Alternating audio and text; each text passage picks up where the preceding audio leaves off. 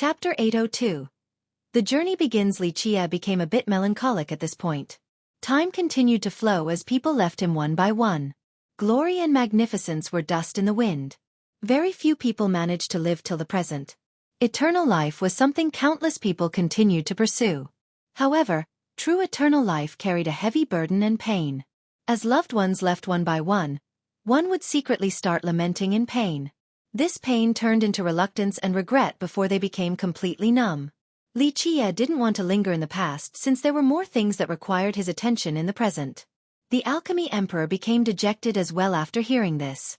Some sought eternal life and some chose to bury themselves underground instead of living life to its fullest. When will I see my lord again? The Alchemy Emperor sighed emotionally. It could be said that on the path of alchemy or even the road of cultivation, Xueqi was his guide. Although he ultimately joined the Alchemy Kingdom due to a variety of circumstances, he still respected Xueqi as his mentor. Well, I don't know either. Xueqi softly sighed. If I find some success at the origin of the three veins, then I'm afraid I will need to go back to the mortal emperor world. There is still unfinished business there. Is something troubling my lord there? The emperor asked with concern. Perhaps we can lend you a hand if necessary? You are referring to the immortal demon grotto, right? Xueqi couldn't help but look towards the far horizon. His sight traveled for miles and miles before he slowly responded. I will visit the immortal demon grotto, but I can't be certain of when right now. Perhaps it will be after shouldering the heaven's will, or perhaps another time entirely. But ultimately, before leaving for that place, I will go to the grotto. I cannot let the blood of Lil Blackie's group be spilled for nothing. I remember my lord speaking about that place when I was younger. The Alchemy Emperor lamented. Unfortunately, I have given up. In this generation, I am too old. Time waits for no one after all. I can't go with my lord to that place to have a look. The future is full of unknowns. Who can accurately predict it? Xueqi chuckled. His mood suddenly took a turn for the better as he said. Live on, there will be a chance in the future. The Alchemy Emperor smiled and shook his head. My lord, there is no need to comfort me. I am an Alchemy Emperor, so I know my condition quite well. If I could continue living, then I wouldn't have come into being. Time has always been ruthless. Even the best blood era stone would not be able to prevent its erosion. Because I don't have much time left, I will use what I have left wisely to rectify some problems. Otherwise, the kingdom will have no chance in the future. I will surely die of old age in this generation. The Alchemy Emperor emotionally smiled.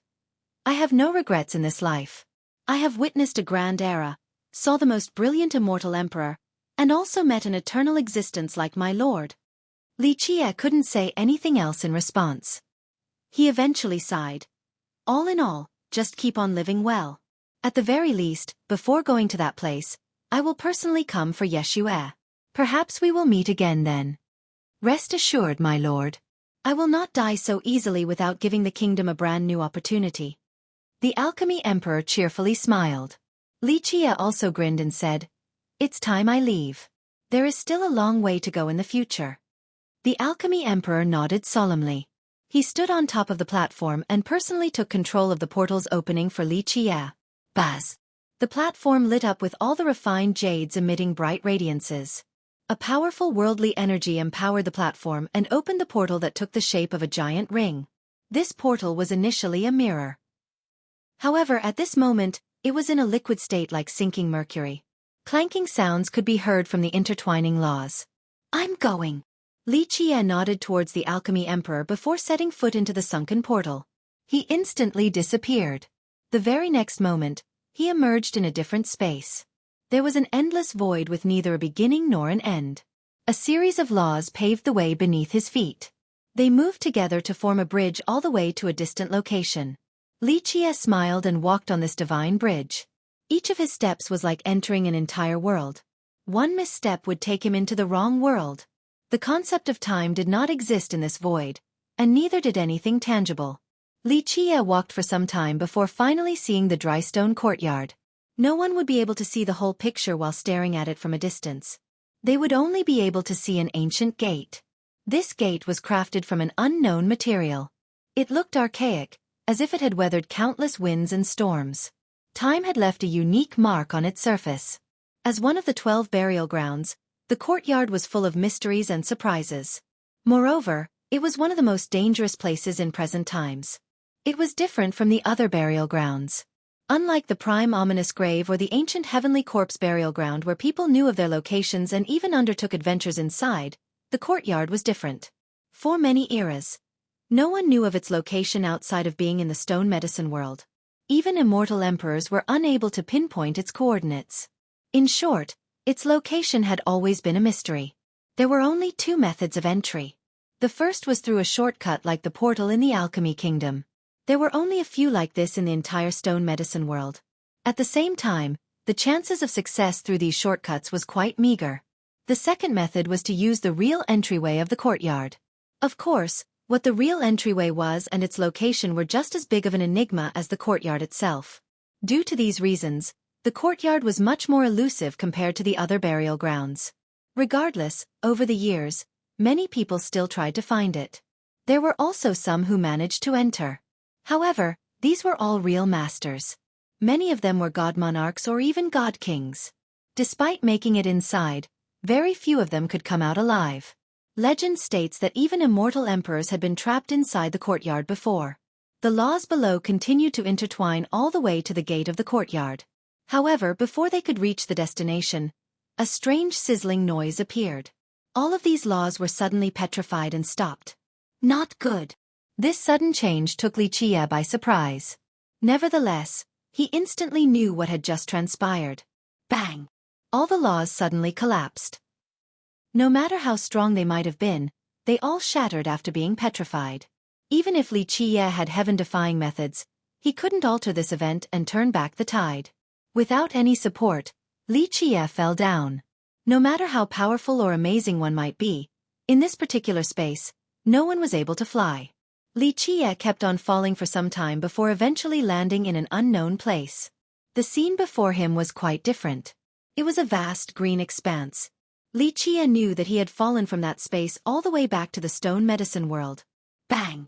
The moment his feet reached the ground, a severe blow landed on his chest, sending him flying. This blow was so powerful that it broke all the bones in his body and almost turned him into a pool of blood. Baz! The death seal appeared.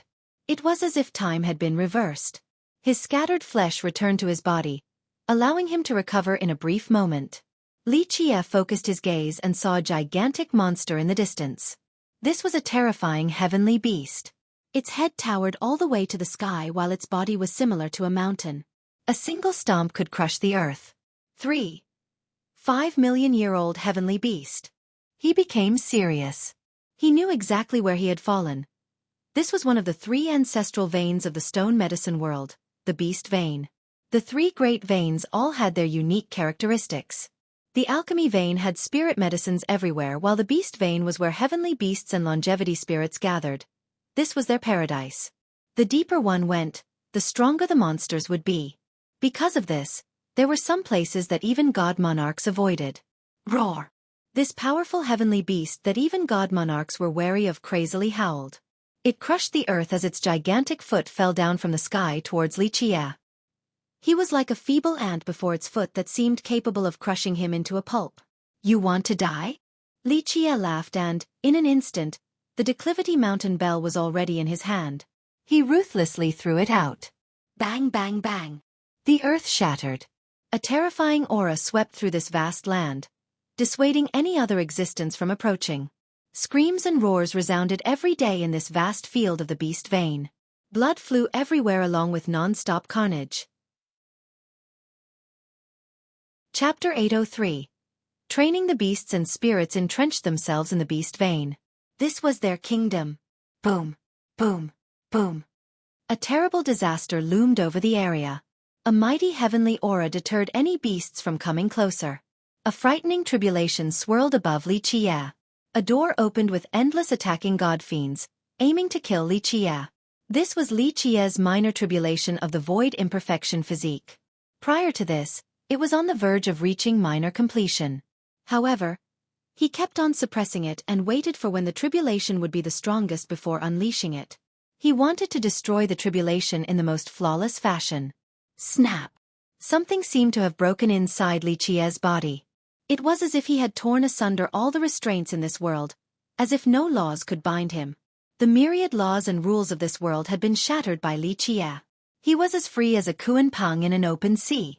Myriad realms floated behind him as his momentum could tear apart all Tao. Neither the mortal world nor the immortal one could chain him. So this is the feeling of an era sovereign slashing the Tao. Li Qie grinned with great satisfaction. In this instant, his body seemed to have undergone a substantial change, as if he was the fastest in this world. There was an indescribable spirituality and transcendence. I'm finally successful. If I can slash the Tao as an era sovereign, then this minor tribulation is nothing. Li Qie lifted his head to smilingly look at the minor tribulation of the void imperfection physique. He heaved a shout, then soared into the sky. He swung his fists and parted the clouds to meet the descending god fiends.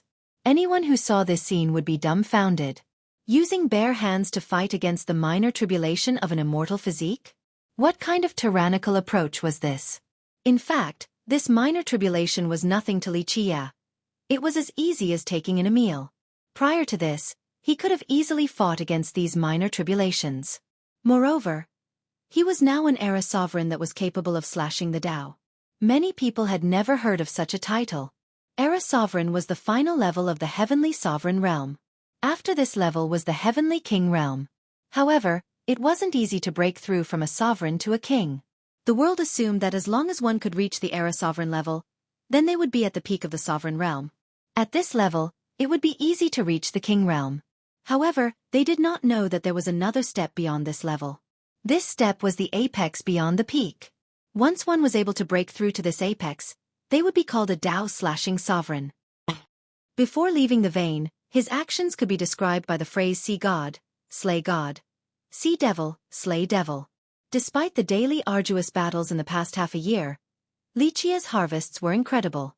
Not to mention the huge amount of longevity blood and beast marrows, there were 3 different gains that were especially noteworthy for him. First, he was able to train himself and gain further mastery in his techniques. Second, after receiving countless injuries, his death energy increased substantially. His current level of paramount death energy could allow him to control many undead. Prior to this, although the quantity was great, it wasn't potent enough. For example, he needed to use longevity blood in order to support summoning the phoenix and the death fire. But now, his ocean-like energy could easily summon and control an extremely powerful undead. The final harvest was that Li Qie had also died once. Since the start of his death scripture training, outside of purposely dying to Jian Wushuang the first time, this was his second time dying. An appropriate death was a very good thing for Li Qie because the death seal had certain requirements described by its phrase. 1 fate accumulated from 3 deaths, 1 item formed from 6 deaths, 1 life changed from 9 deaths, and 18 deaths to reach the high heavens. With his current level, death was not easy to come by. As the sky darkened, Li Qie got up and went towards the riverbank. He crouched and drank a handful of water. Crash! A whirlpool abruptly emerged alongside violent waves. A huge jaw opened from the river, wanting to swallow the thirsty Li Qie whole. Pop! Before this basin-like mouth could bite Li Qie, the hidden monster was already gripped by the neck. The next moment, Li Qie heavily slammed it onto the ground, creating a large pit. It all happened so quickly. The monster didn't have the chance to resist before being smashed to the point of spattering blood. It was not because the monster was too weak, it was that Li Qie was simply too strong. This monster had always been hiding at the bottom of the river in order to ambush cultivators. Countless masters had died in its jaws. After slamming this monster back to its initial shape, it turned out to be a turtle bigger than a tabletop with blood dripping everywhere from its body. Great Immortal, please forgive this little demon. The turtle begged with its last breath. Li Qie took his foot off its back and gave it one more kick, causing it to roll as he dismissively said, "Stand up." Chapter 804. Old Turtle. The turtle didn't dare to argue. It quickly transformed, then stood up. At this time, it had become an old man with gray hair and a hunchback. It looked quite friendly, so no one would think that it was a monster hiding below the river to ambush people. The old turtle immediately prostrated before Li Qie and crazily slammed its head on the ground repeatedly. "Great Immortal, I was too blind to see your arrival and even tried to ambush you. This lowly one deserves death, deserves to be minced into countless pieces." A loud bang resounded each time his head met the ground. You are still a heavenly sovereign, so why are you so afraid of death like this?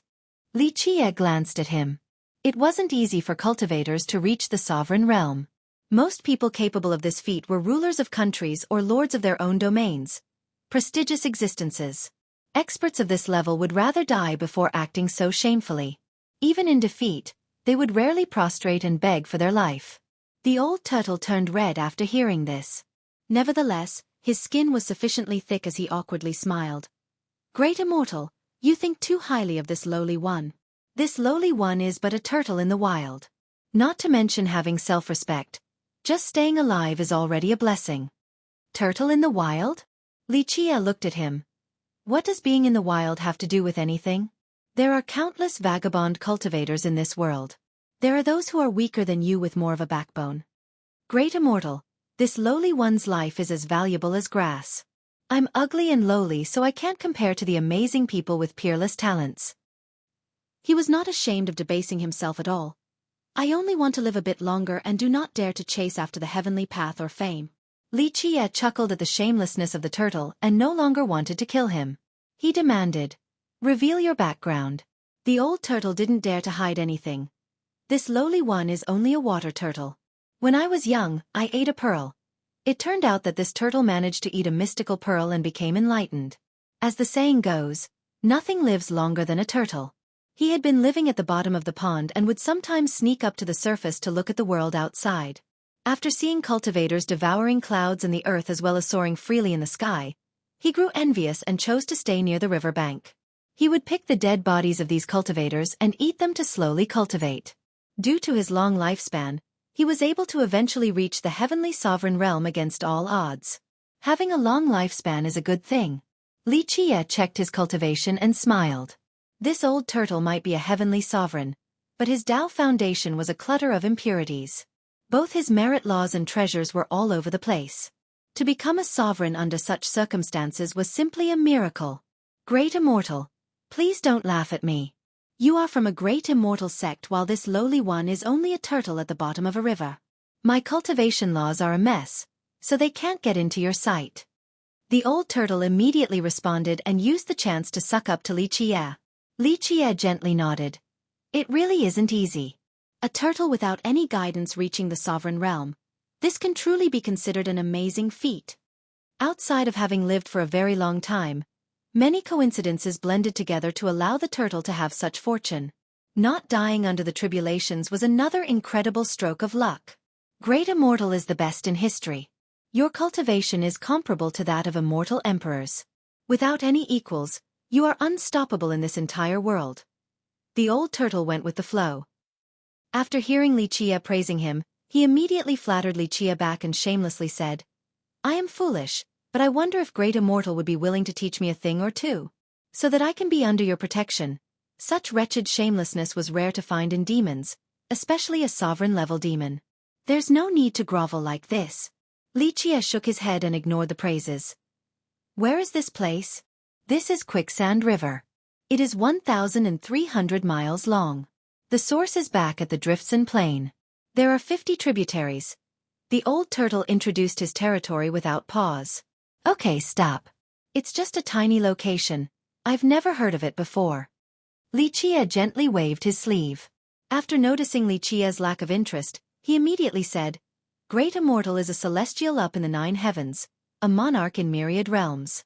This small river area, of course, wouldn't get into your sight. Only the divine mountains and immortal firmaments in the immortal world would. Stop your sweet talk. Do you know where the heavenly flame is? Li Qie interrupted the incessant turtle. Heavenly flame? The turtle tilted its head in contemplation. Is Great Immortal talking about the heavenly flame county of the Oxherder country? Li Qie insipidly replied. Perhaps. That place wasn't called the Heavenly Flame County a long time ago. However, as time passed, many names changed. This lowly one has been there several times before. The old turtle spoke. If Great Immortal wants to go there, then I'll tell you the way. Great Immortal only needs to cross this river then head north towards the eastern county. Although this turtle asked Li Qie to teach him earlier, he actually hoped that Li Qie would leave as soon as possible. If such a strong person became unhappy and decided to turn him into soup, then it would be quite a sad fate. There is no need to tell me. Li Qie didn't bother listening to the directions. He gently tapped the turtle's back and insipidly declared, "Carry me there. Great immortal." The old turtle's expression quickly changed after hearing this. It calmed down and responded, "Great immortal, this lowly one is old and powerless. I am slower than a snail, so I'm afraid I will only slow great immortal down from your business." "Oh? Didn't you ask for my guidance earlier?" Li Qie glanced at him. The old turtle immediately replied, "This lowly one would, of course, be eternally grateful for great immortal's guidance. However, great immortal is the ruler of this world, the monarch of the 9 heavens. Your business relates to the well-being of the 9 worlds and its billions of inhabitants. How could this lowly one waste your time with my own insignificant matters? All right, no more blabbering. If I told you to carry me, then do it." Li Qie smiled. The more the turtle didn't want to, the more he wanted to force him. Great immortal, the turtle frowned in pain. Of course he didn't want to leave this place. Quicksand River was his home, and he knew it the best. He knew the safest locations to hide from his enemies. The moment he spotted danger, he would run away and could disappear instantly. Li Qie dismissively said, "Say no again and I will make a soup out of you. Just try me."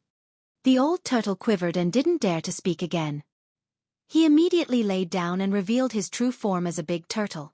Li Qie sat on him without another word.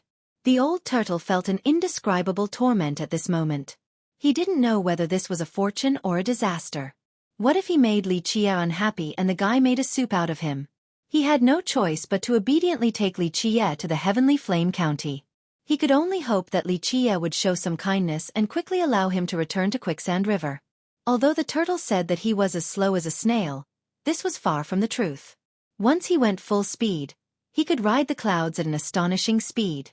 Just from this particular style, it was apparent that he was someone who ran at the first sign of trouble, a professional escape artist. The Heavenly Flame County was not considered a big location in the beast realm. There were plenty of places like this here. If one had to mention something remarkable about it, then it would be its history. An extraordinary character emerged from this county with the title of Heavenly Flame Goddess. Legend states that this goddess swept through the stone medicine world and eventually established her foundation here, hence its name. Although riding a turtle seemed strange, it was still acceptable in the beast realm even for its mortal inhabitants. There were 2 reasons for why the beast realm had this name. The first was that it was inside the beast vein, and the second was that this was the world of demons.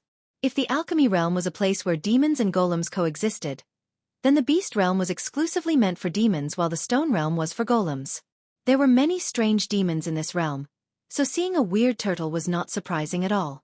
To the south of the Heavenly Flame County were huge ruins. There were broken pavilions and buildings with shattered tiles everywhere. Weeds ran amok along with entangling vines. Anyone who stood here would have an uncontrollable feeling of sadness. It was easy to see that this was once a prosperous land, a sacred ground. Alas, after millions of years, this place had fallen. Only these broken buildings before them told the story of its past glory. While sitting on the turtle and staring at these buildings, Li Qie felt a tinge of emotion despite his numb heart. He gently sighed. Heavenly Flame, oh heavenly flame. Glory and prosperity turned into ruins. Nothing in this world can stop the ruthless erosion of time. Li Qie composed himself after a while and told the turtle, "Let us go in." Chapter 805. Tai Clan. The old turtle wanted to leave after taking Li Qie to his destination. He naturally wished for Li Qie to spare him. However, Li Qie didn't say anything and he was too afraid to ask, so the turtle had to keep on carrying Li Qie forward. The ruins ahead were quite large. One could easily imagine that this was once a grand city. Li Qie shook his head and thought that the Tai clan had fallen. Even a stronger clan wouldn't escape the fate of eventual decline. In the Heavenly Flame County, many people knew the Tai clan. The older generation would always say positive things when talking about the Tai clan. The Tai masters have always been good people across the generations. It is our county's blessing to have such great rulers. The county's people only knew that the Tai masters were kind and merciful because the county was the land of the Tai clan. At the same time, the tax here was the lowest in the entire oxherder country. Because of this, the county was a good place to live. They didn't know about an even more illustrious and ancient past of the Tai clan. Very few people in the present did since that time was long gone. Back in the distant past, there was a heavenly flame goddess who was renowned across the 9 worlds and stood at the peak. She was adored by countless geniuses in her generation. Back then, she pledged loyalty under the Dark Crow's banner, and was one of his generals with many meritorious contributions. Not only was she beautiful, more importantly, her cultivation was earth-shattering. After countless expeditions, the goddess grew weary.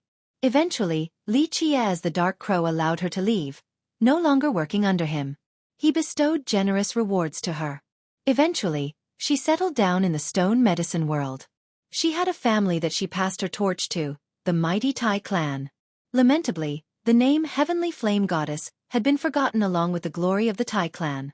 The old turtle carried Li Qie further into the ruins. After entering the central area, they found that there were still several mansions standing intact without any damage. These mansions were quite grand and majestic. However, they were old and no longer as brilliant as before. Only traces of their glory were left from their lofty appearances. There was an eye-catching stone tablet in front of these mansions. It must have been carved from an unknown type of rock to be so large and heavy. There was only one word on top of the tablet: Tai. The young man's gaze fell upon Li Qie, and noticed that he seemed quite ordinary. There was no point caring about this young man or the turtle below him. "Hey, we have a white knight here." The young man looked at Li Qie and smirked. "Looking at you, you must be a cultivator. Defending girls is good and all, but you also have to look at who you are going against." Li Qie looked at the young man and replied in a dismissive manner. "I've never given a damn." Such a big tone. The Qilin Marquis laughed then sneered. "Do you know who I am? You don't even know yet, you're still trying to act cool. How courageous." "What's the difference?" Li Qie leisurely said.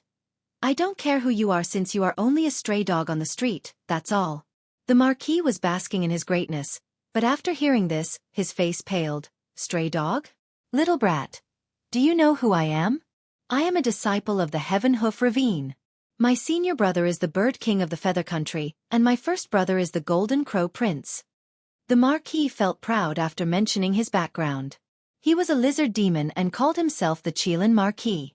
He was indeed a disciple from the ravine, but only an outer sect disciple. A behemoth with 2 emperors like the ravine had many outer disciples. Of course, there was one thing the Marquis was very proud about, and that was his backing was the second brother of the ravine, the Bird King. He often boasted to others about being a disciple in addition to his second brother being the Bird King and his first brother being the Golden Crow Prince. This kind of talk made it seem like he was a big shot at the ravine. Li Qie was too lazy to look at the boasting Marquis, so he contemptuously waved his hand. "Don't know, never heard of you before." This attitude left the Marquis enraged as his face became quite unsightly. "Young master, let us teach this fool a good lesson. You can go take care of the girl." The 10 followers behind him immediately jumped forward. They had a fierce look and headed for Li Qie with an aggressive momentum. Li Qie didn't bat an eye in the face of this oncoming attack. He pointed with his finger and unleashed a strike. All 10 followers immediately turned into a bloody mist. This scared the soul out of the Marquis. He knew that he had kicked an iron wall this time.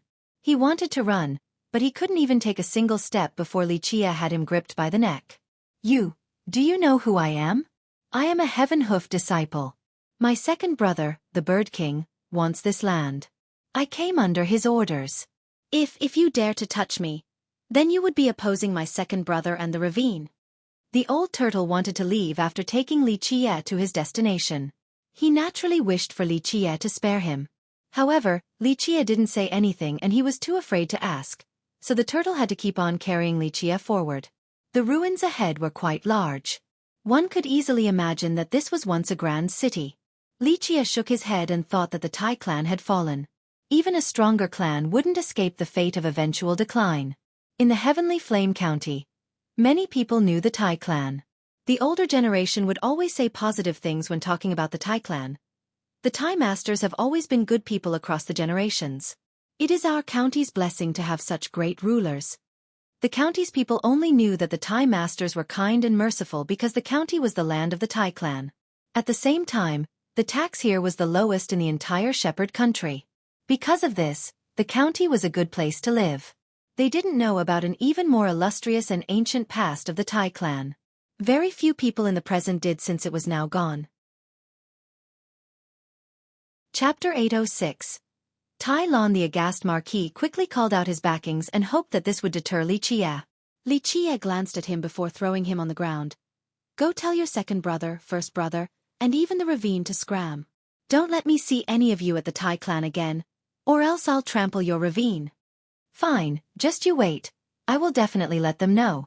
Although the marquis wanted to add some stronger words, he saw Li Qie's cold eyes and couldn't help but quiver. He quickly fled and only left behind the one sentence before disappearing.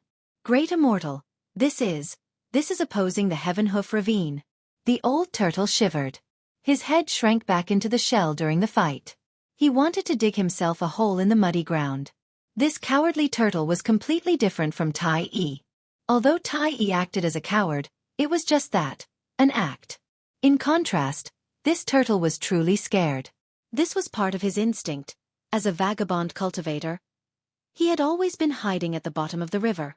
No matter whether it was a big or small event, he would instantly hide there. He was truly scared after hearing that Li Qie wanted to fight against the ravine. He wanted nothing more than to run from this place back to Quicksand River.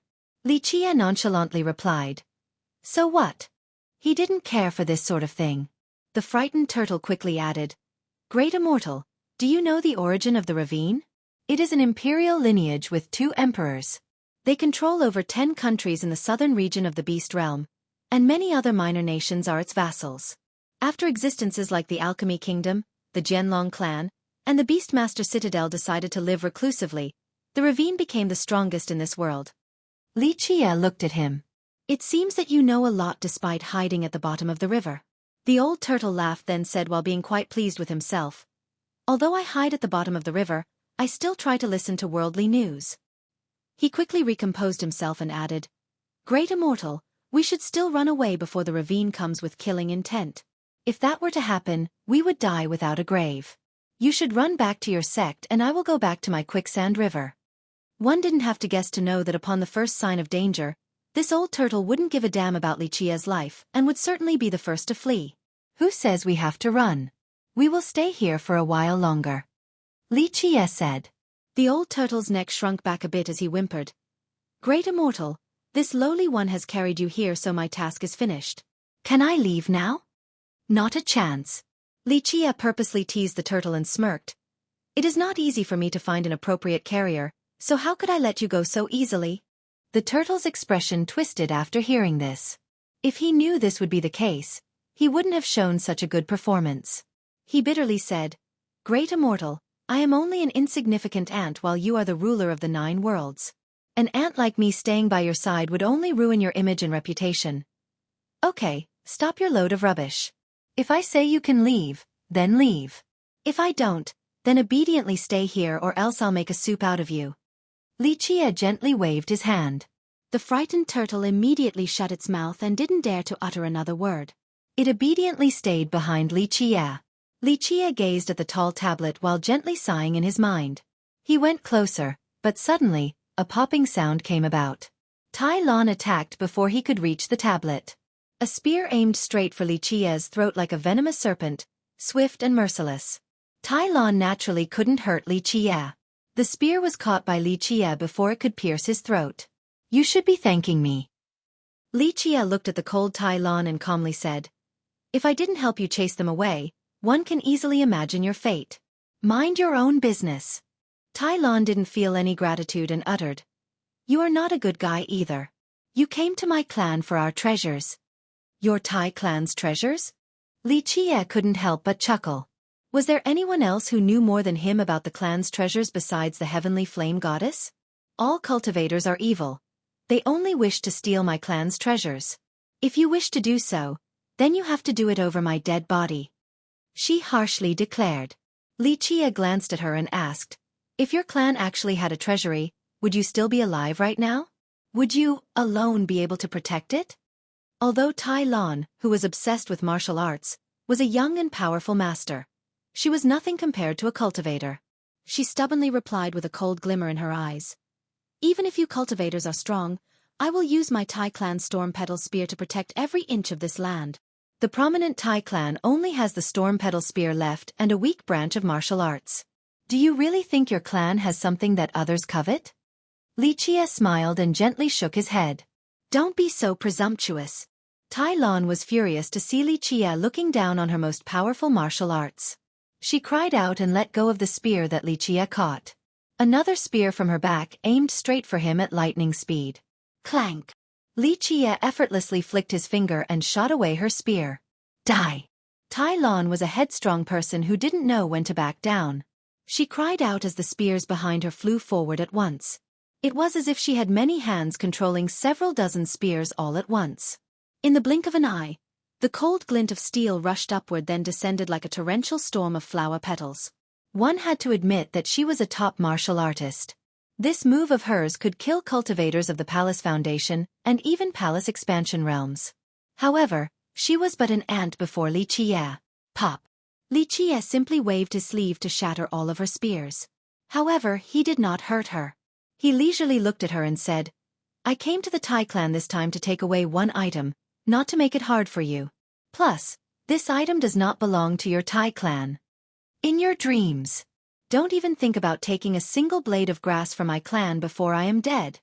Tai Lon shouted and rushed forward with her bare hands. She was ready to bare her fangs with great ferocity. However, Li Qie simply swung his sleeve again and swept her flying away. She fell to the ground and struggled to stand back up. Unless I'm dead, I won't let any of you get what you want. She coldly uttered while trying to get up from the ground. Li Qie simply pointed with his finger and froze her in place. He glanced at her and dryly said, If I wanted to, killing you would be easier than killing an ant. Even if you kill me and take away my clan's items, I will haunt you forever. She wasn't afraid of dying. Her personality was stubborn to the extreme. While staring at Tai Lon, Li Qie found that she had a semblance of the heavenly flame goddess in her. Wasn't the goddess a stubborn girl as well? Although his patience was wearing thin, his expression suddenly softened again. After remembering the goddess who was completely loyal to him, who contributed great merits and was the first to rush forward on any battlefield, he gently sighed. Out of consideration for the loyal goddess back then, Li Qie didn't want to be too harsh on Tai Lon. He commanded the turtle, Carry her away and persuade her. My patience is limited. The old turtle had seen Li Qie's brutality, so how could he not listen? He carried the immobilized Tai Lon away while persuading her at the same time. Young miss, the great immortal is only trying to be kind. Think about it, if he was malicious, then he could have killed you by waving his hand. He is a great man and perhaps will even teach you in the future. The old turtle was only a minor character, a vagabond cultivator. Despite being a heavenly sovereign, he was patient even in carrying out the most menial of tasks. He didn't mind wasting time carrying out Li Qie's command to persuade Tai Lon.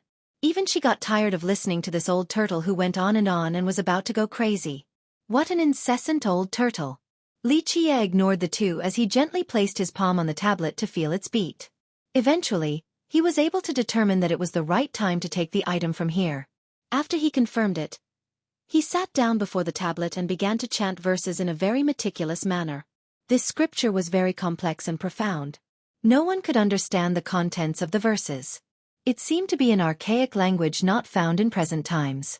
In the past, when the goddess wanted to go into reclusion, Li Qie had sealed an item and personally handed it to her. Later on, the goddess settled down in this place to begin her new life. The 9 worlds were vast, so the goddess had her own reasons for picking this location. One of them was that she liked the scenery here. Another was because the item the Dark Crow handed to her required gestation from the beast realm. She was completely devoted to him, so even in her retirement, she chose to help him one last time and hid the sealed item inside the Tai clan. This secret was unknown to even the disciples of the Tai clan for millions of years. In fact, no one was privy to this outside of the late goddess and the Dark Crow. Chapter 807. Ox King Li Qie chanted to the stone tablet for a long time each day during his stay at the Tai clan. The old turtle's nagging eventually bore fruit.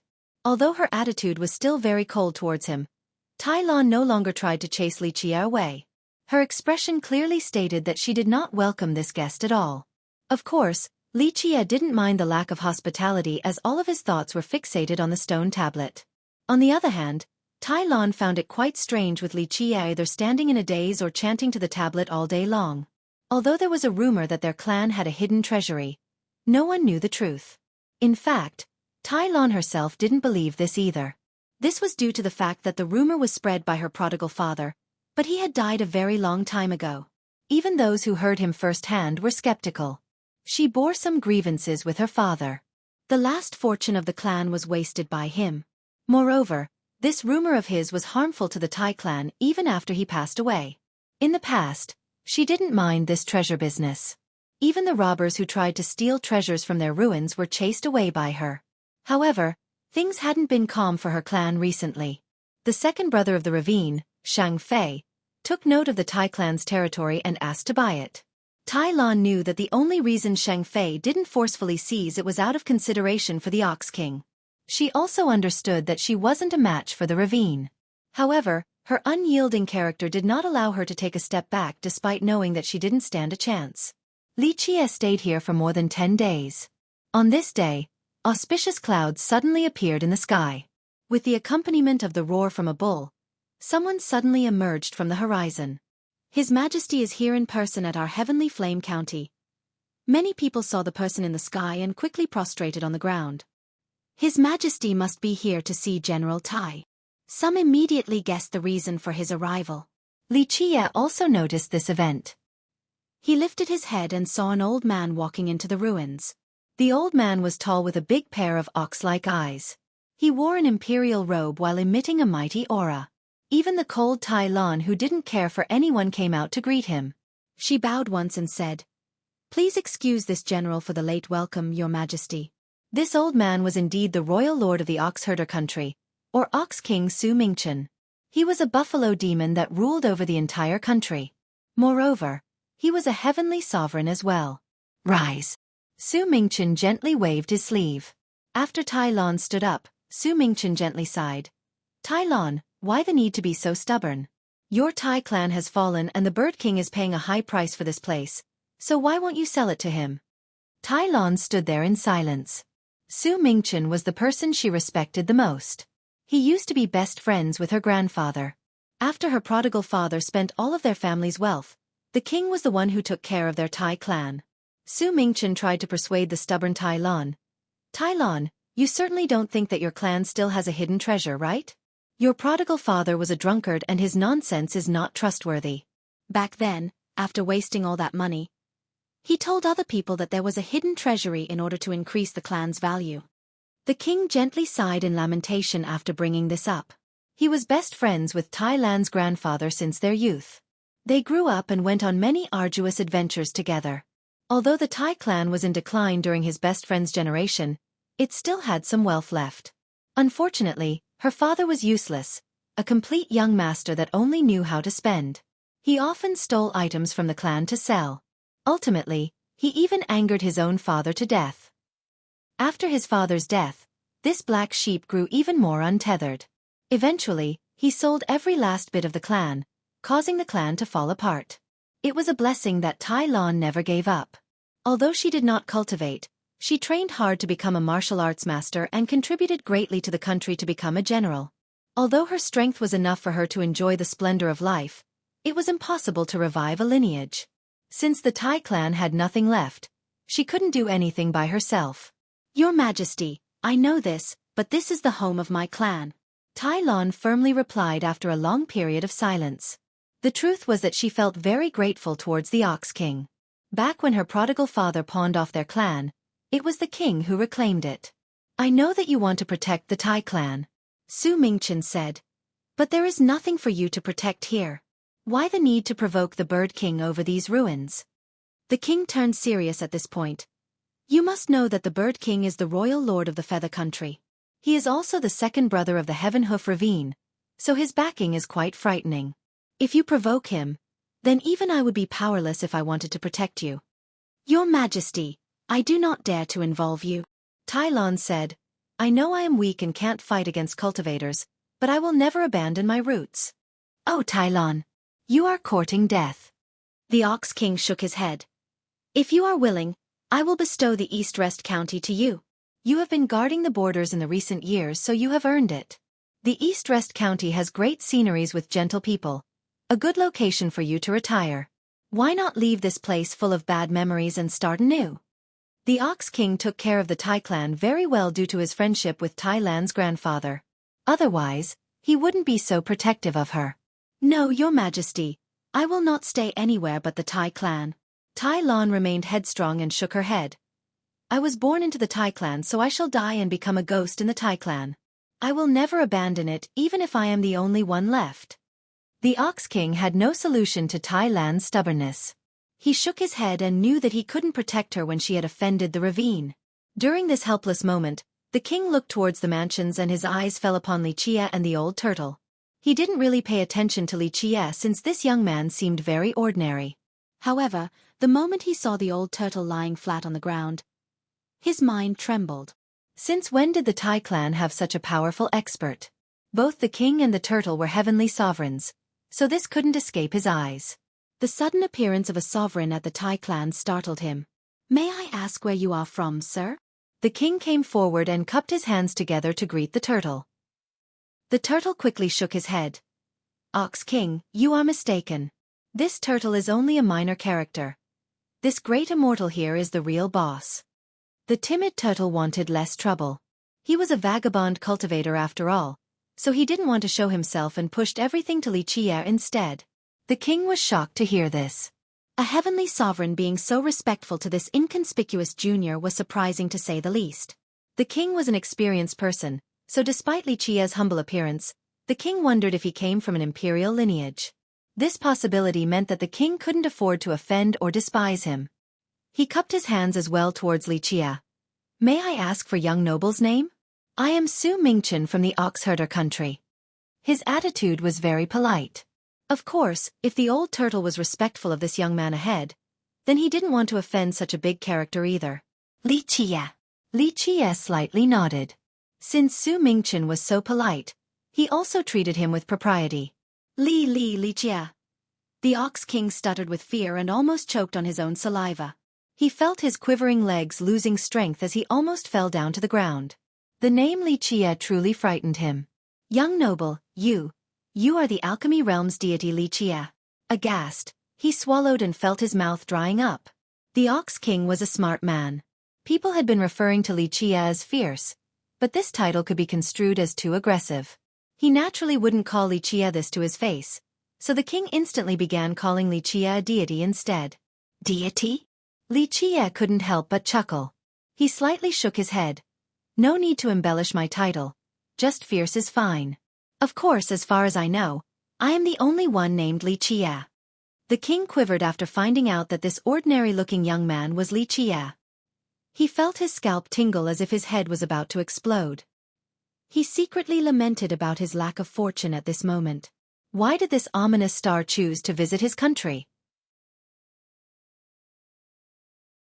Chapter 808. The Sly Ox King. After eventually managing to calm down, the king took a deep breath and bowed towards Xueqi. Young noble Li's visit is an honor to our country. Your presence brings light to our humble dwelling. We did not know you were coming, so our reception has been lacking. Please excuse us. The king knew that this Xueqi was quite notorious, earning him an illustrious reputation recently. This being the case, the king couldn't help but feel afraid. As the ruler, he had heard about the recent events in the stone medicine world. Not long ago, Xueqi's fame had surpassed the #1 celestial being, Yi Qingqing. Killing Chao Guiyao, destroying the Xian clan, defeating the white-hair alchemist, fighting against the alchemy kingdom. Any of these events would have shocked the entire world, so Xueqi was titled fierce by others in a short period of time.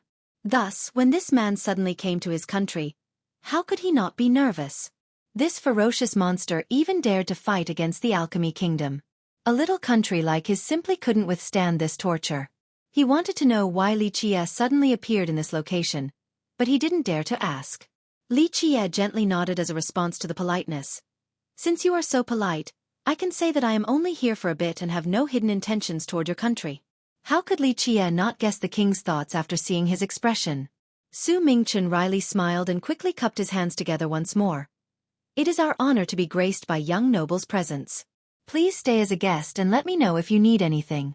As long as it is within our capabilities, We will certainly do our best to satisfy you. He was certainly very smooth and tried to please Li Qie from the outset. In fact, he was very experienced in this regard. His country was only a tiny one and could barely be considered a second-rate power. The strongest expert in the oxherder country was himself. How could such a lineage be arrogant at all? If they wanted to survive between the great powers, they had to tuck their tails between their legs and please them. Thus, despite being a heavenly sovereign, he was not arrogant at all. He did everything calmly with exquisite planning. Disciples from the great powers couldn't compare to him in this regard. Those great powers that had been strong always had disciples who were very arrogant and held their heads high as if they were the best in the world. On the other hand, Su Mingchen was polite to any character that he encountered. Because of this, his country managed to survive. Li Qie's eyes narrowed and he revealed a smirk after hearing Su Mingchen. He leisurely said, "Since Royal Lord Su mentioned it, I won't be reserved. I do have something that requires your assistance." Su Mingchen was scared out of his mind. Although Li Qie had yet to reveal his request, he already had an ominous feeling. Of course he had no other choice, so he had to bite his tongue and say, "What does young noble Li need? As long as it is within my power, I shall do my best." Li Qie smilingly said, "Only a small matter, no need to be so alarmed. You just need to send out a message for me." "Do tell young noble Li." Su Mingchen's scalp was tingling. How could he not be alarmed? This monster even dared to fight the alchemy kingdom. His little country was nothing in Li Qie's eyes. Li Qie spoke slowly, "Here's the deal. I heard that this whatever bird king wants to buy the Tai clan's territory. Royal Lord Su can tell this king in my stead that the Tai clan shall be under my protection from now on. If they dare to have any ideas about the Tai clan, I will hang their heads on top of the Heavenly Flame County's gate." Tai Lon, standing to the side, only scowled after hearing this. Without a doubt, she did not accept Li Qie's decision. The Ox King, on the other hand, felt his mind collapsing after hearing this. This was simply wanting to take his life. "Young noble Li. Can you rethink it?" Su Mingchen didn't know what to say at this moment. "Oh, Royal Lord Su, is this little matter too difficult?" Li Qie glanced at him. Su Mingchen took a deep breath and responded, "Young noble Li, I really want to carry this out for you, but this is indeed a bit problematic for me. Young noble Li must know that my oxherder country is only a weak nation." He paused for a bit before continuing. "We are only an insignificant lineage attached to the Heaven Hoof Ravine and require its protection. However, Bird King Shangfei is not only a royal lord. He's also a disciple of the ravine with the elders as his backing on top of being the junior brother of the Golden Crow Prince. Thus you are afraid of him," Li Qie stated. Su Mingchen responded with a bitter expression. "Young noble Li, I am a nobody, and the same applies to my country. We only wish to survive and have food to put on the table.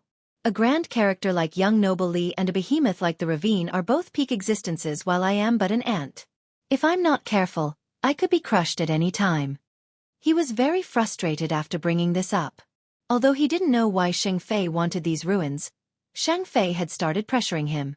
Both Shangfei and the people behind him were not something the oxherder country could afford to provoke. Tai Lon not selling the Tai clan was truly troublesome. However, he had ways to make Tai Lon back down.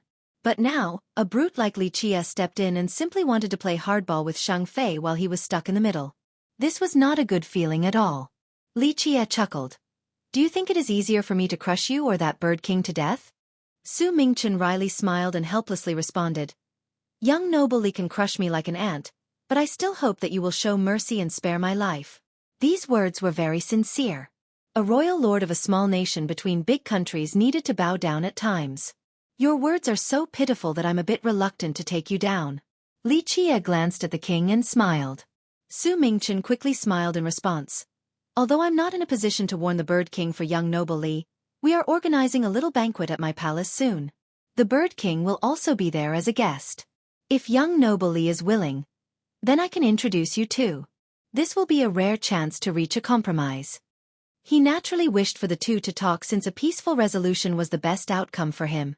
Otherwise, the flames of war could burn his country into rubble. Li Qie touched his chin and smirked before responding. "Since Royal Lord Su has such good intentions, I'll just take a trip there then." Nothing could be better. Su Mingchen became happy after hearing this. The doors to my country are always open to young noble Li. He was relieved after seeing Li Qiye's attitude. At the very least, he was not like the rumored legendary brute that would kill people at first sight. There seemed to be some reason left in him. It made the king have hope that the two might sit down and have a good chat. He didn't know that Li Qiye's killing intent was very selective. He was the type that preferred soft treatment over hard retaliation. The more arrogant the enemy was, the more he would want to kill them. In the end, Su Mingchen made some more small talk before saying goodbye to Li Qiye and left. After he left, Tai Lon coldly stared at Li Qiye and uttered, "What do you want with my Tai clan? What item are you trying to get?" Li Qiye looked at the cold Tai Lon and chuckled. "Even if I wanted something, what can you do? I can kill you with a single finger. Plus, your Tai clan doesn't have anything that I want. I'm simply taking back what belongs to me." She coldly countered, "My clan doesn't have anything that belongs to you. How do you know that there isn't such a thing? How much do you know about your ancestors or the past?" Li Qiye shook his head. "Stop repelling people from far away. I am here to help you since you alone can't protect your clan. Do you think Su Mingchen can help you?" These are harsh words, but when necessary, he will be more than willing to sell you before opposing the ravine. Do you think you are more important than the country to him? Tai Lan's expression sank. She could have guessed such a thing, but she was in denial. After taking a deep breath, she coldly said, "My Tai clan does not need someone with an unknown origin and hidden intentions to help." Li Qiye glanced at her and smiled. "Kids shouldn't think too highly of themselves. Your strength alone can be considered unfathomable among mortals, but in my eyes, you are simply an insect. I am only helping the Tai clan, not you." Chapter 809. Gathering at the Palace. The cold Tai Lon turned red after hearing this. Li Qiye's words were too hurtful towards her self-esteem. Li Qiye didn't bother looking at her and went inside the mansion. The furious Tai Lon coldly uttered, "If you are helping the Tai clan, then clearly tell me the reason why." Li Qiye continued to ignore her. If it wasn't because of the heavenly flame goddess, he wouldn't have wasted time on this matter. "Miss, please calm down, calm down." The old turtle quickly consoled her after seeing her angry appearance. He could only play the mediator at this moment. He was actually quite talented in this regard. After his continuous persuasion, Tai Lon finally calmed down and only glared at Li Qiye. She still scowled and thought that Li Qiye had bad intentions toward her clan. Although Li Qiye didn't pay any special attention to her, he still occasionally felt that she was praiseworthy in some ways. On one day, Li Qiye woke up quite early, but shouts could already be heard within the ruins. Tai Lon had woken up even earlier than him and was practicing her spear techniques. She was shrouded in a cold aura and appeared to have countless hands as she controlled dozens of spears. All of them flew around in the sky. Some appeared to be flood dragons while others were phoenixes. These spears were like an overbearing rain that flew down like flower petals. Eventually, with another cry, these dozens of spears came together to form a single attack. The explosive force was quite powerful and created a loud detonation. It was apparent that this was the most powerful attack of the Tai clan's spear techniques. After Tai Lon put away her spears, Li Qiye, who had been watching at the side, nodded approvingly. This storm petal spear technique might not be an unbeatable technique or anything, but it is quite remarkable and stately. To be able to bring martial arts to this level really shows that you have trained quite hard. Li Qiye's evaluation was quite high. However, Tai Lon didn't acknowledge his comment and only snorted. Her talents weren't bad and she was very hardworking as well. Some even called her passion for martial arts an obsession since she trained single-mindedly. Otherwise, she wouldn't have been able to reach this level of mastery with the spear without a good teacher at such a young age. Li Qiye looked at her and eventually said, "If you want to cultivate, then I can teach you." Li Qiye had no feelings for Tai Lon. He simply wanted to lead her to the path due to her own talents and the heavenly flame goddess. He hoped that the goddess legacy could continue on. Tai Lon coldly peered at him and said, "There is no free meal in this world. What is your goal?" She was very cautious of him. Li Qiye met her gaze and retorted, "What do you have for me to bother scheming for? Talent-wise, you are only mediocre. When it comes to beauty, I guess you can say that you aren't ugly. I can just wave my hand and plenty of beauties will show up." A girl was very sensitive to others calling them ugly. Li Qie was simply putting her down. Li Qie raised his brow and dismissively said, "Okay, don't be so cautious towards me. If I really wanted something from you, then it would be too easy." He paused for a bit before continuing. "For someone of your age, it could be said that you have missed the best time for cultivation. If you don't start now, I'm afraid your hair will already be white by the time you change your mind." Tai Lon took a deep breath, then gazed at Li Qie before answering in her usual cold tone. "I will not join any sects. I will always be a member of the Tai clan." She was very stubborn in this regard. Because of her prodigal father, she grew to view everything about the Tai clan as a treasure. She was determined to protect the clan, unlike her father who wasted everything. In fact, her talents were not bad. Some sects had wanted to recruit her, but she continued to cling on to the clan and didn't want to join any sect. "You are not qualified to become my disciple." Li Qie lazily looked at her and said, "I will teach you an incantation. Whether you learn it or not is up to you." Li Qie chanted this incantation 3 times, then left, not caring whether she memorized it or not. Once Li Qie went back to the stone tablet, the old turtle immediately stood up and shamelessly asked, "Great Immortal Ya, will you also teach this lowly one a little bit? My cultivation is shallow since I am stupid and know nothing about the art of the Grand Tao. Great Immortal is a true celestial from the heavens. A single incantation from you could shock the entire world." The old turtle saw Li Qie purposely teaching Tai Lon cultivation, so he also shamelessly asked for help. A sectless cultivator like him would never let go of any good opportunities. Li Qie slowly looked at him and leisurely replied, "Oh? Haven't you been wanting to go back to your quicksand river this entire time? Why are you asking me for help now?" The turtle coughed and immediately swore. "Great Immortal is misunderstanding me. My respect for you is like an endlessly surging river. With your command, I would dive into a sea of flames or a mountain of blades." "Okay, stop sucking up." Li Qie interrupted the turtle. "If you are willing to stay, then I can think about it." The old turtle smiled awkwardly but didn't dare to bring it up again. "In 2 days, we will go to the oxherder capital. We'll bring the little girl as well," Li Qie commanded. The turtle shuddered after hearing this. He had always been alone and spent the majority of his time hiding at the bottom of the river. But now, the thought of facing so many experts and cultivators made him quite anxious. What if Miss Tai doesn't want to go? The old turtle tried to come up with an excuse. Li Qie leered at him. "Then you go convince her for me." Li Qie appreciated the turtle's skills of persuasion a little bit. This cowardly turtle was not so useless after all. If she really doesn't want to go, then tie her up and bring her there. Li Qie grew tired of talking and said, "She won't have her way when I'm around." The old turtle didn't dare to say anything back as his head shrunk back into the shell. He knew that Li Qie was already annoyed. The oxherder country barely scraped by as a second-rate sect in the southern beast realm. At the same time, it was a tributary state under the Heaven Hoof Ravine.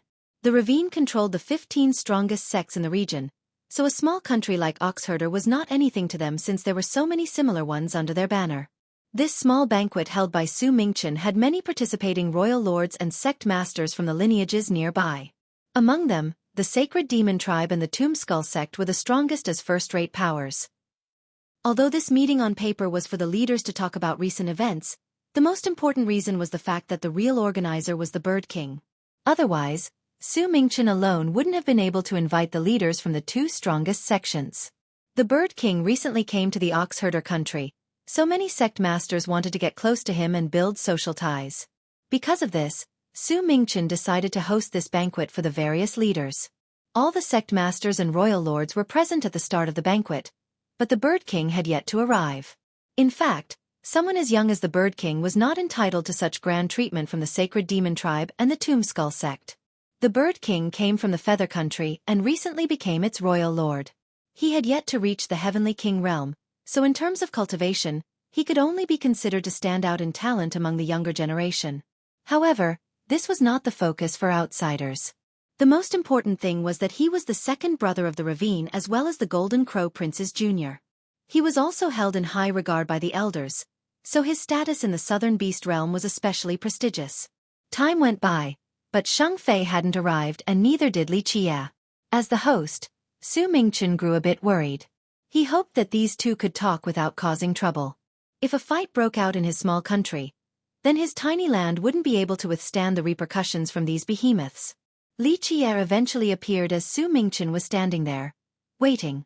He was sitting on a turtle with Tai Lan walking next to him. Su Mingchen heaved a sigh of relief after seeing Li Qi'er arriving just as promised and quickly went to greet him. The other guests grimaced after seeing Li Qi'er's group. All the leaders here were acquaintances, so they found it strange that Li Qi'er's group was here. Plus, Tai Lan was a mortal no matter how you looked at her. Mortals were not qualified to appear at this banquet. The three of them formed quite a strange group, so the guests were puzzled at their arrival. What made them even more discontent was that after Li Qi'er came in, he didn't greet any of the royal lords or sect masters. Instead, he sat in the master seat as if he was in charge. This annoyed them greatly. These leaders were in charge of this region. It could even be said that they were the masters of others' life and death. However, this young man didn't bother bowing to greet them at all and even took the master seat. One of the royal lords was obviously unhappy and drily asked, "Ox King, you invited other people as well?" The Ox King felt troubled. He couldn't offend Li Qi'er or the others, but Li Qi'er had no such constraints. A brute like Li Qi'er would cause rivers to run with blood at the first sign of discord. This guy dared to massacre the Xian clan and even attacked the kingdom. His little country was simply nothing in comparison. Young noble Li is here to discuss some business with the Bird King. Su Mingchen quickly responded with a smile. The guests took another look at Li Qi'er. In their minds, someone like Li Qi'er wasn't worthy of talking with the Bird King. However, if this turned out to be true, then it was better for them to suppress their annoyance. As time passed, the Bird King still didn't show up, so the leaders continued to wait. This period wasn't easy for Su Mingchen. He was hoping that time would fly by faster as this was a type of torture for him. On the other hand, Li Qi'er was as calm as ever while quietly sitting there. The cold Tai Lan turned red after hearing this. Li Qi'er's words were too hurtful towards her self-esteem. Li Qi'er didn't bother looking at her and went inside the mansion. The furious Tai Lan coldly uttered, "If you are helping the Tai clan, then clearly tell me the reason why." Li Qi'er continued to ignore her. If it wasn't because of the heavenly flame goddess, he wouldn't have wasted time on this matter. "Miss, please calm down, calm down." The old turtle quickly consoled her after seeing her angry appearance. He could only play the mediator at this moment. He was actually quite talented in this regard. After his continuous persuasion, Tai Lan finally calmed down and only glared at Li Qi'er. She still scowled and thought that Li Qi'er had bad intentions toward her clan. Although Li Qi'er didn't pay any special attention to her, he still occasionally felt that she was praiseworthy in some ways. On one day, Li Qi'er woke up quite early, but shouts could already be heard within the ruins. Tai Lan woke up even earlier than him and was practicing her spear techniques. Chapter 8:10. Bird King Shang Fei. The Bird King eventually appeared before the waiting crowd. Shang Fei was not a particularly eye-catching man. He wore plain clothing with coins hanging from his sleeves and robes. This made him appear to be more of a shrewd businessman than a cultivator. However, no one would dare to look down on him after seeing his eyes. They were especially sharp, like the eyes of an eagle. Once people met his gaze, they would feel as if they were his prey. He had a cold aura, a clear sign of ruthlessness. A halo that was being emitted from his body showed that he was not a character to mess with. Su Mingchen immediately went to greet him along with the other guests. Only Li Qi'er calmly sat there and threw him a quick glance without saying anything. Shang Fei was a bit proud of being received by so many leaders. He nodded his head to return the greeting. Among the leaders here, only heavenly kings like the sacred demon leader and the tomb skull master were worthy of his respect. These leaders were quite unhappy after seeing how Li Qi'er remained seated without any reaction. However, they ignored him since they would rather talk to Shang Fei instead. "Young noble Shang has traveled so far to get here. Did anything fun happen along the way?" A royal lord quickly scurried for his favor. "My country has a few ancient temples. Would you be interested in taking a look?" "Ancient temples? What kinds of temples?" Shang Fei became interested after hearing this. Shang Fei was inferior compared to his first brother, the Golden Crow Prince, with regards to cultivation. However, he had his own specialty. He liked old relics. To be more exact, he had a passion for archaeology. One of his favorite things to do was to excavate old graves or ancient earths from declined sects to find treasures. Of course, such business often resulted in failure, but sometimes, one could obtain amazing stuff. It was for this reason that Shang Fei wanted to buy the Tai clan to see if he could find any treasures within the ruins. The royal lord noticed his interest and immediately added, "These temples have a great history. They were once occupied by ancient demons." Ancient demons? Shang Fei's interest grew as he immediately nodded. "I'll definitely take a look if I have time. My sect's territory also has a particular grave. Strange phenomena occur quite often there." The other leaders also tried to gain his attention after seeing the success of the first royal lord. In their minds, Shang Fei was still young, so this was the best time to please him. Later on, when Shang Fei becomes an elder of the ravine, their tributary states would be able to obtain his help. Among them, only the sacred demon leader and the tomb skull master remained quiet. They were part of first-rate sections. Moreover, they were heavenly kings, so organizing a banquet for Shang Fei was already quite sensible. There was no need to lower themselves to win his favor. During the pleasantries and small talk, Shang Fei's followers became quite proud as well. However, one young man's expression quickly soured after he saw Li Qie.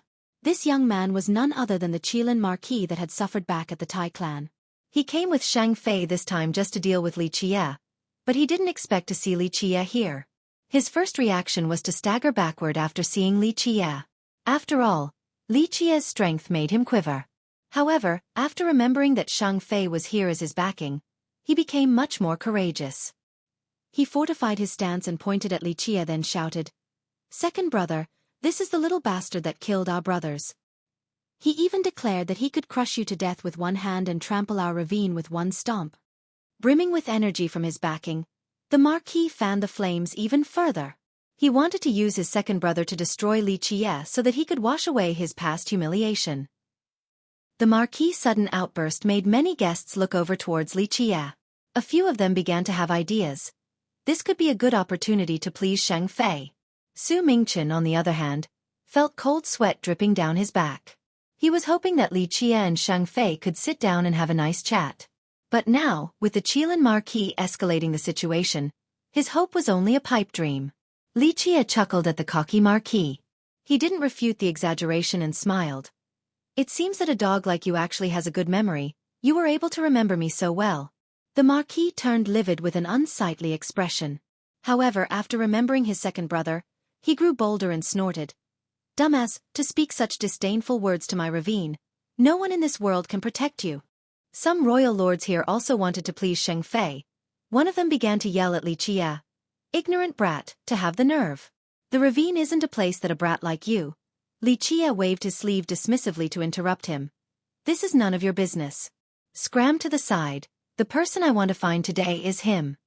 Having said that, his gaze fell upon Shang Fei. This royal lord was furious after being interrupted by Li Qie. He was a distinguished figure, so how could this nobody dare to speak to him with such hubris? Even the sacred demon leader and the tomb skull master frowned. They wondered who Li Qie was to be able to act so arrogantly in front of Shang Fei. After being called out, Shang Fei gazed at Li Qie. He was suddenly startled after he saw Li Qie's face and slowly approached. The Marquis thought that his second brother was about to attack Li Qie, so he grew even more audacious and cried out, "Second brother, kill this bastard for the glory of our Heaven Hoof Ravine and let him know, pop." But before he could finish speaking, Shang Fei quickly slapped his face, leaving behind a burning palm print.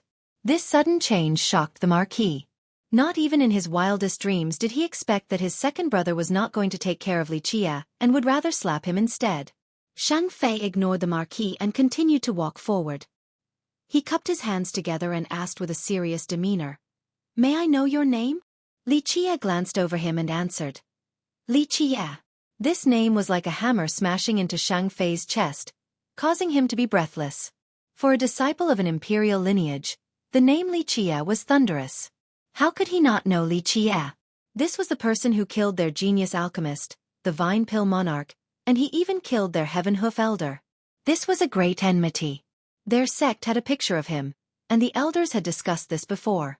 They swore to never let this go until they killed Li Qie. Who would have thought that Li Qie would actually come to their door? He was now in the beast realm, and the territory of their sect at that. Shang Fei was a smart person. He took a deep breath and cupped his hands once more towards Li Qie. So it is the alchemy realm's deity of this generation, Brother Li. It is an honor to finally meet you.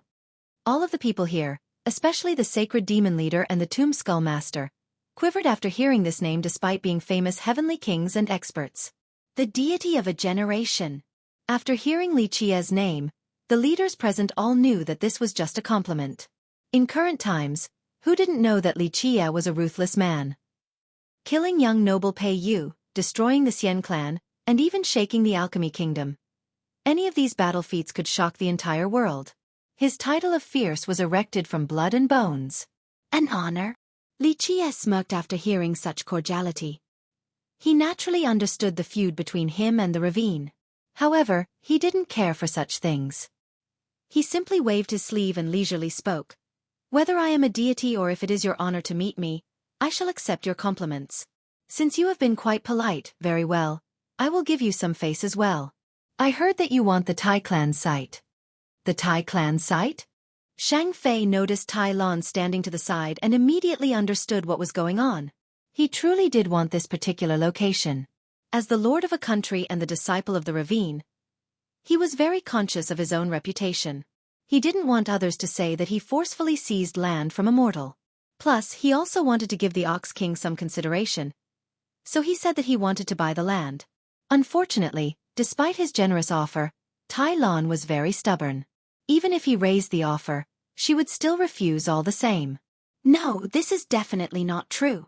Shang Fei vehemently denied this claim by shaking his head. Really now? Li Qia grinned and touched his chin as if he was pondering something. He then looked at the Marquis. Then what was the deal with him? Your servant decided to act on his own? I saw it with my own eyes. The Bird King eventually appeared before the waiting crowd. Shang Fei was not a particularly eye-catching man. He wore plain clothing with coins hanging from his sleeves and robes.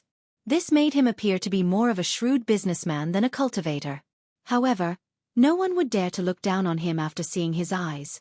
They were especially sharp, like the eyes of an eagle. Once people met his gaze, they would feel as if they were his prey. He had a cold aura, a clear sign of ruthlessness. A halo that was being emitted from his body showed that he was not a character to mess with. Su Mingchen immediately went to greet him along with the other guests. Only Li Qia calmly sat there and threw him a quick glance without saying anything. Shang Fei was a bit proud of being received by so many leaders. He nodded his head to return the greeting. Among the leaders here, only heavenly kings like the sacred demon leader and the tomb skull master were worthy of his respect. Chapter 8:11. Ruthless abandon. Shang Fei's expression quickly shifted. He glared at the Marquis and harshly shouted, "Bastard, what did you do? Tell me now or I'll show no mercy." Second brother, this. The Marquis was lost by this sudden development. He was confused as to why his second brother, who was supposed to be his backing, was suddenly reprimanding him. He weakly responded, "Brother, didn't you tell me, bastard?" Shang Fei interrupted him and with a murderous glare, cried out, "You dared to use my name to commit all sorts of evil trickeries? Such heresy must be punished." Second brother, it wasn't my idea. Shang Fei's sudden change in attitude left the Marquis confused. He couldn't react in time and was quivering in fear. Unrepenting animal. You still try to defend your actions.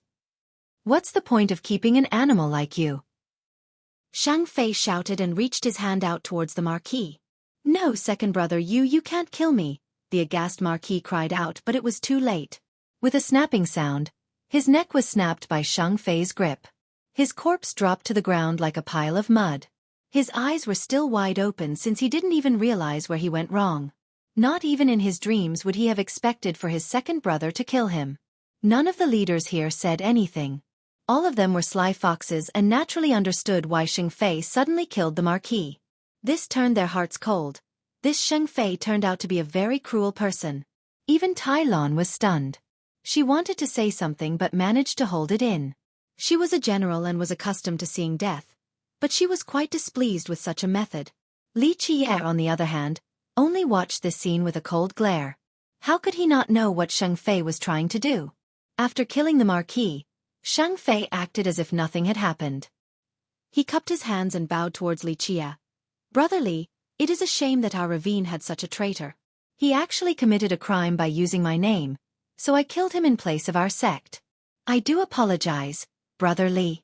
Li Qie was too used to this sort of thing and he didn't care about revealing this little play. It is best that you don't have any ideas about the Tai clan.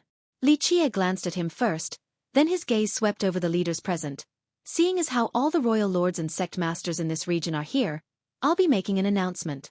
From today on, the Tai clan will be under my protection. Anyone who touches the Tai clan will be provoking me. Li Qie. Tai Lan had no response to this declaration. She simply stood there emotionlessly. Of course not, of course not.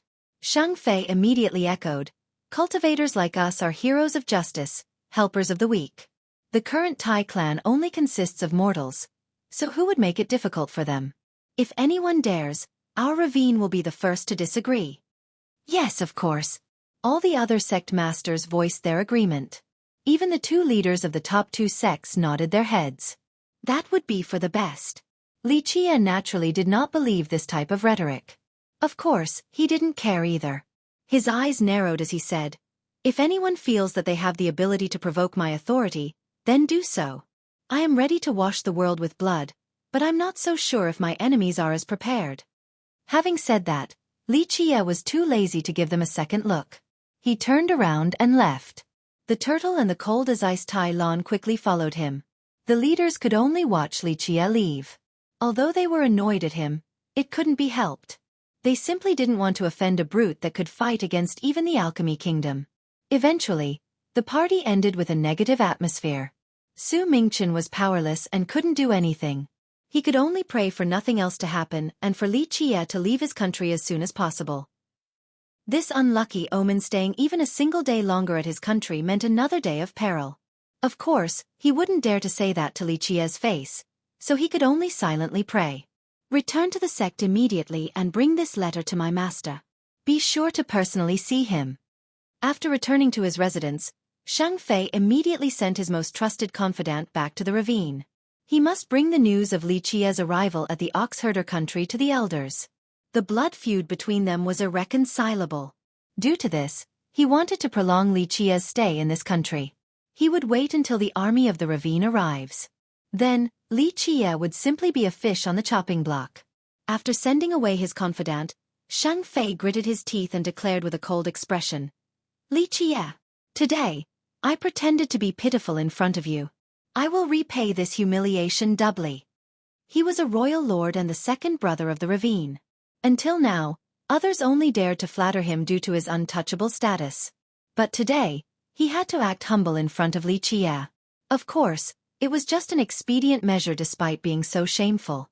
When Shang Fei was seething in his hatred and wondering how to kill Li Qie, another attendant came in and reported, "Your Majesty, the Stony Edge Kingdom's Cloud-Soaring Venerable is here to see you." Cloud-Soaring Venerable? Quick, invite him in. Shang Fei immediately gave the command. The main descendant of the ravine, the Golden Crow Prince, had a good relationship with Yi Qingqing. At the same time, the Venerable was Yi Qingqing's #1 strategist and was highly regarded by him. So Shang Fei didn't dare the slightest discourtesy in his reception. "Brother Shang Fei, I didn't expect to see you here." A while later, the Cloud-Soaring Venerable walked in. Shang Fei personally greeted him and asked him to sit down before smiling. "What brings you here, Venerable?" Despite his powerful position, he was far weaker than the Golden Crow Prince in both status and strength. A character like Chao Guiyao would dare to act arrogantly before the Venerable, but not him. After sitting down, the Venerable cheerfully smiled and asked, "Is there something on your mind?" Shang Fei slightly shook his head in response. "Nothing, there is no need for you to worry. I only came to this place to relax a bit. No worries here." "Brother Shang Fei, you must not consider me as a friend to say something like that." The friendly Venerable could call anyone brother. "Although I am weak, I can still do a decent job of strategizing. If some recent events are going awry, tell me and I shall try my best to assist you." Shang Fei had been suppressing his anger, so he was a bit tempted after hearing this. Moreover, the Venerable was a famous strategist that even Yi Qingqing relied on. Who else but that bastard Li Qie? He's ruining all of my plans. Shang Fei gritted his teeth and explained the circumstances. The Venerable pondered for a moment before speaking with a serious tone. "Brother Shang Fei, This is quite a grand matter. What do you think about this? Shang Fei immediately asked. The Venerable responded. Who is Li Qie? A famous brute. And what about this tiny location, the oxherder country? I'm afraid he wouldn't care for such a tiny place. Out of all the places he could go, he chose to come here and declared his intention to protect the Tai clan. What is he trying to do? What are you saying? Shang Fei was slightly startled after hearing this. The Venerable continued, the Tai clan must have treasures, great treasures at that. Otherwise, it wouldn't be able to attract a brute like Li Qie. Brother Shang Fei, you love to explore and excavate, so you must have heard the legends. The Tai progenitor was a brilliant goddess that had swept through the 9 heavens. This lineage might have declined, but I believe that there are still incredible treasures buried underneath their clan. Your thoughts are the same as mine. Shang Fei slapped his thigh in agreement and said, I have tried to find many ancient scrolls about the Tai clan. His mood became much better while talking about treasures. Just as you have said, I do think that there are treasures there despite the decline of the clan. The Venerable added, the previous master of the Tai clan was a wasteful fool and wrung the clan dry of everything. Later on, he swore that there was still an amazing treasury there. Although many people didn't believe him, I still feel that this remark is not baseless. Shang Fei became very eloquent and talkative regarding this topic. I have heard of this late clan master too. Although this fool was a useless mortal, he was also a bookworm. He read all the writings of their clan, so he must have known many secrets. Despite his uselessness, his literacy is not without use. I do think that his adamant claim before death is plausible. Chapter 8:12. The beguiling venerable things were exactly as Shang Fei had recounted. The late master of the Tai clan, or Tai Lan's father, was a complete scoundrel. He came from a cultivation clan yet didn't try to do anything useful and chose to be an idle black sheep. He even sold the cultivation manuals of his clan. However, his hobby was to look through ancient books and strange scriptures. He had read through all the books in their home and found some clues from his ancestors' personal accounts and records. He speculated that there was still a great treasure in the Tai clan. At that time, he was driven mad from poverty. He had sold everything possible, including the ancestral home. If Su Mingchen didn't buy it back, there would be no Tai clan right now. Due to his madness, he went around and spread rumors about the treasures in order to sell the ancestral home once more at a high price. However, no one believed this scoundrel and thought that it was only a madman's ravings. However, Shang Fei paid attention to this since he was always interested in excavation. As a result, he wanted to buy the Tai clan, but unfortunately, Tai Lan had no intention of selling. Brother Shang Fei is right. The Venerable echoed the sentiment. Would Li Qie protect the Tai clan if there wasn't a great treasure? It is already declined with nothing left, so what is he trying to do? In my opinion, he is simply trying to take it all for himself. These words touched Shang Fei's nerve. He was an adventurer who loved digging treasures out from ruins. His blood boiled and his heart raced from the thought of the Tai clan having some treasures. Damn that Li Qie! Shang Fei bit his teeth once he realized Li Qie's greed. He wanted to snatch the treasure from Li Qie's hands. The Venerable reminded him, Brother Shang Fei, before Li Qie can succeed, you need to seize the opportunity as well as the treasures. Shang Fei shook his head in response. Venerable, I am not overestimating the enemy and lowering our morale, but Li Qie is no good Samaritan. His schemes are so amazing that he was able to shake even the alchemy kingdom. I am not his match, so I can only wait for reinforcements from my sect. At that time, I want to see just how he can get out of it. Despite his greed for the treasures, he knew himself quite well in that he wouldn't be Li Qie's match. Otherwise, he wouldn't have killed the Marquis and apologized to Li Qie. I'm afraid that if we wait till then, Li Qie will have obtained the treasures and escaped already. The Venerable shook his head and smiled. Plus, Brother Shang Fei does not need to confront him directly. Can't you try to outsmart him? Outsmart him? Shang Fei was already tempted by the Venerable and had to ask. Do tell, Venerable. Brother Shang Fei, there is a great saying, urge the wolves to bite the tiger.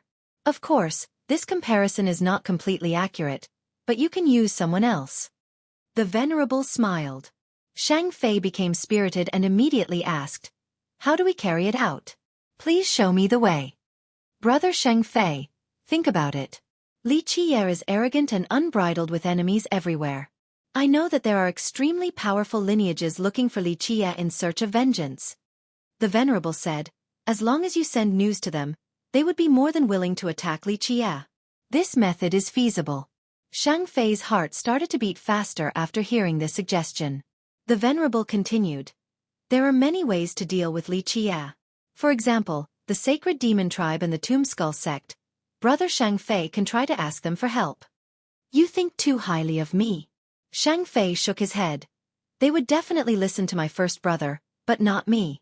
Even though they do give me some face, I won't be able to command them.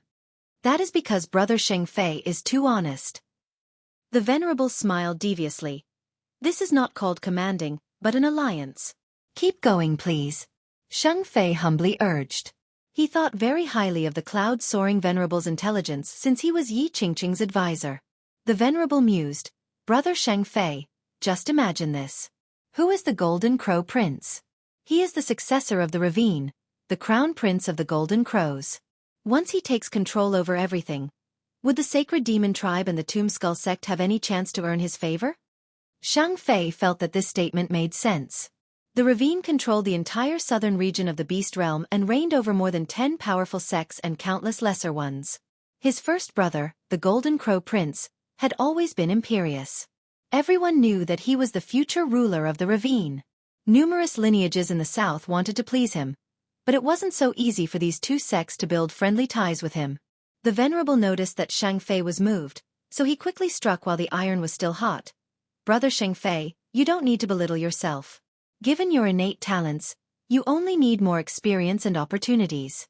In the future, you will definitely become an elder, so the two sects should be more than happy to work together with you if they want a promising future. Shang Fei's mind swayed after hearing the Venerable's opinion. Perhaps this was not just an attempt for a treasury. It was just like the Venerable had said. Shang Fei indeed had a chance of becoming an elder, but this was in the distant future. Moreover, he was missing an external force, unlike his first brother who could muster great support from many lineages with a single call. Items and people were readily available at his beckoning. Although many smaller sects also tried to win his favor, Shang Fei knew very well that these sects wouldn't be able to do anything. Only lineages like the Sacred Demon Tribe or the Tomb Skull Sect carried some clout. If he could gain the support of these two and earn their external backing, then he could definitely fortify his future seat as an elder with great influence. I'm afraid persuading these sects might be a difficult matter. Shang Fei mused.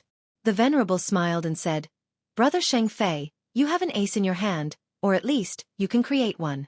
Venerable, I'm all ears on how to create this ace card. Shang Fei asked humbly.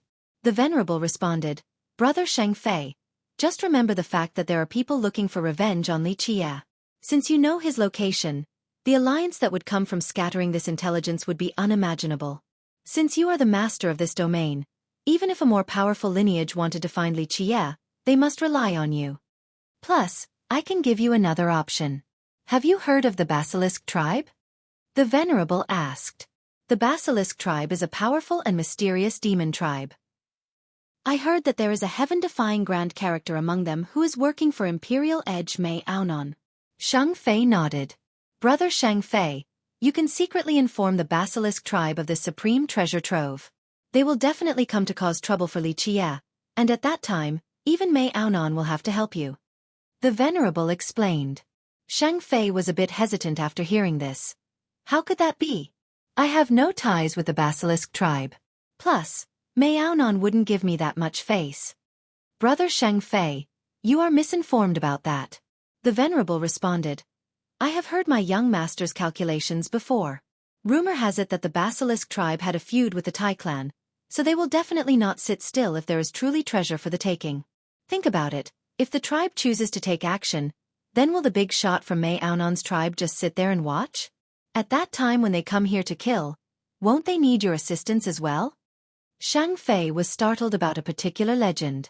It stated that Yi Qingqing could divine both the past and present, so he felt that the Venerable's words made sense. But if that happens, Mei Aonan or at least the Basilisk Tribe would own the treasures. Shang Fei pondered. The Venerable shook his head.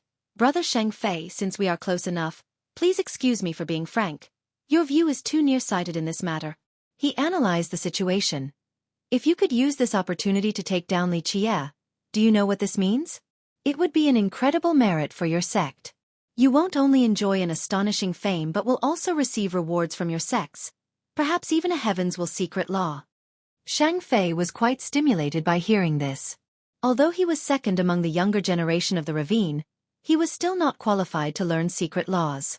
This remained one of his greatest aspirations. If you succeed, then all of the powerful lineages like the Sacred Demon Tribe and the Tombskull sect will become your allies. Then, you will also be able to become the first elder and do as you please. So what if Mei Aonan and the Basilisk tribe take the treasures? The treasures are nothing compared to an achievement like this. Chapter 8:13. Drumming up support. The Venerable analyzed the costs and benefits, making Shang Fei quite excited. Just thinking about taking the seat of First Elder at the ravine and ruling over everyone left him greatly tempted. The two of them planned for a long time throughout the night. When the Venerable was about to leave, Shang Fei tried his best to get him to stay. He wanted a strategist like the Venerable to work for him. After leaving Shang Fei's place, a confidant asked the Venerable since he was confused. "Sir, Shang Fei is only a junior, so why did you have to waste so much effort on him?" Although Shang Fei had some reputation among the younger generation, he was truly nothing to someone like the cloud-soaring Venerable. Although he might not be anyone important, an insignificant pawn in the grand scheme of things, he will serve as a spark just fine. The Venerable chuckled. His confidant still appeared to be puzzled to the chagrin of the Venerable. "Fool, the ravine and Li Qie are enemies, so if a war breaks out here, will the ravine sit still and do nothing? How could they swallow this anger without killing Li Qie? Plus, we can bring the Basilisk tribe into the mix by using Shang Fei, and the same goes for Mei Aonan. If Li Qie and Mei Aonan fight, then who will reap the most benefits? Of course it will be our young noble. Without Mei Aonan and Li Qie, who else can compete with our young noble?" The confidant woke from his stupor and praised. "Sir, this is an incredibly crafty plan stemming from your peerless wisdom. This lowly one is lost in admiration." The Venerable dismissively said, "This overarching move was planned by young noble. I am simply implementing it." After sending the Venerable away, the eager Shang Fei immediately went to meet the Sacred Demon Leader and the Tombskull Master who had yet to leave the Oxherder country. The two were surprised to see Shang Fei calling for them. After the three gathered, Shang Fei looked at the two and went straight to the point in a serious tone. "Gentlemen, I need your support." The two couldn't help but look at each other. Eventually, the Tombskull Master spoke. "Your Majesty is too polite. What do you need of us? As long as it is within our capabilities, we will definitely support you." Although Shang Fei was far from being comparable to the Golden Crow Prince and they had no need to please him considering their status, they would still give him some face. Shang Fei spoke with a deep voice. "I need you two gentlemen to lend me a hand in order to hold down Li Qie." This was met with some hesitation by these two. Prior to this, when they didn't know who Li Qie was, they would have agreed without any qualms. However, it was now different. Li Qie was a notorious brute who dared to do just about anything. Who would want to provoke such a murderer? It was the same as poking a beehive. Although he was not comparable to his first brother, he could still try for the First Elder's position in the future. The leaders naturally understood this logic. However, they had to first capture Li Qie for this hypothetical situation to work. Li Qie is not to be trifled with. The Tombskull Master was not too interested in this suggestion. "I know that Li Qie shouldn't be easily provoked. Otherwise, I wouldn't have pretended to be so pitiful earlier." Shang Fei was full of confidence as he drily said, "Gentlemen, I didn't invite you two here on a whim." This attitude from Shang Fei made the leaders feel strange. It was as if he had become a different person. What was Li Qie's biggest card when he attacked the Alchemy Kingdom? Shang Fei said in an awe-inspiring manner, "The Phoenix. But I'm sure you two already know that his Phoenix has flown away. Without the Phoenix, Li Qie has nothing left." Shang Fei stared at the Tombskull Master and threw out a rhetorical question. "Even though people say that Li Qie knows how to summon undead, can anyone actually compare to the Tombskull sect in this regard? Li Qie's Tao of Alchemy is no joke. He also has many treasures that are quite hard to deal with." The Sacred Demon Leader replied. Shang Fei responded, "I know. But you two shouldn't look down on my ace. I have the support of the Radiant Sea sect. They have been searching everywhere for Li Qie to take revenge. Right now, Li Qi'er is within our territory, so the Radiant Sea sect is willing to work with us. This slightly dazed the two. They didn't expect Shang Fei to have a backing as powerful as the Radiant Sea sect. I'm sure you two are still doubtful. Shang Fei continued. Don't worry, I will let you meet a big character from the sect. The two glanced at each other once more. Eventually, the sacred demon leader asked, what is the stance of the Ravine's elders? They hoped to hear the opinion from the Ravine. In their opinion, if the Ravine took action, then everything would be much easier. What do you think? Shang Fei spoke deeply. For what reason am I here? For what reason am I working with the Radiant Sea sect? Is it not clear by now? My master and grandmaster are supporting me as the vanguard so that I can have the first meritorious opportunity. I believe I don't need to say more. Shang Fei was merely bluffing. He still hadn't received an answer from the Ravine. However, he must use this chance to draw these two sects into his camp. The two shuddered after hearing this. They knew that among the younger generation, Shang Fei was indeed worthy of the Ravine's investment. If his master and grandmaster were purposely giving Shang Fei a chance to contribute, then everything would be different. With this merit, his seat as the future number 2 would be fortified. Thus, it could be just as he had said earlier.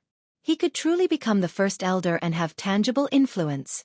Gentlemen, the Radiant Sea sect is not the only one I have reached out to. I also have the support of the Basilisk tribe and Imperial Edge Mei Aonan. Shang Fei spoke solemnly. Even Mei Aonan is willing to help your majesty? The leader shuddered after hearing this. Shang Fei continued, if you two don't believe me, then just wait until the people from the Basilisk tribe are here. You two surely must know that there is an invincible character from this tribe working under Mei Aonan. Mei Aonan will be ordering experts from this tribe to be the vanguard. The two of them thought that if all of this were true, then it seemed that the Ravine was indeed interested in nurturing Shang Fei. What is your majesty's plan? Eventually, the sacred demon leader relented. We shall. After obtaining their agreement, the happy Shang Fei revealed his plan. Chapter 8:14. Jian Wushuang's arrival. After returning from the Oxherder's imperial palace, Li Jie had been staying at the Tai clan the whole time. Outside of chanting to the old monument outside of the mansion, he had been training as well. He would also occasionally teach the old turtle a thing or two about cultivation. Although the old turtle was a heavenly sovereign, calling his merit law as an indescribable, chaotic mess was not an exaggeration. There was no other way. He was a vagabond cultivator with a lowly origin. His merit laws were all either stolen or found. Moreover, they weren't great merit laws to begin with. It could even be said that it was a miracle for him to reach his current level. Any other cultivator would have already suffered from qi deviation long ago. Li Jie could only make this comment. You had a good river gestating you. If this wasn't so, then you would have died countless times over. It was impossible for the old turtle to completely change his merit laws outside of completely restarting his cultivation, which required destroying his current Dao foundation and cultivation. However, he was quite old. Destroying his cultivation was the same as taking his life.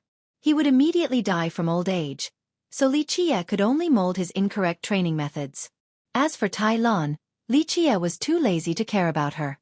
Whether she cultivated to enter the Dao or not was not important to him. He had given her the merit law, the rest was up to her.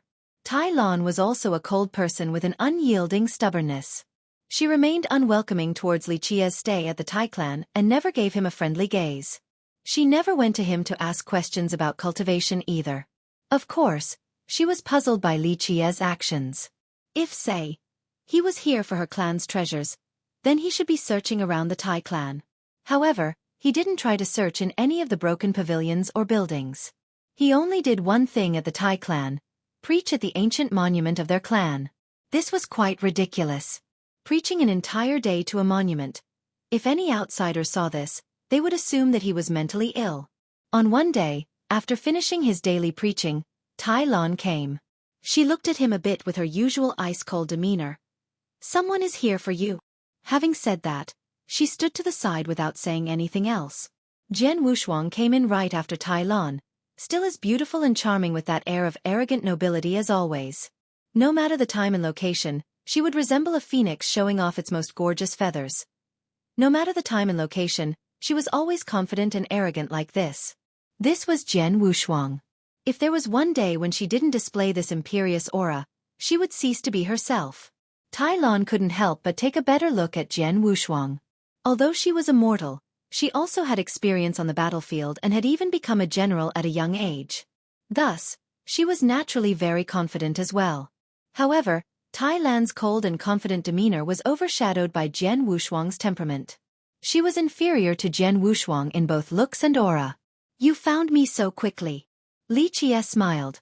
He was surprised to see Jian Wushuang here at the Beast Realm. Jian Wushuang looked at him and said, I have always valued time. When are we going to the Bayan Beast World? She went straight to the point without any unnecessary blabbering. This matter can't be rushed. Li Qie brought her into the Tai clan. When there was only the two of them left in the room, he sat down and looked at her. The pathway to the Beast World will take some time to open. But first, I need to touch your body a bit. Touch my body? Jian Wushuang immediately glared at him with her never-changing and aggressive demeanor. Of course, she didn't misunderstand what he meant. I'm afraid you won't dare to face it. Li Qie touched his chin before speaking. I have to let you know beforehand, this process is very painful. Will you be able to withstand it? Just reveal the alteration. She leered at him. In fact, back during her oath with Li Qie, she was already mentally prepared. Li Qie slowly said, in terms of physical conditions such as talents, aptitude, and merit laws, very few youths can compare to you. However, I want to turn you into an unprecedented divine general. Thus I will have to change you. Are you interested? I suppose you can train me into an immortal emperor. Jian Wushuang proudly smiled. In Jian Wushuang's case, her weapon had been through enough tempering and was mighty enough.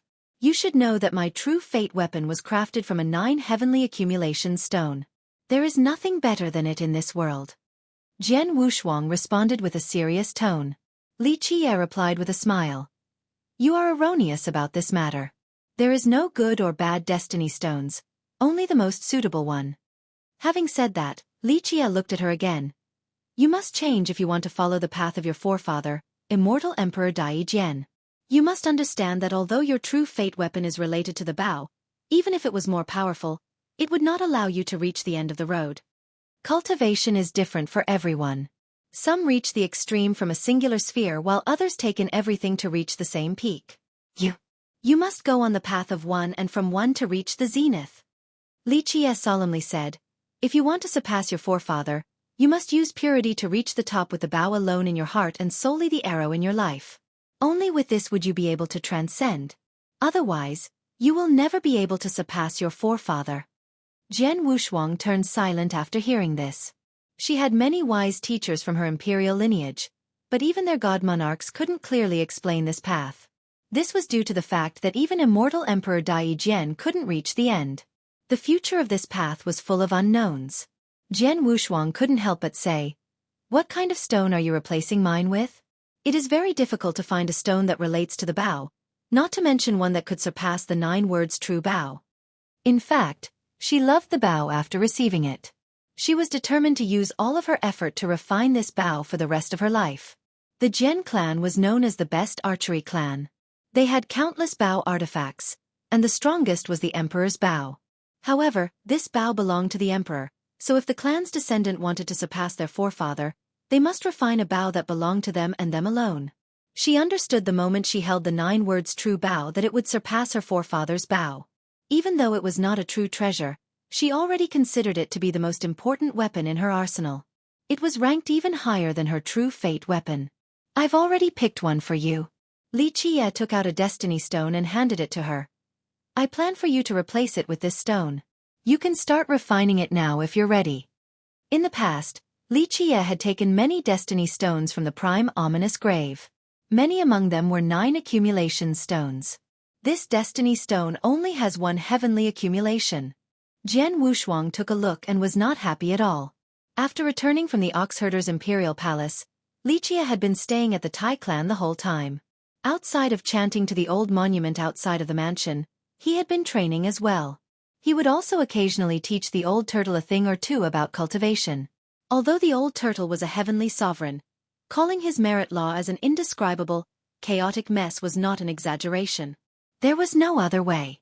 He was a vagabond cultivator with a lowly origin. His merit laws were all either stolen or found. Moreover, they weren't great merit laws to begin with. It could even be said that it was a miracle for him to reach his current level. Any other cultivator would have already suffered from qi deviation long ago. Li Qie could only make this comment. You had a good river gestating you. If this wasn't so, then you would have died countless times over. Chapter 8:15. Reforming Jian Wushuang. Any cultivator with some power or wealth would not pick a destiny stone with only one heavenly accumulation. Stones of this grade were considered cheap and useless. Even ordinary cultivators wouldn't pick one of these, let alone Jian Wushuang, who came from an imperial lineage. Like I said, there is no good or bad for destiny stones, only their suitability. Li Qie added, in the past, Immortal Emperor Buzhan was an invincible existence that swept through myriad realms. How many Immortal Emperor Buzhans can there be in this world? Jian Wushuang couldn't help but make this comment. In fact, she had heard her seniors in the Jian clan talk about him before. However, they did not emphasize the tale because the legend of Immortal Emperor Buzhan definitely couldn't be duplicated. You! Li Qie gazed at Jian Wushuang and declared, you will be the second Immortal Emperor Buzhan. Remember well, the soul bow to reach the extreme, the lone arrow to reach the zenith.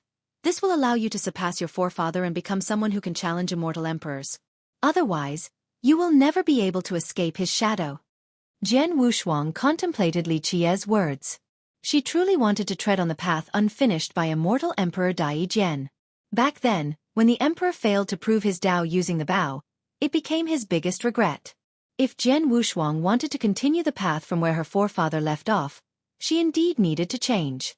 However, this was easier said than done. A destiny stone with one heavenly accumulation replacing a 9 accumulation stone. Moreover, it required scraping her existing true fate weapon and starting from scratch. Only a madman would even consider such a thing. However, Jian Wushuang took a deep breath and formally accepted the suggestion. Okay, I will change. As long as it will be a better pairing with the 9 words true bow, I am willing to do so. The decision for such a sacrifice was not easy to make for Jian Wushuang. This determination is necessary to reach the peak. Li Qie praised. Despite her arrogance, she was brilliant in that she was able to back up her words. What else do you want me to do? She threw caution to the wind after having made up her mind. She would tread this path to the very end. Li Qie replied in a serious manner. Second, I want you to change your longevity treasure. I want your blood energy and longevity blood to maximize the power of your arrows. This shocked her a second time despite mentally preparing herself. This wasn't something she could easily accept. First he wanted her to change her true fate weapon, and now he wanted her to change her longevity treasure. This was starting over from the beginning in the truest sense. I know your longevity treasure is amazing. The Jian clan has expended a lot of effort and thoughts on you. Li Qie dismissively said. However, I will repeat the same thing again. If you want to challenge emperors or even slay them, you must change. Jian Wushuang took a deep breath and slightly gritted her teeth before answering. Very well, I will change. What kind of longevity treasure do you want me to use? I will tell my father to prepare what's necessary. No, I already have one prepared. Li Qie gently shook his head. Back in the beast vein, he had massacred countless monsters, so he had a large quantity of life rings, longevity blood, and beast marrow. Okay, I'll change both of them then. Jian Wushuang nodded. This required great determination and perseverance. Others would surely think that she was crazy right now. Li Qie solemnly said, we'll change your true treasure first. The changing of your longevity treasure can wait a bit. I'm afraid you won't be able to handle both at the same time since this is a complete redo. Li Qie pulled out all the stops for Jian Wushuang. He only had one goal, to train an invincible general under his banner. Even though Jian Wushuang didn't have unparalleled talents nor was she the strongest, Li Qie took note of her fearless heart, boundless confidence, matchless arrogance, and especially her heart that stood undaunted by failure and even death. This was exactly what he was looking for. Outside of the treasures, is there anything else I need to change? Jian Wushuang didn't care about anything anymore. Since she was already changing the treasures, what else was off the table? I want you to refine a physique law. Li Qie said. In the future, I want you to rely on this physique to make your archery unfathomably stronger. My physique is only an ordinary one. Jian Wushuang shook her head. I'm afraid there won't be a suitable law for it. Don't you worry, I have prepared everything for you. You are not someone who is aiming for a saint or immortal physique, you're just aiming for a supreme Tao of archery. Thus, I will not pass down any immortal physiques to you. Li Qie said. Then let's begin. Jian Wushuang agreed. Cultivating a new physique was no big deal at this point. Li Qie nodded. We'll have to first refine this physique, then change your true weapon. Once your true weapon takes form, we'll switch to the longevity treasure. Trust me, only at the apex of the bow would you be able to challenge immortal emperors and maybe even kill them. I'll leave the arrangements to you. Just give me the conditions and I'll fulfill them. Jian Wushuang responded with confidence. Li Qie taught her a new physique law. Of course, it also stemmed from the physique scripture. However, it was not an immortal or saint physique, it was only a Hotian physique. Hotian physiques were nothing special in the eyes of many people. It wasn't even considered a real physique law. However, this Hotian law from Li Qie was not ordinary due to its origin. Of course, this was not Li Qie's attempt of getting her to create an invincible body to use it to crush all of her enemies. This physique was merely to complement her archery, to take it to an even higher level by exerting the most powerful force. Her talents were great and she also had a solid foundation, so it was incredibly easy for her to learn a Hotian physique. After Li Qie passed on the incantation, she only took several short days before achieving some results. During this process, Li Qie was preparing a physique paste for her to temper her body. All was ready. Li Qie summoned the Pentagate to seal the room with only him and Jian Wushuang inside. Li Qie took out all the materials and the myriad heavenly cauldron to begin the boiling process. What kind of physique paste is this? Jian Wushuang was surprised after seeing all the materials. Although she was not an alchemist, she still had an understanding about paste formulas. Li Qie shook his head. I am going to make you extraordinary, so this is no common formula. Moreover, the common pastes were created by the alchemy god to spread to the rest of the world. Your paste is different from these common pastes as it will have 3 different tempering acts. Each tempering will be different from the others. She carefully identified these medicines. All were treasures of the world, and many of which were ones she had never seen before. A 3-million-year-old calm-stream turtle's marrow. This is the calmest and most righteous type of marrow. It's even combined with an old root of a soldier tree several million years old. There's also some juice of a violet blood ginseng ancestor and some young leaves from a bewildering bamboo. After noticing her careful examination and confusion, Li Qie introduced them with a smile.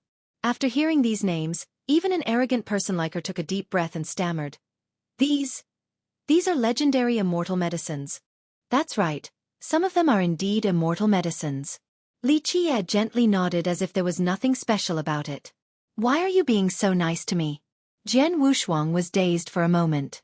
Even her clan wouldn't be able to gather this batch of medicines together. Even if an imperial lineage could do so, it wouldn't give it to a junior. This particular batch could be considered supreme. Using this for the first body tempering was too wasteful. Although it was said that she was working for Li Qie, the harsher way to put it was that they were master and servant. She could understand the Jian clan treating her well because she was the jewel of the family. However, she couldn't believe Li Qie's great treatment towards her. Miss, don't get me wrong.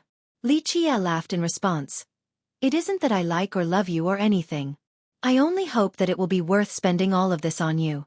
In the future, I want to see you being able to embody see God, slay God, see devil, slay devil. Where my war banner points is where you shall attack. Do you dare to achieve this? Yes, what is there to be afraid of? Jian Wushuang took a deep breath and replied with a sonorous tone. At this second, she found herself a new goal. It was as if she could see a grand scene with thunderous storms as she destroyed the sky, signaling an apocalypse. Very good. Li Qie gently nodded. One day you shall come to understand that slaying immortals is not impossible. Jian Wushuang's blood was boiling. Prior to this, she assumed that by pledging loyalty to Li Qie, she would only be helping him kill a few enemies. It was now different. She could sense how greatly he valued her and that he wished to train her into an invincible general. Chapter 8:16. Exquisite body. After some mixing, the physique paste cauldron was ready. The paste seemed akin to liquid fat and emitted a musky aroma, yet it wasn't musk. People would become lost in this fragrance. Take off your clothes and get in, Li Qie commanded. Jian Wushuang immediately stared at him with a gaze as sharp as an arrow. She aggressively shouted, "Don't try to trick me, who says tempering requires one to strip?" Li Qie only smiled in response. "I do. If you don't take them off, that's fine. It'll be your problem then." Jian Wushuang continued to look at him for a bit before taking off her clothes. A dazzling scene appeared right before Li Qie's eyes. A scene so beautiful that it was impossible to describe with mere words. Trembling white peaks, full and round with a touch of red like two budding flowers. Skin as white as jade and as soft as satin. The lack of clothes revealed a beautifully tempting figure. Not only were her features pretty, her figure was also impeccable. Slender shoulders and a thin waist, and a pair of long and healthy legs that only accentuated her peerless beauty. Li Qie looked up and down at this beautiful scene before him. He took his time appreciating it as if it was a unique piece of art in this world. "Had your fill?" Jian Wushuang coldly quipped. Of course, Li Qie was simply enjoying it without any dirty thoughts. This made Jian Wushuang a lot more comfortable than it could have been. "Not bad." Li Qie gently nodded and turned his gaze away from the pretty scene. He leisurely smiled. "Your body can be called a masterpiece. However, out of all the beautiful figures I've seen, it would be a bit difficult for your body to be among the top 10. She was about to vomit blood from anger. She knew that Li Qie didn't have vulgar thoughts towards her, but this evaluation was still enraging. Everyone liked beautiful things to an extent. Jian Wushuang was very confident with herself. Whether it was her talents, face, or even her figure, she was sure that very few people in this world could compare to her. But now, Li Qie had seen all that she had to offer only to comment with, "Not bad," as if it was a common sight. "Who is number 1? Ming Yeshue?" Jian Wushuang arrogantly glared at Li Qie and grew a bit competitive. Li Qie smiled and shook his head. "I haven't seen Yeshue, but thinking about it, I'm afraid Yeshue would not be number 1 either." This was met with a scowl from Jian Wushuang. "Okay, no need to be competitive about something like this." Li Qie chuckled.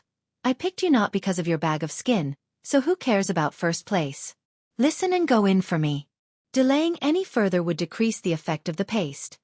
After giving another cold glare to Li Qie, she stepped into the physique paste and let her entire body soak in the medicine. Li Qie controlled the cauldron with great concentration. He was grasping the slight changes in the flame to utilize the paste's effect to the degree of perfection. Li Qie wanted something even better than perfect for this physique paste. It was not just because he used precious materials for this batch. He also wanted Jian Wushuang to be free of errors. This went beyond her physique temperament. Her physique was also an experiment to him as he strived for perfection. Time passed by quickly. Eventually, Jian Wushuang finally finished the tempering process. She stepped out from the cauldron with a foggy violet aura. Lotus flowers seemed to be blooming from her steps as an extraordinary aura permeated the atmosphere. She appeared before Li Qie, nude like before. Li Qie meticulously looked over her again with a serious expression as if he was inspecting his flawless masterpiece. Prior to this, Jian Wushuang's jade-like figure was already very beautiful. However, after the tempering process, it was different from before. A magical light pulsed above her skin. Her body seemed to be encompassed in an immortal energy. From inside came a faint yet clear aura. This made her body seem even more flawless. "Seen enough yet?" She only looked at him without a hint of embarrassment or awkwardness. In fact, she couldn't become bashful. Li Qie simply didn't see her as a woman. She understood very well that in his eyes was a reflection of a piece of art. There was no nudity. After a careful observation, he was very pleased and nodded his head. "Hard and soft in coexistence, fire and water in harmony. This tempering will lay down a strong foundation that will make your future much easier." "What do you take me for?" Jian Wushuang had the urge to puke blood. She was the jewel of the Jian clan, the pearl of an imperial lineage. Her body had never been seen by an outsider before. Today, Li Qie got a good look. If, say, Li Qie praised her by saying that she had a pretty figure, she would feel much better. This kind of observation only made her angry. Li Qie looked at her and laughed. "I of course am praising myself for creating this physique for you. Why would I praise your figure as if it was pretty? Your figure is priceless. I am the only one who can create something like this." As for your bag of skin, there are many such ones in the 9 worlds. You! She fiercely glared at him before angrily putting on her clothes. Okay, miss, no need to be mad. Li Qie smiled. Be ready, I will change your true treasure tomorrow. She took in a deep breath and met his gaze. Don't worry, I will be ready at any time and won't let you down. After all, she was the arrogant and confident Jian Wushuang. Someone that would never back down. The next day, Jian Wushuang changed her true treasure with Li Qie helping her by the side. This process required a lot of courage and was a big price to pay for any cultivator. However, no matter how difficult it might be, Jian Wushuang boldly faced it, for this was the path chosen by her. Not everyone could withstand this painful process, but Jian Wushuang took it in stride. With Li Qie's help, the whole process was very smooth, and there were no mistakes. Li Qie was very content with everything as a whole. Now, take the time to train and start the aggregation. Li Qie commanded after the swap. You just need to refine this destiny stone so that it takes shape, then everything will be well. There is no need to be stringent during this process. Just let it flow naturally. Jian Wushuang went into seclusive training after the swap in order to gestate her new destiny stone.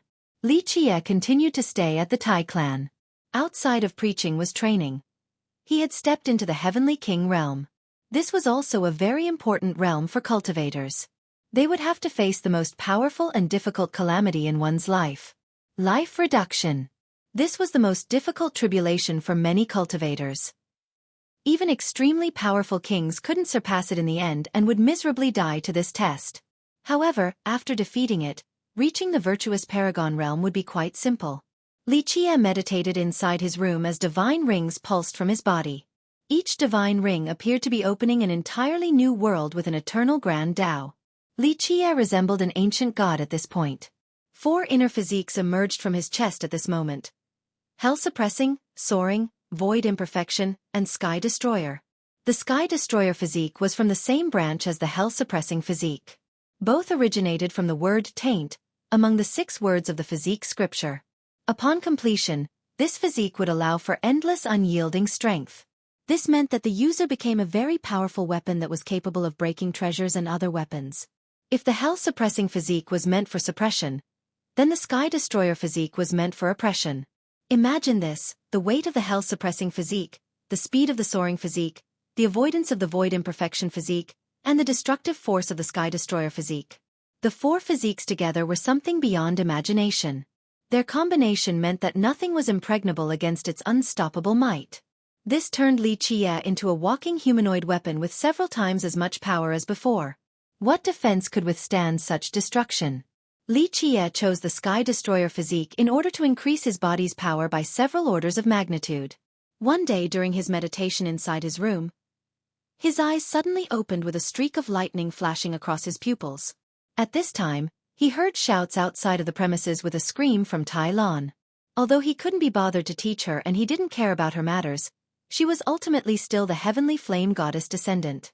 Li Qie would absolutely not let anything happen to her.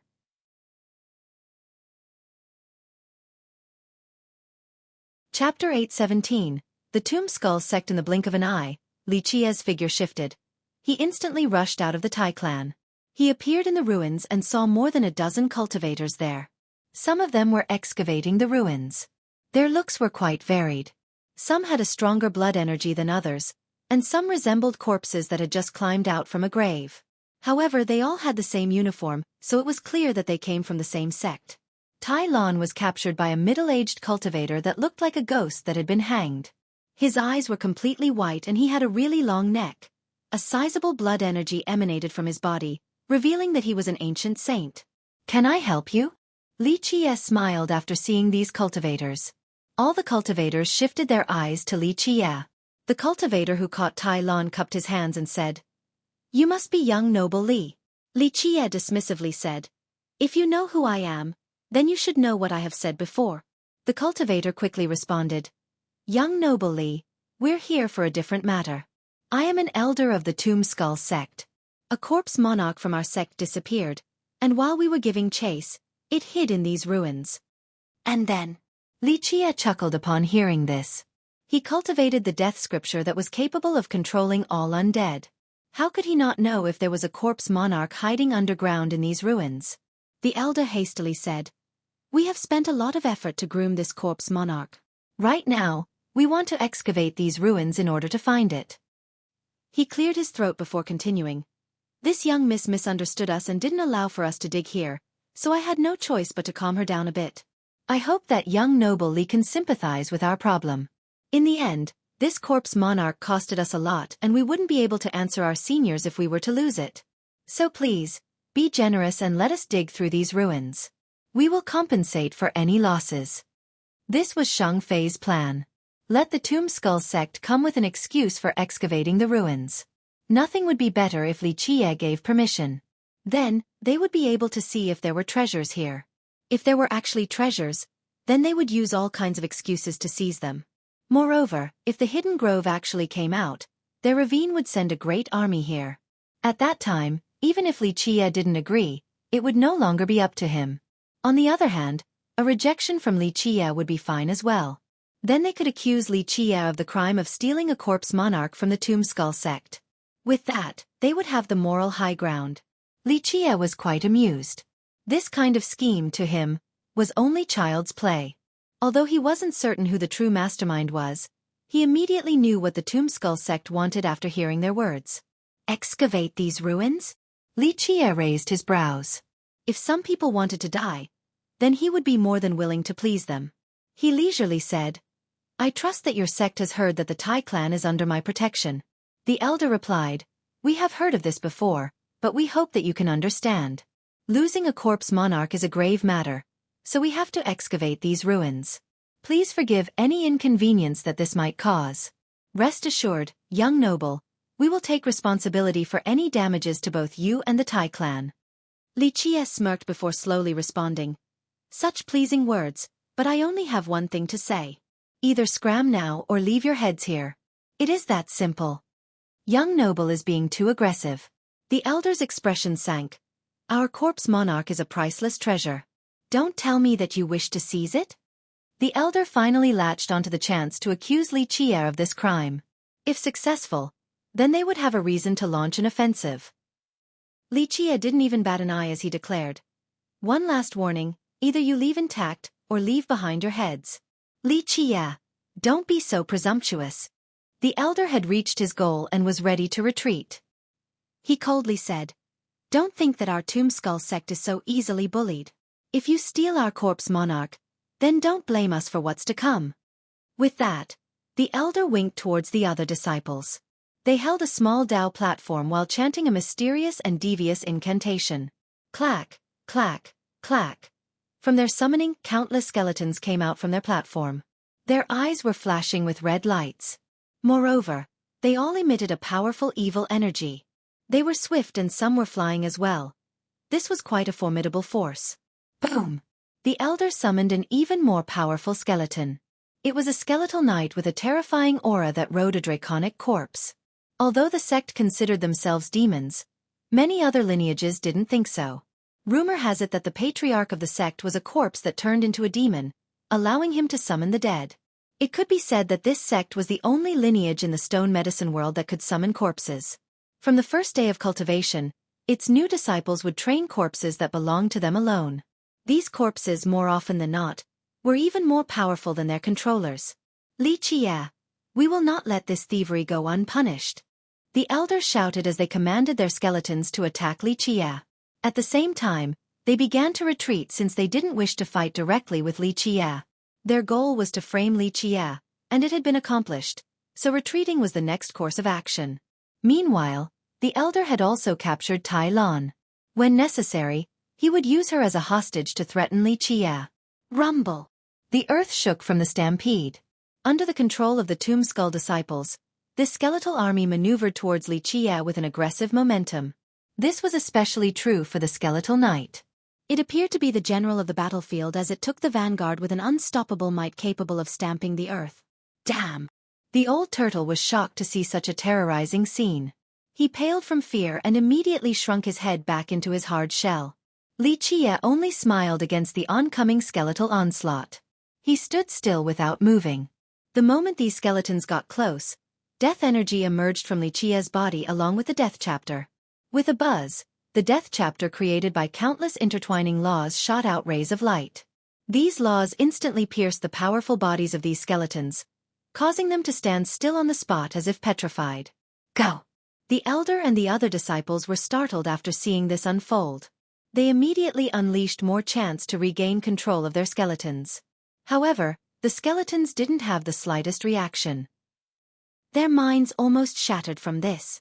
Although they had heard that Li Qia could summon undead, their sect was very confident that no one could compare to them in this regard. Their patriarch was the tyrant of myriad corpses.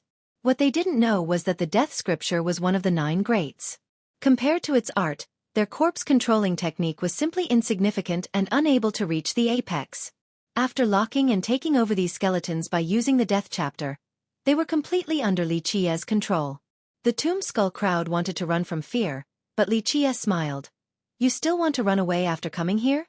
In a split second, the death chapter created a loud blast as it activated the maximum potential of these skeletons. They were now even stronger than they used to be when they were controlled by their original masters. Boom! These undead went forth with killing intent towards the other cultivators. Get back! The group tried to use their laws to control the skeletons, but these undead simply didn't listen to their commands. In the shortest time, a disciple had been killed by his own skeleton. The elder wanted to grab Tai Lan and escape. However, he couldn't even take 2 steps forward before Li Qia appeared in front of him and blocked his path. The elder quickly turned pale. However, his reaction was still quite fast. He immediately grabbed Tai Lan by the neck and shouted, "You don't come over here or I'll kill her first." Li Qia looked at him and smiled. "You should know that no one has ever been able to threaten me." The moment Li Qia's words came out, blood spurted everywhere. The 2 hands that were holding Tai Lan were instantly torn apart. She was already in Li Qia's embrace. "You're only at this level yet you still dare to come and threaten me?" Li Qia threw the elder's hands to the ground and smirked.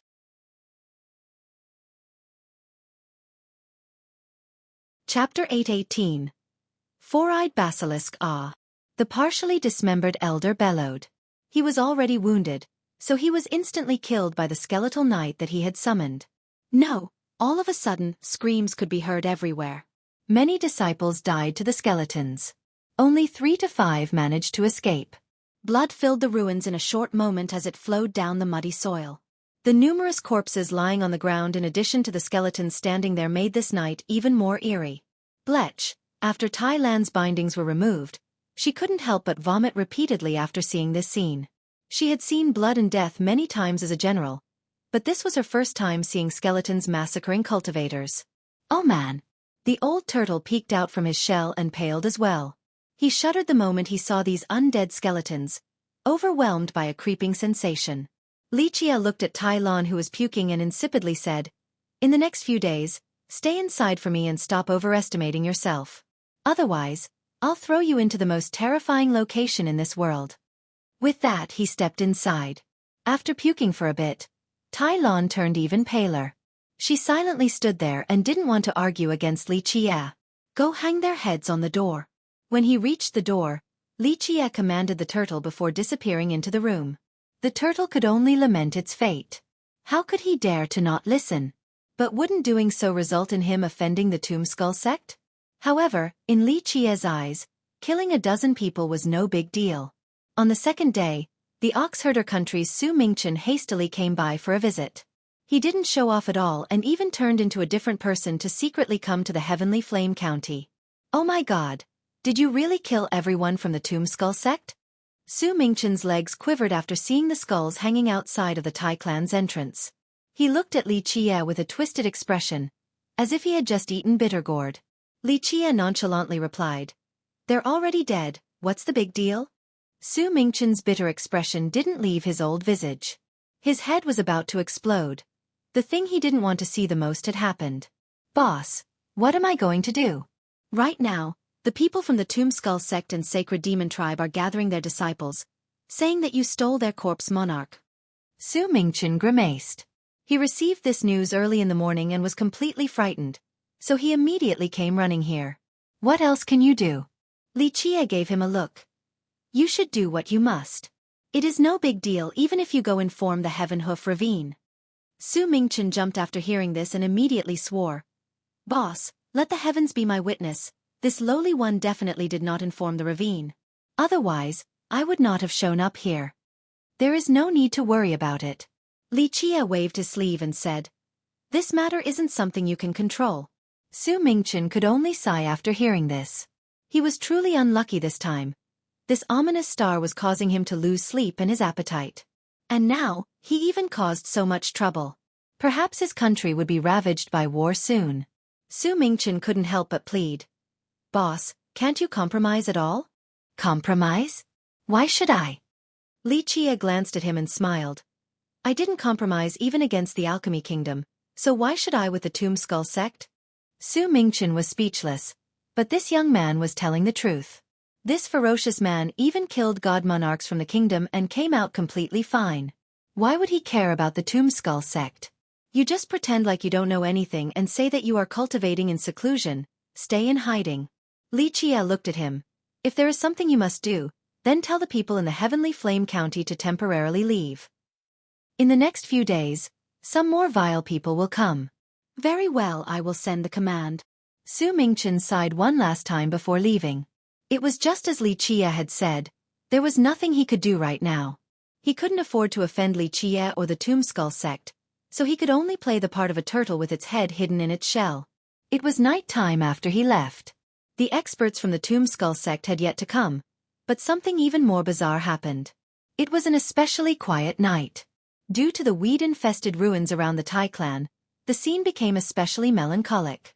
Is anyone here? A faint, pervasive voice rang in everyone's ears.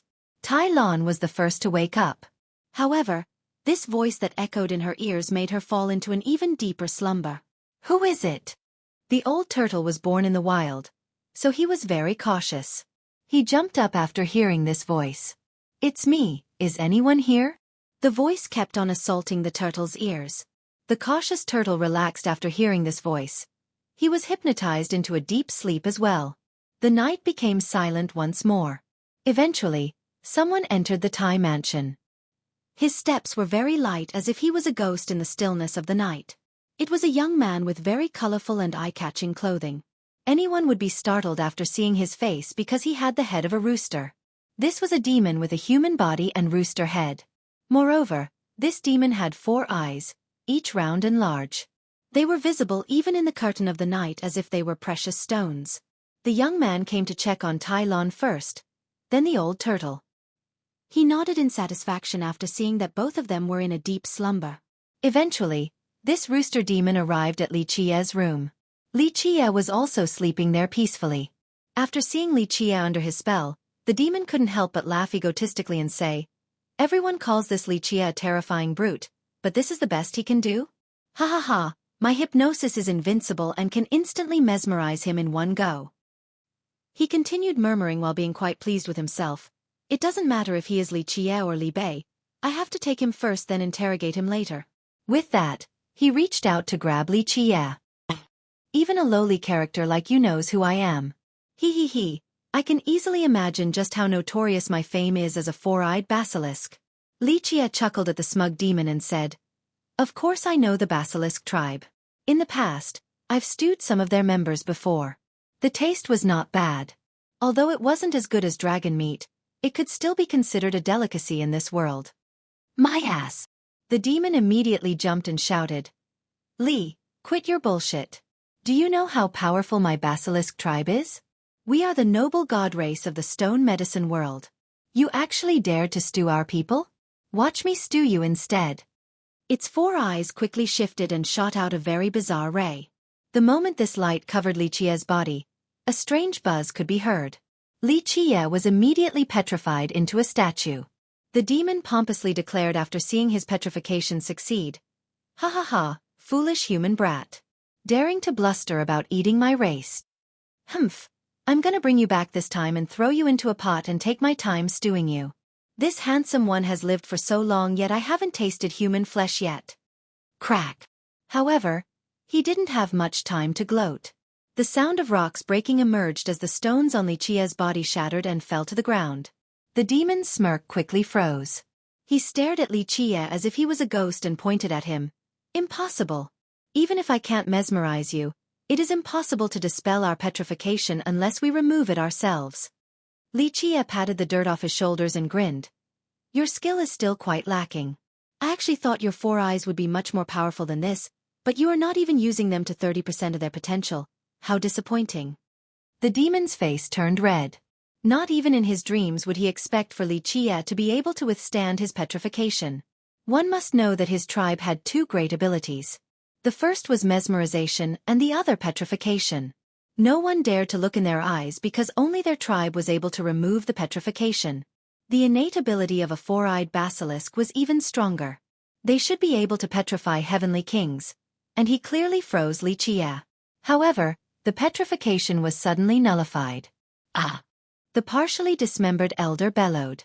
He was already wounded, so he was instantly killed by the skeletal knight that he had summoned. No! All of a sudden, screams could be heard everywhere. Many disciples died to the skeletons. Only 3 to 5 managed to escape. Blood filled the ruins in a short moment as it flowed down the muddy soil. The numerous corpses lying on the ground in addition to the skeletons standing there made this night even eerier.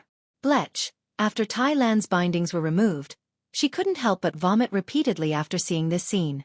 She had seen blood and death many times as a general, but this was her first time seeing skeletons massacring cultivators. Oh man! The old turtle peeked out from his shell and paled as well. He shuddered the moment he saw these undead skeletons, overwhelmed by a creeping sensation. Li Qie looked at Tai Lan who was puking and insipidly said, "In the next few days, stay inside for me and stop overestimating yourself. Otherwise, I'll throw you into the most terrifying location in this world."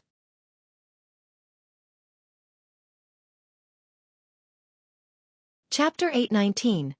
The basilisk that loves to boast. The basilisk naturally didn't know that Li Qie cultivated the void imperfection physique. Moreover, it came from the physique scripture itself, so even though his tribe's petrification ability was heaven-defying, it was simply useless before Li Qie's physique. The basilisk was very afraid. First, his mesmerization was useless and now his petrification lost its effect. These were already his strongest cards. He knew that he had kicked a steel door. He immediately changed his mind and decided to run. However, right when he turned around, Li Qie had already appeared in front of him. Before he could counterattack, Li Qie grabbed him by the neck and held him up in the air. Boss, I was only playing with you, it was just a little joke." After being subdued, the basilisk immediately put on his most brilliant and dazzling smile, at least in his own opinion. Li Qie casually threw him to the ground and smiled. 4-eyed basilisk, right? I heard that a basilisk with 4 eyes can see through time itself and spy on yin and yang. Very well, look into my eyes and see what is truly considered eternality. With that, he held the basilisk's chin so that their eyes could meet. Li Qie opened his eyes wide as they became quite profound.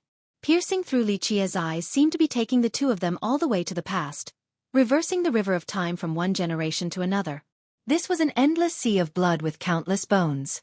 Miserable screams echoed in the sky. Countless gods were massacred in the firmament. On the ground, many existences that had swept through their generation were being harvested. Mommy. The basilisk was scared out of his wits after looking into Li Qie's eyes. This was an unending war filled with a cruelty that painted the 9 worlds red. All of this would shock any existence. Boss, please spare me. The paled basilisk was drenched in cold sweat. He dropped to the ground and almost soiled his pants. Li Qie let go of him and leisurely said, "Your basilisk tribe actually dared to maneuver against me? Have you all forgotten how the divine beast realm was destroyed in the past? Boss, I have eyes but might as well be blind. I didn't know that you are the invincible existence across the eons." The 4-eyed basilisk quickly flattered Li Qie. Li Qie looked at him with one eye. "Spare the flattery. I can spare your life, but what do you have to trade for it?" The basilisk quickly replied, "Boss, I can tell you a secret. He. I'm sure boss will definitely want to hear this news." "Is that so? What kind of news?" Li Qie leisurely looked at the basilisk.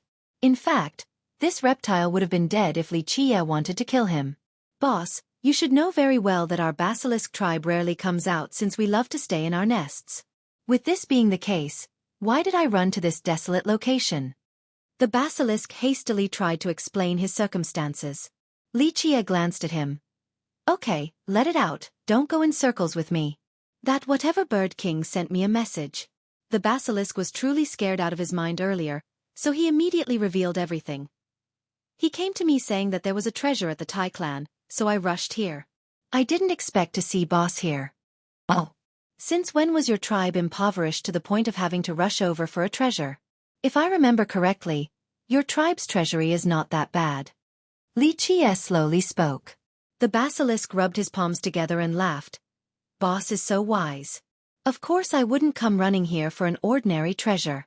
It's just that bird king told me the Tai clan's treasure is quite extraordinary, and has something to do with the old divine beast realm. Li Chia narrowed his eyes. This Shang Fei was indeed a little bit capable. However, the secret of this matter was not something he should have known. If someone like him could find out, then others would have been able to as well. They would have seized the item long ago. Li Chia stared at the basilisk. Shang Fei really said that to you? He isn't someone who can know the stories behind the Tai clan. The basilisk quickly replied. I thought so as well.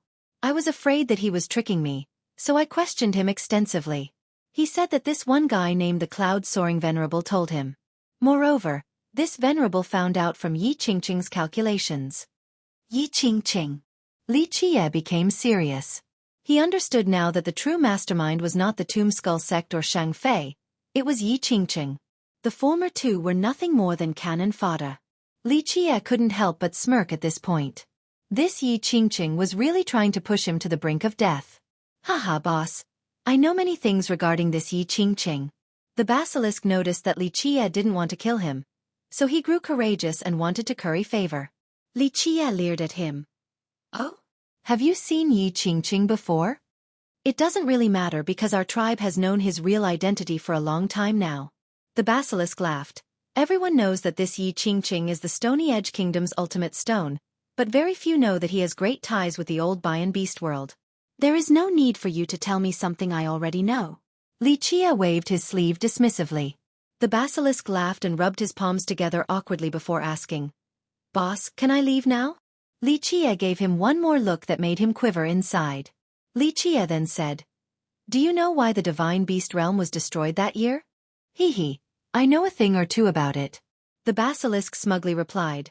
That year, the beast realm was bullish and thought that it was invincible in this world. Unfortunately, they offended someone they couldn't afford to offend. In the end, they were completely annihilated with a loud bang. Their entire sky dome was dragged down from the sky. I heard that scene was truly spectacular. He licked his dry lips at this moment. Although he didn't see it with his own eyes, the seniors back in his tribe said that the battle of that year was extremely cruel. Did you know that a very long time ago, your basilisk tribe was also part of the divine beast realm? Li Chia leisurely said. The basilisk's expression quickly changed after hearing this. He awkwardly smiled. Boss, you are just messing with me. Our basilisk tribe is only a small tribe who know our place.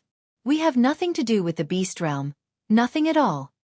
Even the seniors in their tribe didn't want to speak of this, which was why the basilisk was shocked after this matter was brought up. Li Chia ignored the basilisk and continued on. Why was the beast realm destroyed while your basilisk tribe escaped the disaster unscathed? Do you know why? It is because your ancestors were smart and had a sense of propriety. They left the fight early on, which is why your tribe continues to exist until now. Boss, please stop messing with me. The basilisk felt that this subject was taboo and no longer wished to go on. You should understand what I am trying to say. Li Chia looked at him, then threw him a rope and said, Tie yourself up. The basilisk did not say another word and immediately tied himself up tight without fault. People would find it difficult to believe that someone could tie themselves up so well. Li Chia looked at the basilisk that had tied himself up into a fried dough twist. Meanwhile, the basilisk was afraid that Li Chia was still angry and immediately swore.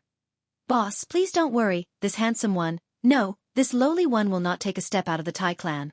It seems that being smart is something that is still passed down at the basilisk tribe. Li Chia gently nodded. The basilisk was not unhappy at the sarcastic remark at all. In fact, he even took it as a compliment. When Tai Lon and the old turtle woke up, they saw the basilisk that was tied up like a piece of bread and were quite surprised. Tai Lon didn't know what happened. She was only a mortal, so she couldn't remember anything after being hypnotized. A basilisk. The old turtle was startled after seeing its figure. He had heard of this tribe before, so he understood how he was hypnotized. What are you looking at? The fried dough reptile shouted at the old turtle with an imposing appearance. Look at me one more time and see if I will turn you into a stew or not. The turtle had always been a coward, so after being yelled at by the basilisk, he immediately crawled back into his shell and didn't dare to say anything else. Xueqi slapped the basilisk's head and smilingly scolded. Don't try to act cool. What is so amazing in trying to scare a vagabond cultivator? The basilisk immediately smiled back in response.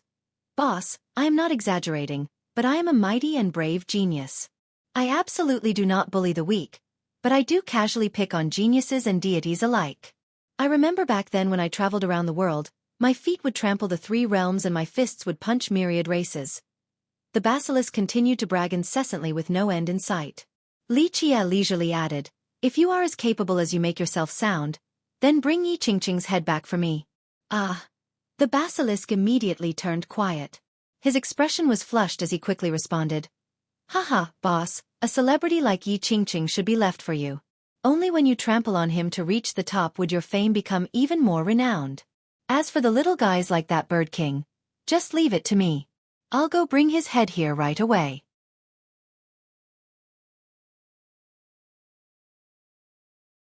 Chapter 820.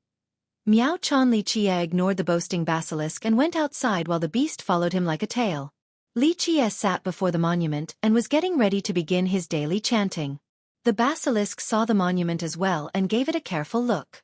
After a while, he praised, Amazing, amazing. This stone tablet is definitely an amazing treasure. No wonder why that brat Shang Fei said that there is something here in the Tai clan. In terms of knowledge, the basilisk was much more informed than the old turtle and Tai Lon. Their tribe had brilliant talents, plus the 4-eyed basilisk had an extra pair of eyes compared to his kin, so he had an even more remarkable aptitude for appraising treasures. Xueqi looked at the basilisk and asked, Is your tribe's treasury still there? The basilisk was startled after hearing this. He quickly calmed down and forced out a smile. Boss, I am only a little guy, so I know nothing about that. It is not good to lie in front of me. Xueqi dismissively said. Plus, if I wanted your treasury, would I need to wait until now? Well, the basilisk tried to act the fool. Boss, I have to go back inside now since you are busy. Having said that, he turned around and left. If you have the opportunity to return alive, tell your elders to prepare those treasures. Xueqi leisurely said. Perhaps there will be a use for them in the future. The basilisk turned stiff after hearing this. Just a second later, he hurriedly entered the room as he didn't dare to linger outside any longer. At the same time, a meeting was taking place at the Heaven Hoof Ravine. It was chaired by the Ravine Master, and all the elders were present. The topic of discussion was Xueqi. Killing our disciples and elders yet still daring to stroll around in our territory. This Xueqi is too arrogant. Does he think our ravine is empty?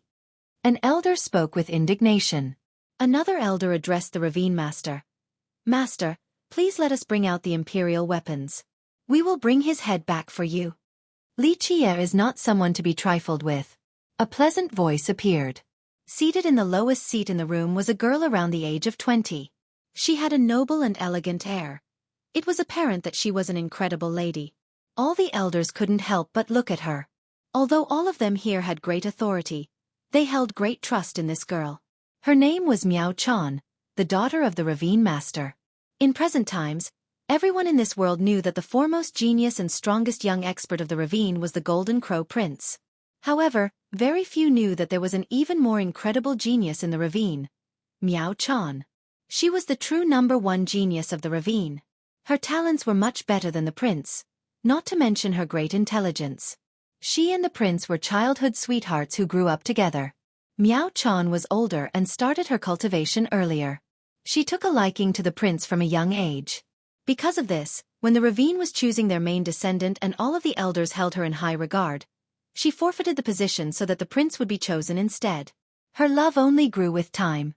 In order to help him become famous, she was willing to retreat to obscurity. Due to this, the world only knew about the Golden Crow Prince and not about Miao Chan, who was even more brilliant than the prince. Despite this, the ravine still treated her as a secret candidate for grooming. Miao Chan calmly spoke.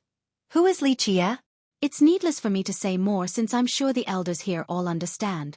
He killed god monarchs from the kingdom, and what was the end result? The kingdom did not retaliate in the least.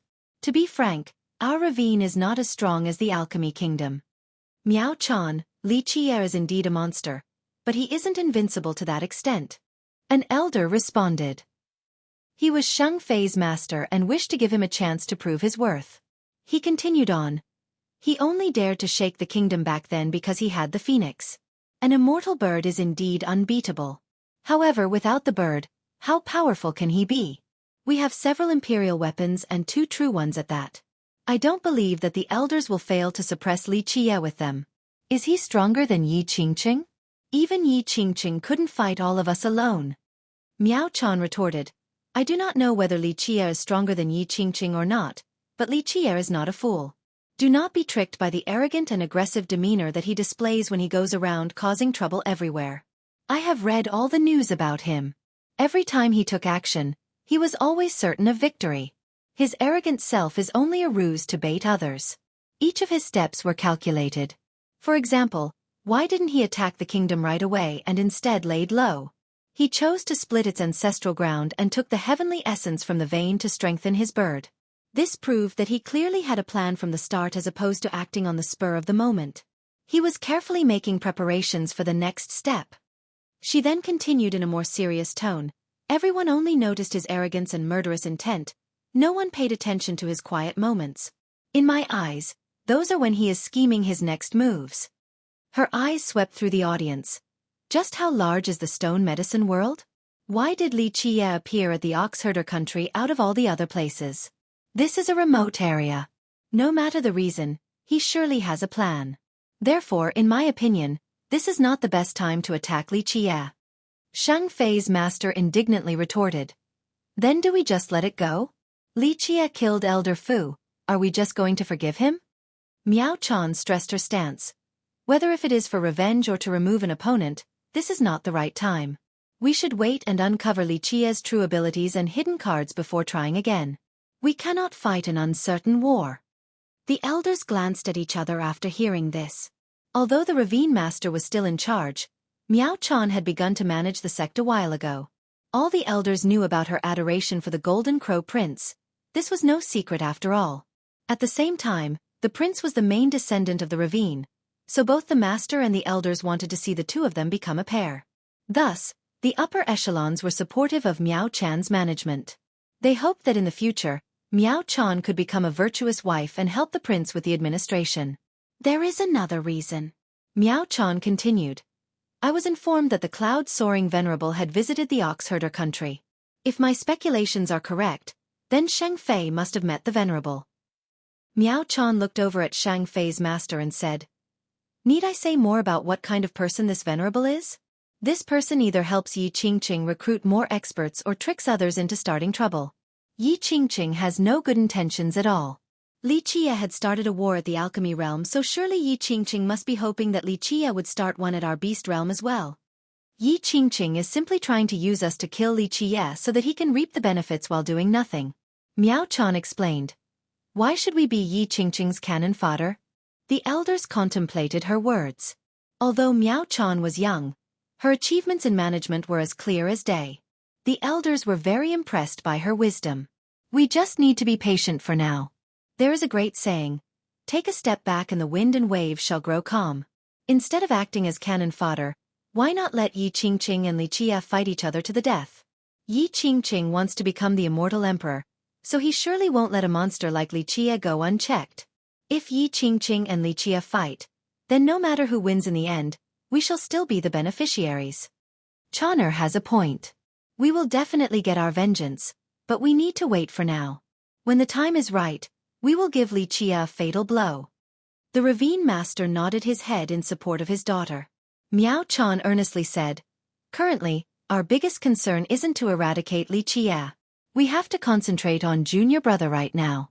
He is trying to break through to the virtuous paragon realm. If he can surpass this bottleneck, then he shall become a paragon. I'm sure all you elders understand that junior brother cannot compete with Yi Qingqing at all right now, but if he reaches virtuous paragon, then there is still hope. No matter the occasion, Meow Chow would always plan for the prince. She would prepare everything for him. Golden Crow's cultivation will be the focus. One of the elders nodded in agreement. Shang Fei's master pondered for a moment before speaking. But recently, the Tomb Skull sect and the Sacred Demon tribe have been maneuvering their troops. Miao Chan explained. This must be Shang Fei's idea. He is in a rush to prove himself. Shang Fei's master wryly smiled and said, We can't really blame Feier for this. He is only doing this for the ravine, to get revenge for Elder Fu. The young can be impatient at times. Elder, I am not trying to blame Shang Fei. Miao Chan elaborated. Being able to convince these two sects proves that he has become more capable. This is also a good chance. Let them go and scout out Li Chie's abilities. At the end of the day, this was their own doing and has nothing to do with us. Having said that, she stared at this elder and deepened her tone.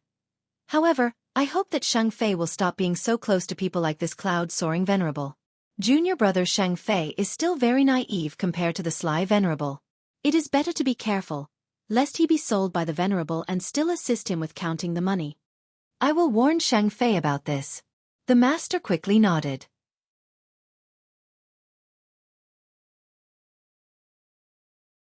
Chapter 821. Great armies surrounding the Tai residence. Thunderous rumbles echoed as a great army trampled the sky. Auspicious beasts and chariots along with pavilions were flying at great speeds. Many people who saw this were quickly alarmed. In just one day, this army that consisted of troops from the Tomb Skull sect, the Sacred Demon tribe, and the Feather Country entered Oxherder. The cultivators here were very nervous from this scene as there were no great sects in the country. The most powerful was the imperial family. But the family did not react to this sudden development. Ox King Su Mingchen had even declared his seclusive meditation 2 days prior. Luckily, this army of experts was not coming for a particular sect. Rather, their destination was the Heavenly Flame County. Everyone knew that there were no sects or clans in this county. If one had to be pointed out, then it would be the Tai clan.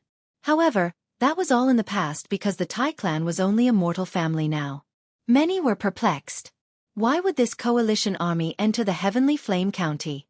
The other top sects in the southern region paid attention to this mobilization as well. They sent their experts out right away to the Heavenly Flame County in order to figure out the story. By this time, the county had become a ghost town. The Ox King had sent the civilians in the county away 2 days ago in order to avoid the innocent getting caught in the crossfire. Not good at all. The frightened turtle rushed into the mansion and shouted, Great Immortal, not good, the army is here. Li Chia was not surprised at all after hearing this. He looked at the aghast turtle and smiled. It's only one army, there is no need to be scared. That's right, this army is nothing. This handsome one is here. I shall meet God, slay God, meet devil, slay devil. The four-eyed basilisk began to brag. But these are all top sects. The Sacred Demon tribe, the Tomb Skull sect, and the Feather Country all sent people and have completely surrounded us. The pale-faced turtle felt his throat drying up as he spoke. Bah, all of them are nothing before my basilisk tribe. They're only a bunch of kids. The basilisk continued smugly. Boss, send me out. I will take care of all of them in a few moves. Li Chia leered at him. Okay, stop boasting. Shang Fei's armies are here, and they surely came prepared. Having said that, he casually flipped his palm and removed the rope around the basilisk's body. In actuality, this rope wasn't able to trap him at all, it was only for show. You can do one thing. Stay here and watch over Tai Lon. If anything happens to her, you should already know the consequences. Li Chia commanded. Boss, don't worry and leave it to me. When this handsome one is here, who would dare to rush forward? I will turn them into stone right away. With a heroic air, the basilisk repeatedly pounded his chest like a drum. However, Tai Lon didn't want to accept Li Chia's kindness and coldly said, I don't need anyone to protect me. Li Chia was not about to argue with her. He waved his hand and sealed her, then he put her in a corner before telling the basilisk, Watch her well. Be at ease, boss. The basilisk sat down on a chair with a cool pose as if he could fight an entire army alone. He did look a bit admirable. Great Immortal, this lowly one will also stay here to help young noble basilisk protect Miss Tai Lon. The head of the cowardly turtle was halfway in its shell. He was frightened to death and didn't dare to come out. Forget it. You think you can protect her? The basilisk looked at him and said, when the enemy comes, maybe you will be the first to escape. The turtle in the shell whispered, No, no way. He wasn't sure of his own words. Perhaps he really was going to run away. Lichia chuckled and casually said, then you can stay here. Lichia, come out. A loud cry came from outside like thunder. It left the ruins trembling, causing the turtle to shiver fearfully. It is time for bloodshed.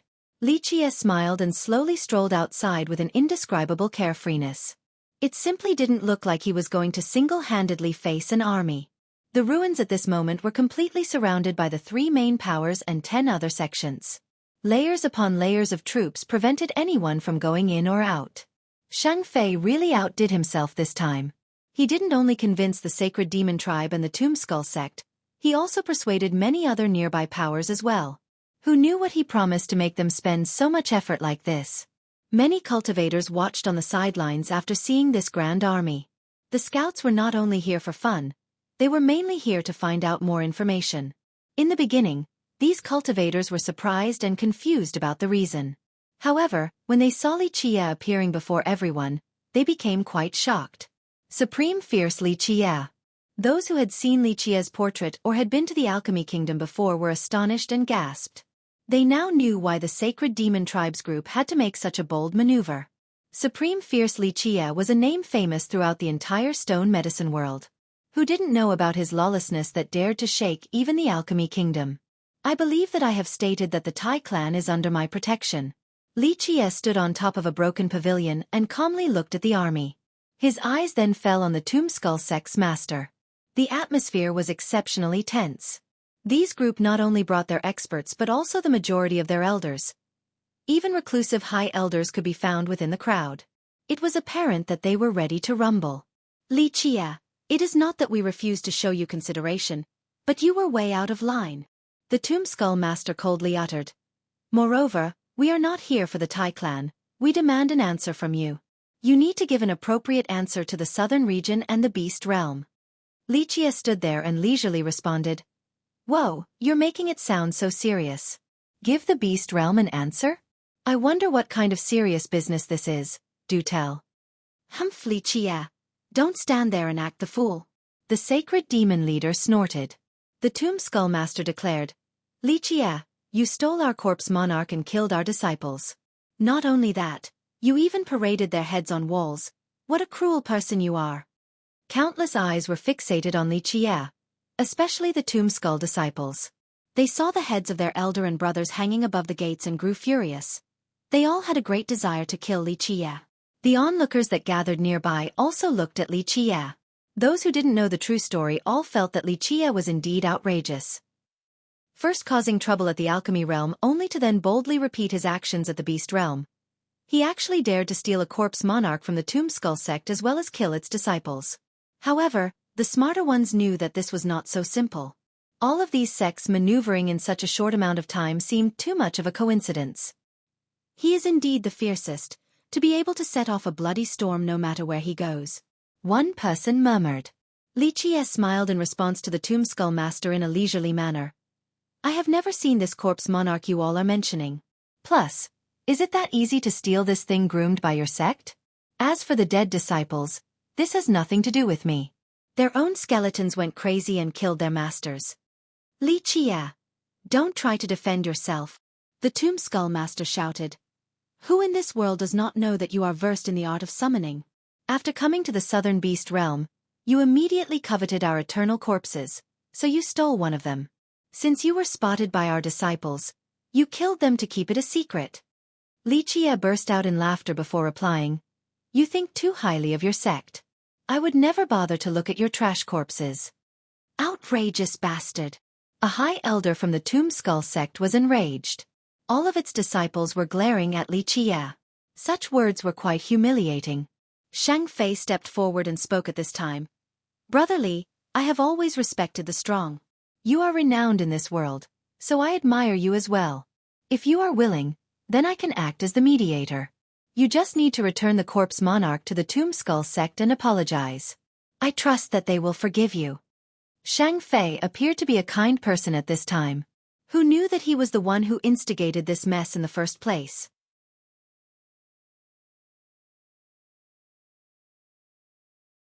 Chapter 822. Matchless Archery. In fact, this proposed mediation was something that was never meant to be. There was no corpse monarch, so how could Li Qie take one out? Li Qie wanted to laugh after seeing Shang Fei's kind act and said, "Shang Fei, your acting is not bad. Unfortunately, the scheme that you are so proud of is merely child's play in my eyes. It's not enough to reach the apex." Shang Fei became unhappy after hearing this, so he raised his voice. "Brother Li, I am acting in good faith and wanted to change your conflict into friendship, but you actually view my goodwill as malice. This is truly disappointing." While the Tomb Skull disciples angrily glared at Li Qie, a few experts watching from the distance commented, "So overbearing." The Tomb Skull master solemnly stated, "Li Qie, don't you forget, this is the Beast Realm, the southern region. This is the world of demons such as us. If you continue to act lawlessly with cruelty and kill more demons, then you will be asking to become enemies with the rest of the Beast Realm." "Enough, aren't all of you just trying to frame me?" Li Qie interrupted the master and lazily said, "I am a cruel evil person who does not sway to reason and prefer to bully the weak. So what? Come bite me then if you are so capable. Since all of you are labeling me as merciless, I'll show all of you today just what mercilessness looks like." "Li Qie, you are insane. Committing theft and murder, yet you still choose not to repent while spewing audacious words." The sacred demon leader yelled, "Today, we will act on behalf of all cultivators and eradicate you, you fiend." Li Qie only smiled. Before he could respond, a cold harumph resounded. A very beautiful figure appeared in the sky. She was like a phoenix soaring in the air, noble and arrogant. She stood above everyone with an untouchable and aggressive aura. No one would dare to come close. "Fairy Jian." Shang Fei cried out at the sudden appearance of this girl. The newcomer was Jian Wushuang. At this time, she looked at Li Qie, then shifted her sharp gaze towards the crowd. The golden daughter of the Jian clan. The cultivators outside saw her and were startled. One of them murmured, "No wonder why Shang Fei's group dares to challenge fierce Li Qie. So it turns out that they have the Jian clan as their backing." The group was quite astonished. Shang Fei came from the ravine, so if the ravine and the Jian clan were working together, it would be a very powerful alliance. Any other lineage would be quite wary of such a force.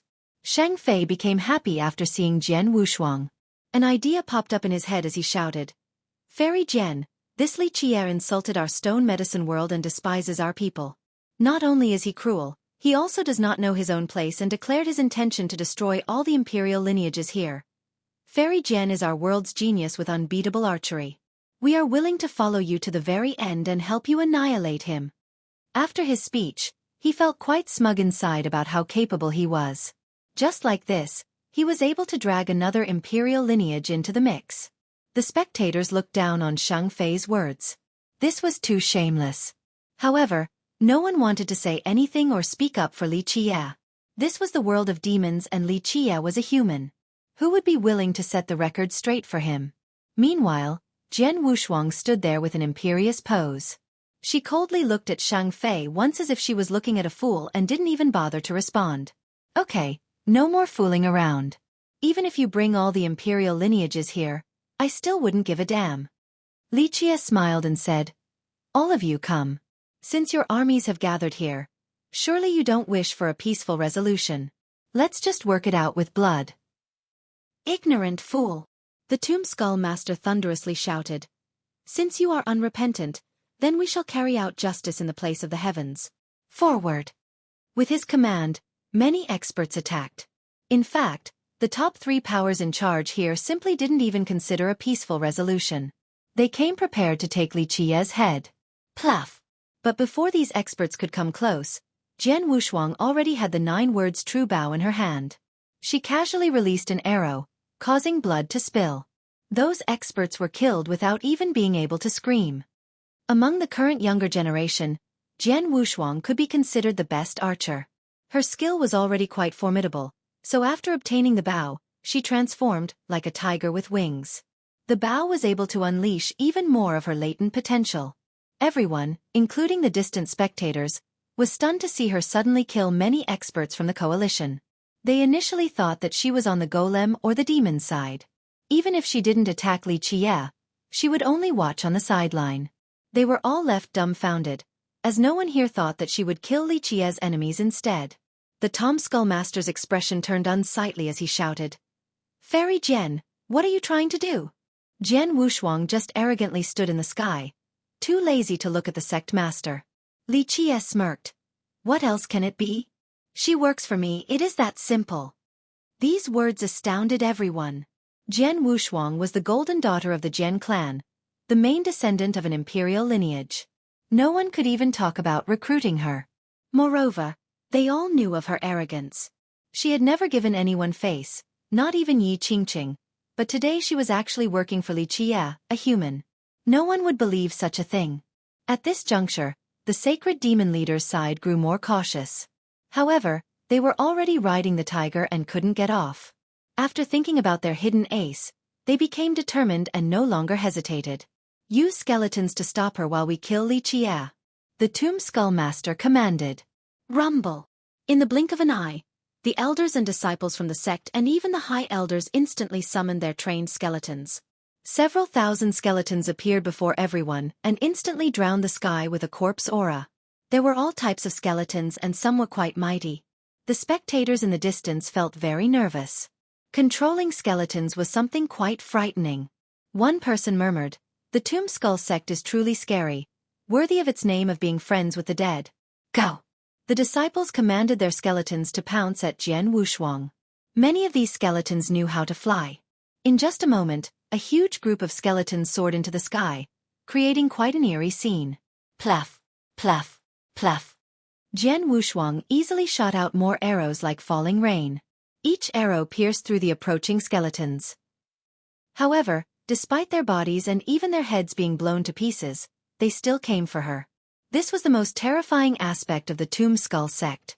Their skeletons were quite difficult to kill. Unless one could shatter them into countless pieces, the only other option was to kill their controllers.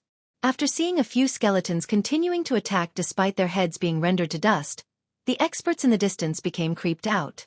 These things were monsters. Die! At this time, thousands of experts from the coalition attacked. Countless treasures unleashed their might as a terrifying light tore apart the sky, causing the world to shake and the stars to lose their brilliance. However, amidst the commotion, Li Qie suddenly disappeared. A second later, he emerged next to Jian Wushuang. He watched her kill more than 1,000 skeletons and chuckled. "Leave these undead to me, it is time for you to massacre." Having said that, the death chapter emerged with its lingering death energy. Strands of silk-like laws came out from the book and instantly locked onto the bodies of these skeletons. After being bound by the laws, all the skeletons instantly stopped moving as if they'd been sealed. Die! Jian Wushuang uttered a battle cry. The 9 words true bow lit up. A mantra arrow appeared in her hand. The moment this arrow shot out, countless arrows descended like a heavy downpour. She unleashed several mantra arrows that originated from the word formation, to form arrays in just a split second. These arrays transformed this area. No one could live under this sky ravaged by the arrows. Ah! Miserable screams continuously rang out. Start the formation. The leader, sect master, and Sheng Fei were all shocked and enraged. Jian Wushuang was fighting thousands by herself, and no one could get through her defense. In fact, this proposed mediation was something that was never meant to be. There was no corpse monarch, so how could Li Qie take one out? Li Qie wanted to laugh after seeing Sheng Fei's kind act and said, "Sheng Fei, your acting is not bad. Unfortunately, the scheme that you are so proud of is merely child's play in my eyes. It's not enough to reach the apex." Sheng Fei became unhappy after hearing this, so he raised his voice. "Brother Li, I am acting in good faith and wanted to change your conflict into friendship, but you actually view my goodwill as malice. This is truly disappointing." While the Tomb Skull disciples angrily glared at Li Qie, a few experts watching from the distance commented, "So overbearing." The Tomb Skull Master solemnly stated, "Li Qie, don't you forget, this is the Beast Realm, the southern region. This is the world of demons such as us. If you continue to act lawlessly with cruelty and kill more demons, then you will be asking to become enemies with the rest of the Beast Realm.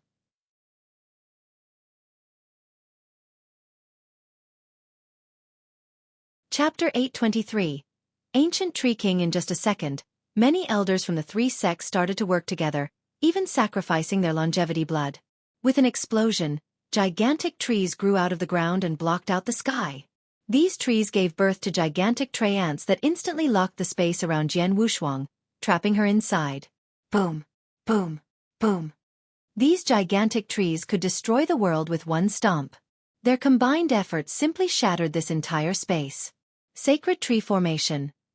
One master recognized the origin of this formation. Another heavenly king added, "This simple formation is so domineering. They can use it after offering longevity blood. Plus, they are siphoning the worldly energy so that these huge trees could turn into gigantic tree ants." This was the ultimate formation of the sacred demon tribe. It relied on worldly energy to create gigantic tree ants to kill their enemies. Pluff! A divine arrow broke through the sky as the 9 words true bow turned radiant. Jian Wushuang shot out the word soldier. This arrow was as majestic as a mountain. Its immense might was unstoppable.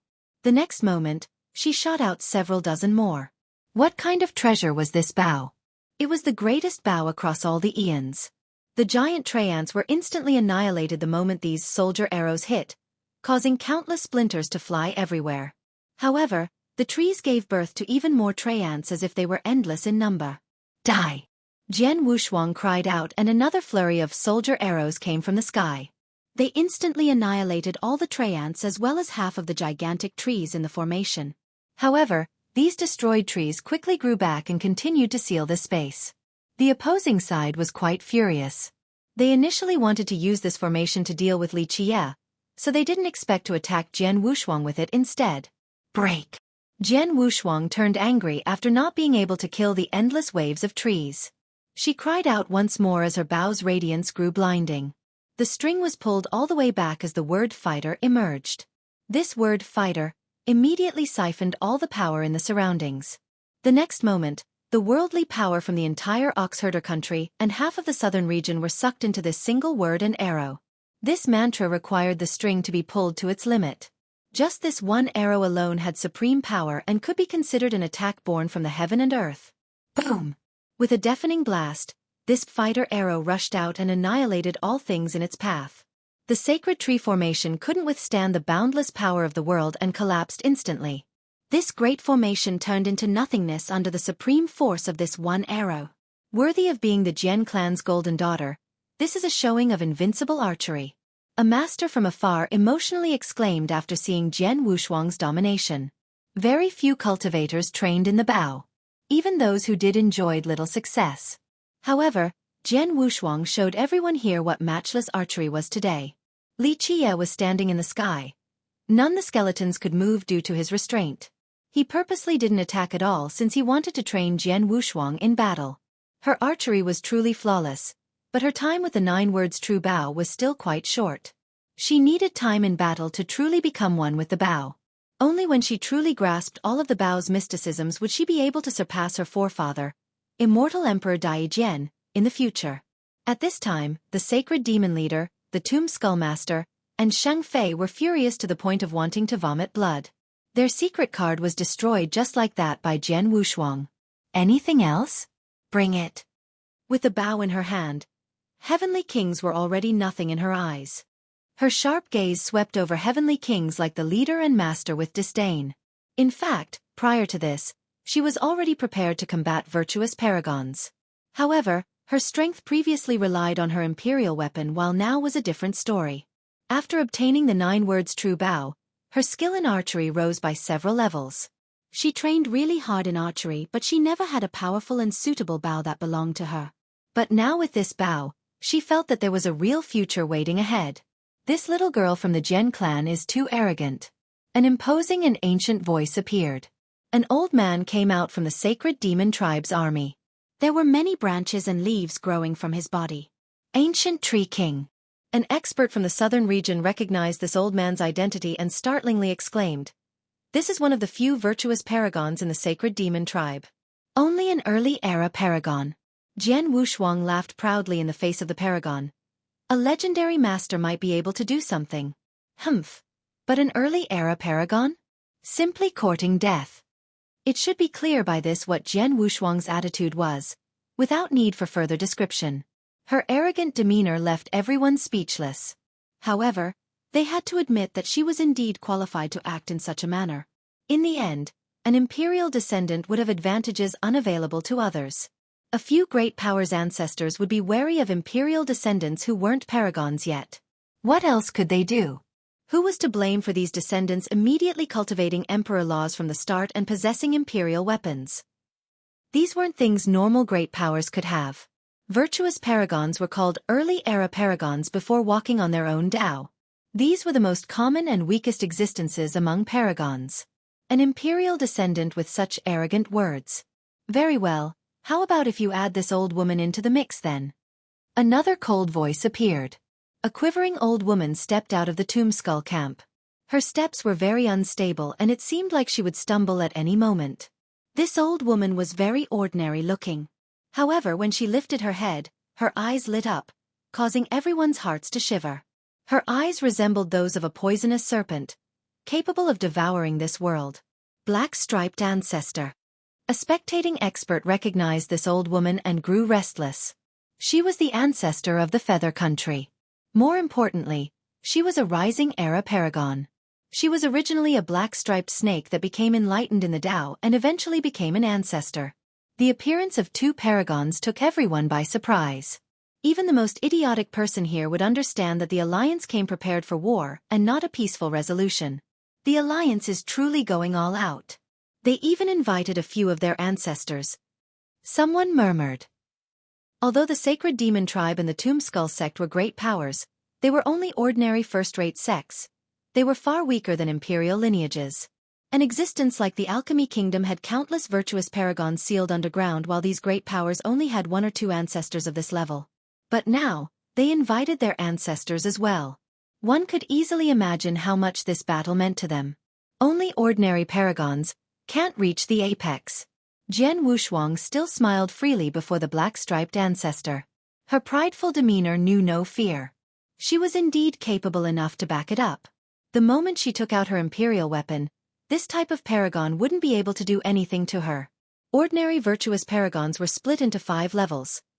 Early Era Paragon, Rising Era Paragon, Peaceful Era Paragon, Prosperous Era Paragon, and Golden Era Paragon. Miss Jian is quite audacious. The black-striped ancestor sneered. Although the Jian clan is powerful, but little girl, you are still very naive and do not know the immensity of the heaven and earth. Jian Wushuang glanced over at the ancient tree king and the black-striped ancestor then declared. It is not up to you to tell me how immense the heaven and earth are. If you are not convinced, then come at the same time. Today I want to slay paragons. It didn't matter that she was about to fight 2 paragons by herself. Jian Wushuang was still as aggressive and prideful as ever. Many spectators in the distance gasped after hearing this. One had to comment. So overbearing.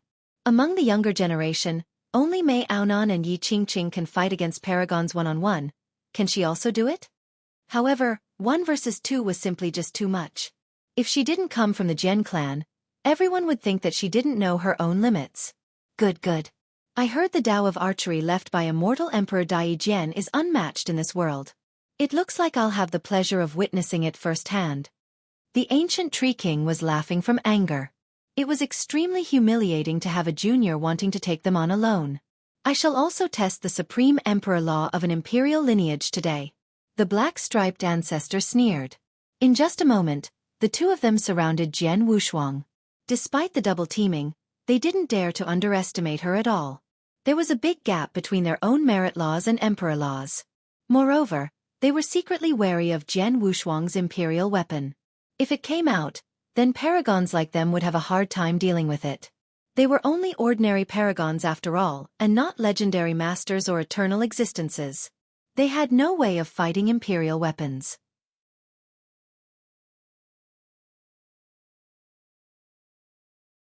Chapter 824. Slaying paragons in the entire stone medicine world, very few people in the younger generation could challenge paragons. Yi Qingqing was one and Mei Aonan another.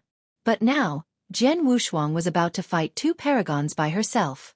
Everyone was eager to see the result. If the younger generation could challenge paragons, then this meant that a grand era was about to come. The new heavens would appear and this world would be the playground of the youths. Die! The black-striped ancestor and the ancient tree king attacked at the same time. One was an early era paragon and the other a rising era paragon. They both summoned their true fate weapons. One was a long whip that snapped through the sky like a flood dragon. The other was a shield artifact. Taking a direct impact was akin to a mountain crashing down on you. Their attacks were extremely tyrannical. They shattered the surrounding space and shook the entire county. Amidst the dazzling lights, a phoenix's cry resounded. Right afterwards, one phoenix after another soared up into the sky. They were all dazzlingly blinding as if they were coming back to life via fiery rebirth. In the blink of an eye, the sky was covered in images of phoenixes. Meanwhile, Jian Wushuang disappeared. Although the ferocious attacks from the two paragons struck these dancing phoenixes, they didn't hit Jian Wushuang. One couldn't see her among the countless shadows. Shadow Phoenix Physique. This was Li Qia's creation tailored for Jian Wushuang. It had two amazing properties. The first was its elusiveness. The moment these phoenixes appeared, Jian Wushuang would disappear. Even a paragon wouldn't be able to pinpoint her location. Pluff! Right after the two paragons failed to land their attacks, an arrow was unleashed. No one saw how Jian Wushuang appeared right behind the ancient tree king. The arrow turned into a formation that generated a rain of arrows. All of these powerful arrows aimed for the tree king. Pluff! Pluff! Pluff! The tree king immediately used his shield to block the torrent of arrows and shouted, "This little amount of power cannot hurt me." Baz! A blinding arrow emerged amidst the action. The 9 words True Bow gathered all of the worldly energy at this point. The force of the surrounding 100,000 miles was focused into the mantra fighter, and culminated in a supreme void-piercing arrow. The tree king's expression quickly shifted. His shield also lit up with a dazzling divine light. It seemed that layers upon layers of defenses were created. At the same time, the tree king also quickly dashed away in order to escape this tyrannical arrow. Pluff! Although he was very fast, he still couldn't evade this arrow in time. It pierced his shoulder as the word fighter disappeared. The arrow carried a mighty force. Nevertheless, the tree king was still a paragon. He was able to survive this arrow. The wound on his shoulder closed like tree bark, healing his injury. "A junior like you can't kill me," the tree king cried out. Being harmed by a junior was greatly humiliating in his eyes. Many felt a cold chill after seeing the tree king being able to withstand the damage inflicted by this arrow. His survivability was too great. Even if he stood still for a heavenly king to continuously attack him, they wouldn't necessarily be able to kill him. The tree king was a very rare, enlightened tree. Although he didn't have an immortal physique or anything, his survivability was quite frightening. He was able to withstand the onslaught of powerful treasures. Whoosh! Right after Jian Wushuang's retaliation, a whip that resembled a poisonous serpent stealthily aimed for her back. This whip from the black-striped ancestor came without any warnings, invisible just like a snake hidden in shadows ready to deliver a fatal bite at any moment. However, Jian Wushuang once more disappeared among the phoenixes in the sky. When she emerged again, she unleashed the formation arrow. Another volley of arrows filled with killing intent aimed straight at the ancestor. "Junior, eat this!" The tree king intended to rush forward and attack Jian Wushuang from behind in unison with the ancestor. However, the strange clanking of metal appeared. Universal laws in the shape of chains instantly sealed more than half of his body. Eventually, a series of arrows shot out from inside his body and sealed the surrounding space. The king was completely sealed in the sky. No matter how enraged he was, he couldn't remove these chains that bound him in the sky. After Jian Wushuang's fighter arrow pierced his shoulder, the mantra disappeared. However, the effects did not end there. Jian Wushuang used the laws of the true bow and infiltrated the tree king's body so that she could seal him. Bang! Bang! Bang! On the other side, the black-striped ancestor moved extremely quickly.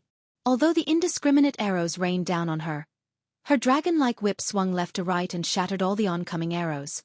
Pluff! After destroying all of the arrows, her whip appeared right behind Jian Wushuang out of nowhere. A cold glint flashed as it went straight for her back like the fangs of a serpent. The phoenix images appeared once more to mark Jian Wushuang's disappearance. "Junior, what is so skillful about hiding?" The ancestor was both angry and alarmed. She couldn't catch a glimpse of Jian Wushuang inside the phoenix images. Pfaff. But after she uttered the taunt, blood began to spurt. An arrow was shot through her chest. No one saw where this arrow came from, not even the ancestor herself. This was the mantra all. An invisible arrow. It was completely undetectable and flew without a trace. No one could even realize its existence, let alone stop it. This mist was not only capable of poisoning powerful cultivators, it could also melt many weapons and treasures. However, the hymns of phoenixes continued to sound and their images continued to cover the sky within the mist, showing no trace of Jian Wushuang. Next was a series of plucking sounds. More all arrows shot through the ancestor's body, causing blood to spurt everywhere. Nevertheless, this was not enough to kill the ancestor. Animal, come out and fight. The ancestor was driven mad under the siege of stealth attacks. Even though she was very powerful, she was still at a disadvantage against the shadow phoenix physique and the invisible all arrows. One successful ambush came after another while she continued to fail at catching Jian Wushuang. Ultimately, despite bleeding in multiple areas, she was still a rising era paragon. It wasn't so easy for a heavenly king to kill her.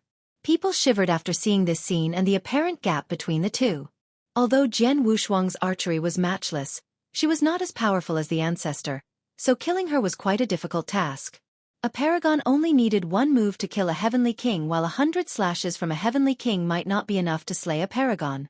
Jian Wushuang eventually appeared again. She wielded her bow while her sharp gaze was fixated on the ancestor. The ancestor stopped spewing out mist and sneered. "Little wretch, you finally dared to show yourself. As long as you don't hide, I will tear you into countless pieces." After hearing this, Jian Wushuang's countenance turned cold while her killing intent rose. The bow in her hand lit up like a blazing sun. Die! The ancestor eventually launched an attack that could end the 6 Dao and suppress the 9 worlds. All things would be eclipsed when a paragon unleashes their mightiest attack. ZZZH. The hymn of the bow appeared. The first 4 words of the full mantra appeared to form a complete phrase. They then turned into a sharp arrow capable of destroying all laws. Gods and devils would tremble before its might. Soldiers and fighters, the power of this arrow was indescribable. Nothing could stop its momentum and destructive force. It seemed that the atmosphere itself was completely frozen. Pluff! After a while, the air began to slowly flow again. The bloody arrow from the 4 words pierced the ancestor's head. At this time, her most powerful strike was utterly defeated. Her eyes widened in shock as her huge snake body fell down to the ground with a huge bang. The world turned quiet. Everyone was dumbfounded because although no one understood this one arrow, they could only describe it with one sentence. Its appearance made them taste the sensation of death. It was as if even deities would not be able to stop this arrow. In the entire stone medicine world, very few people in the younger generation could challenge paragons. Yi Qingqing was one and Mei Aonan another. But now, Jian Wushuang was about to fight 2 paragons by herself. Everyone was eager to see the result. If the younger generation could challenge paragons, then this meant that a grand era was about to come. The new heavens would appear and this world would be the playground of the youths. Die! The black-striped ancestor and the ancient tree king attacked at the same time. One was an early era paragon and the other a rising era paragon. They both summoned their true fate weapons. One was a long whip that snapped through the sky like a flood dragon. The other was a shield artifact. Taking a direct impact was akin to a mountain crashing down on you. Their attacks were extremely tyrannical. They shattered the surrounding space and shook the entire county. Amidst the dazzling lights, a phoenix's cry appeared. Right afterwards, one phoenix after another soared up into the sky. They were all dazzlingly blinding as if they were coming back to life via fiery rebirth. In the blink of an eye, the sky was covered in images of phoenixes. Meanwhile, Jian Wushuang disappeared. Although the ferocious attacks from the 2 paragons struck these dancing phoenixes, they didn't hit Jian Wushuang. One couldn't see her among the countless shadows.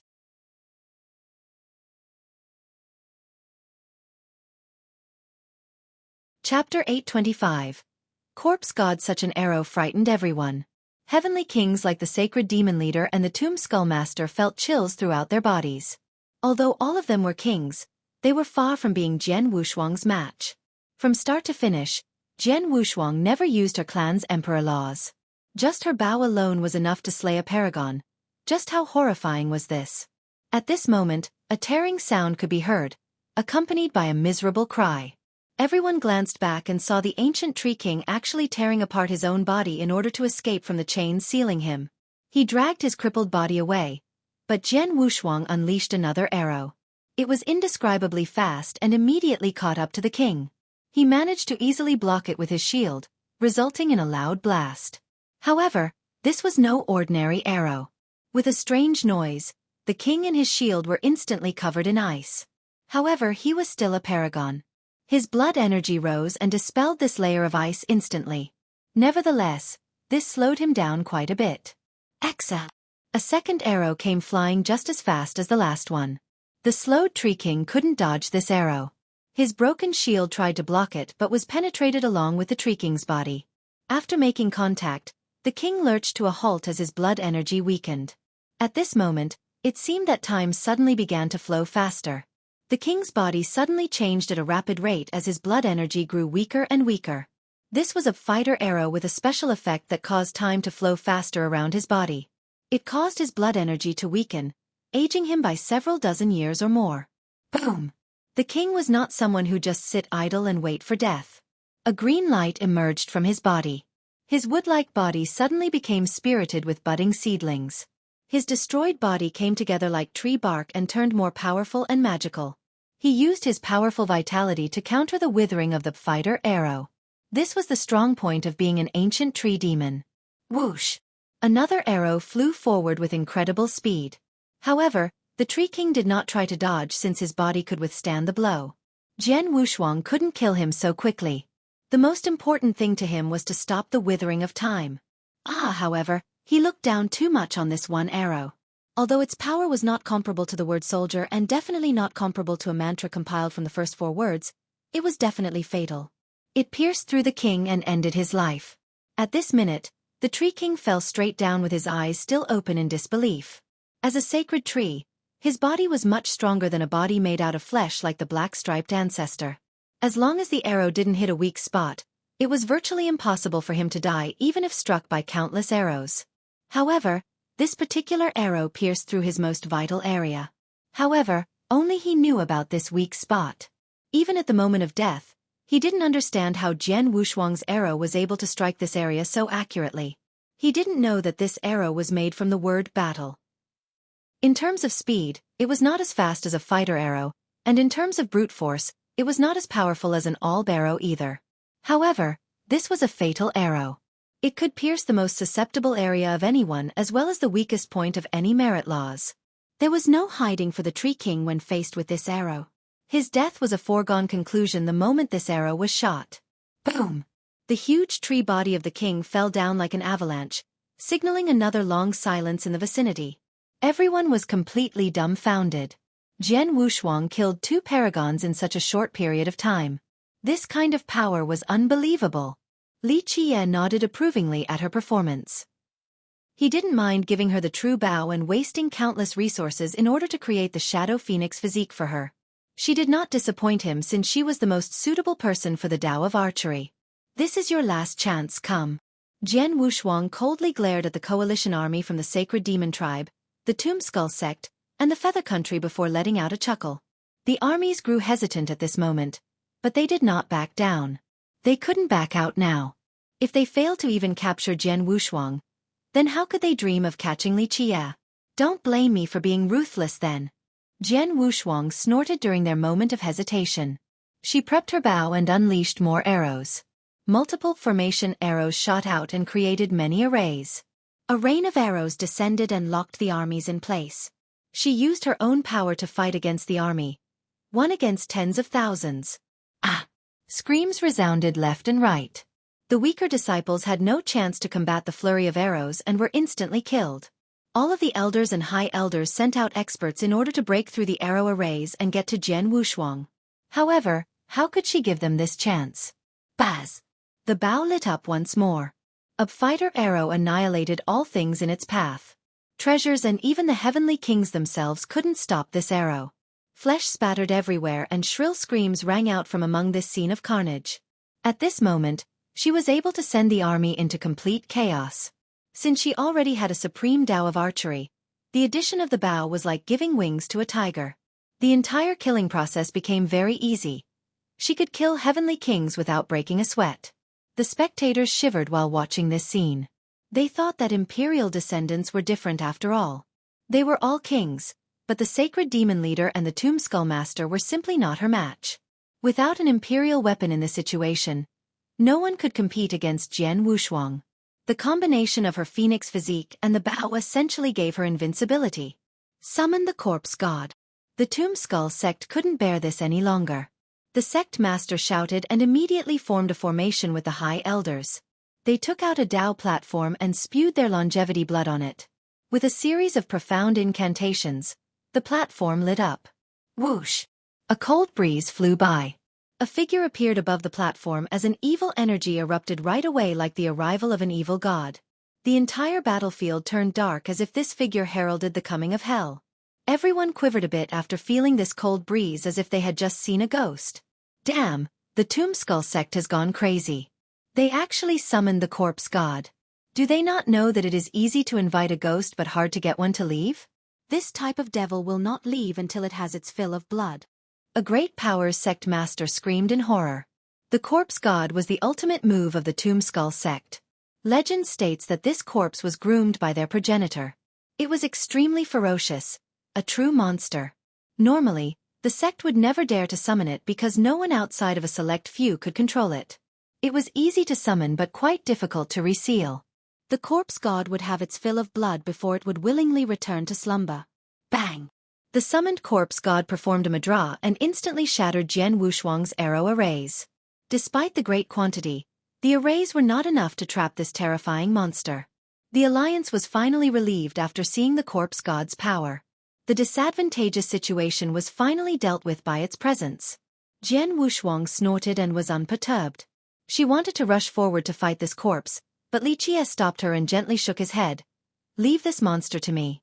You can't kill it for the time being. With that, death energy emerged along with the death chapter. A heavenly sun rotated and a magical sound rang. The laws from the chapter instantly soared towards the corpse. The corpse god wasn't afraid and reached out with one hand to meet it.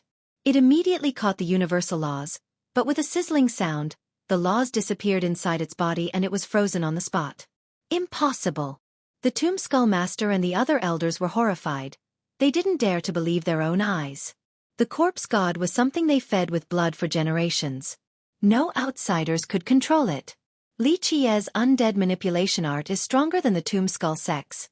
Many experts saw this in the distance and became moved. Li Qie's ability was no secret, but people still found the sight of him easily controlling the corpse god incredible. Blood sacrifice.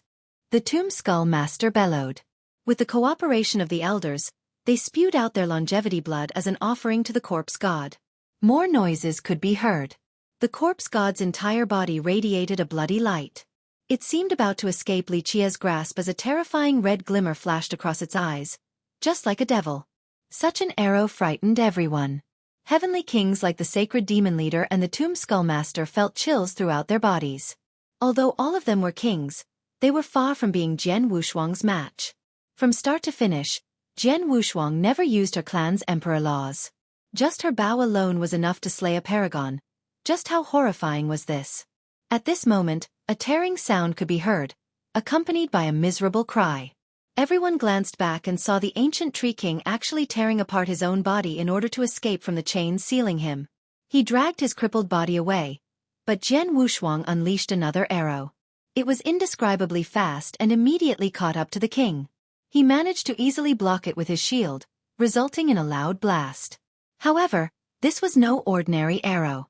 With a strange noise, the king and his shield were instantly covered in ice. However, he was still a paragon. His blood energy rose and dispelled this layer of ice instantly. Nevertheless, this slowed him down quite a bit.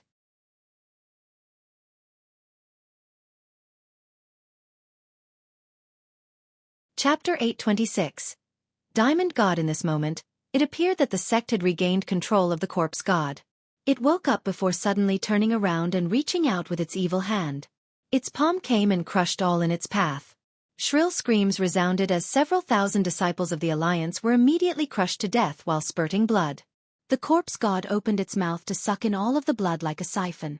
This scene was completely terrifying to all the spectators, causing them to run as far away from the battlefield as possible.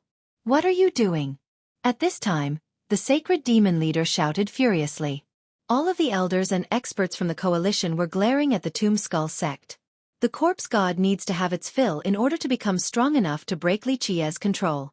Sacrifices are necessary for victory, the Tomb Skull sect uttered coldly. The corpse god turned around with its bloody eyes and focused on Li Qia like a devil eyeing its prey. However, Li Qia only smirked. The death chapter rotated and with a clanking sound, the laws inside the corpse's body lit up. The corpse god was immediately affected once more and its mind slowed down. "Kill him." The Tomb Skull sect's group knew that something wasn't right. They didn't hold anything back and offered more longevity blood to the corpse so that it could kill Li Qia. They didn't want to give Li Qia the chance to control it. The corpse god came with killing intent that could shatter the world. Its evil energy swept across the land and turned everything dark. It was as if this cruel devil was the ruler of this area. Li Qia didn't even bat an eye in the face of the upcoming onslaught. The death chapter shifted once more. All of the skeletons under his control immediately rushed towards the corpse god. Several thousand of them formed a skeletal wall in an attempt to stop it. Boom! However, this bone wall could not impede the corpse god. In a brief moment, the skeletons were all crushed, causing their fragmented bones to fly everywhere. Such a scene left the Tomb Skull experts in great pain because these skeletons were groomed with great effort, but now they were destroyed because of Li Qia. The corpse god maintained its sky-destroying momentum and rushed towards Li Qia. Li Qia raised his brow and the chapter moved one more time like a mirror shining down on the monster. Zzz. In an instant, the death energy from the chapter engulfed the corpse god, causing it to immediately stop. Next, waves of energy entered its body, generating even more sizzling sounds. The bloody light of the corpse god was instantly absorbed by the death energy. Li Qia was controlling the chapter while the corpse god obediently stood at his side. It was completely under his control. No! The elders of the Tomb Skull sect cried out after losing control. Such a blow was too much for them to take. Li Qia insipidly said, "I can even control a dead phoenix, let alone this corpse." Although the Tomb Skull sect's undead manipulation skill was great, when compared to the death chapter from the scripture, it was only an insignificant trick. After gaining control of the corpse god, Li Qia no longer wanted to personally make a move, so he dismissively said, "They are all yours." Jian Wushuang's eyes flared up like arrows. The bow in her hand lit up and shot out formation arrows. Once again, a rain of arrows covered the sky, causing screams to emanate everywhere. "Sheng Fei, where is your hidden card? Where are the ancestors from the crystallized sea sect?" Among the pitiful cries, the sacred demon leader angrily yelled at Sheng Fei. Sheng Fei was also quite nervous. The crystallized sea sect had promised to help him, but they still had yet to appear. At this time he couldn't be patient any longer and also growled, "Elder Su, your crystallized sea sect cannot forget your promise to us." "What's the rush, are we not here now?" A cold voice came in response. With an explosion, one could see jade pillars descending from the sky and anchoring themselves in the ground. The gigantic pillars sealed the space around Li Qia in an instant. Endless sacred lights emerged. They were white and divine as they shrouded the entire location, giving the feeling that it was a kingdom of heaven.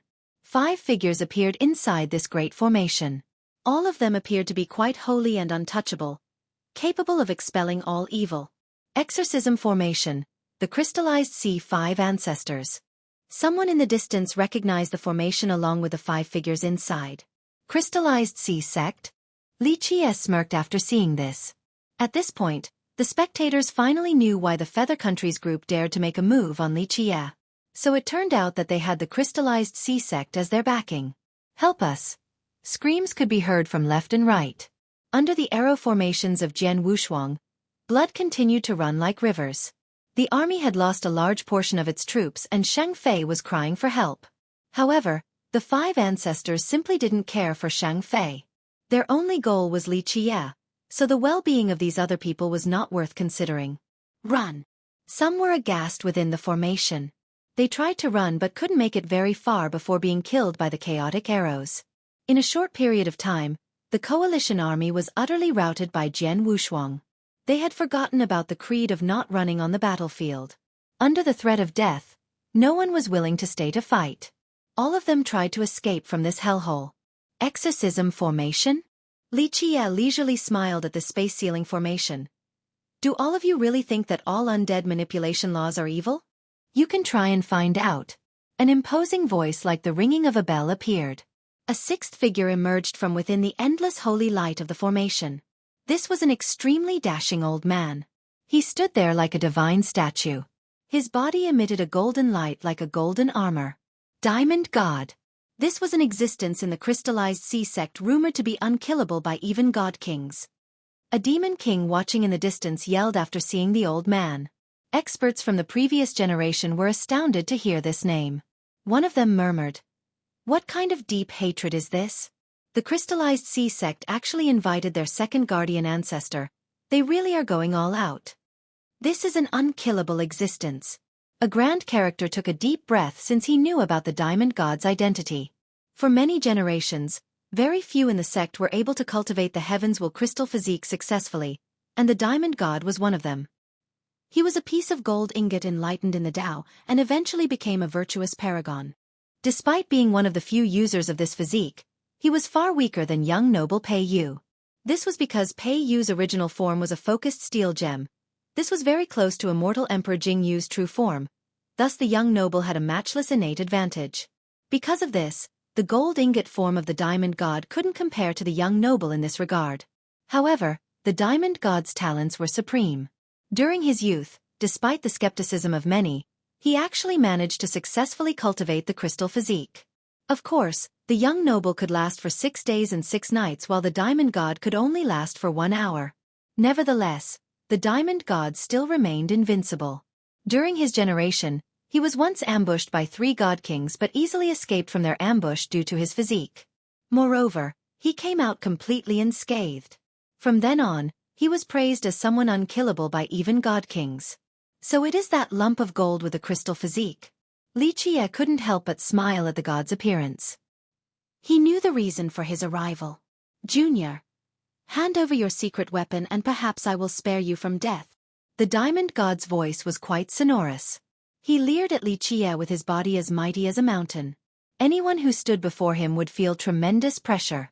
After the news of Li Qie breaking the young noble's crystal physique spread to the crystallized sea sect, none of them dared to believe it because this had remained an impossibility for eons.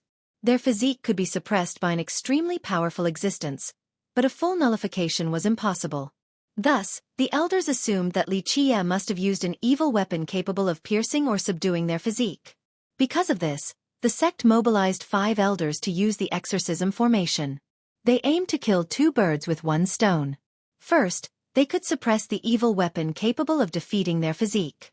Second, it would also suppress Li Qie's evil art that allowed him to control the undead. At the same time, they invited their second guardian ancestor, the Diamond God. Secret weapon? There is no such thing. Li Qie smiled and looked at the Diamond God. Also, do you really think the crystal physique can protect your life? Junior, even if you have your extremely evil weapon, the only fate that awaits you today is death. It doesn't matter if you are capable of killing god monarchs, you are nothing before me. The Diamond God coldly declared. At this point, the god emitted a powerful imperial aura that caused people to shiver uncontrollably.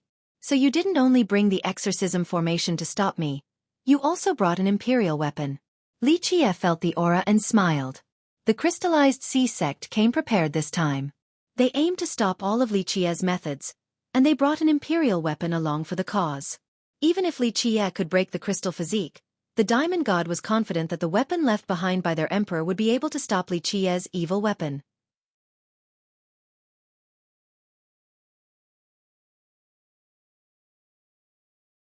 Chapter 827. Transformation of the corpse god. An existence like the Diamond God with a boundless imperial aura from his weapon would be scary to anyone outside of god kings. Even legendary masters and eternal existences would be wary of him.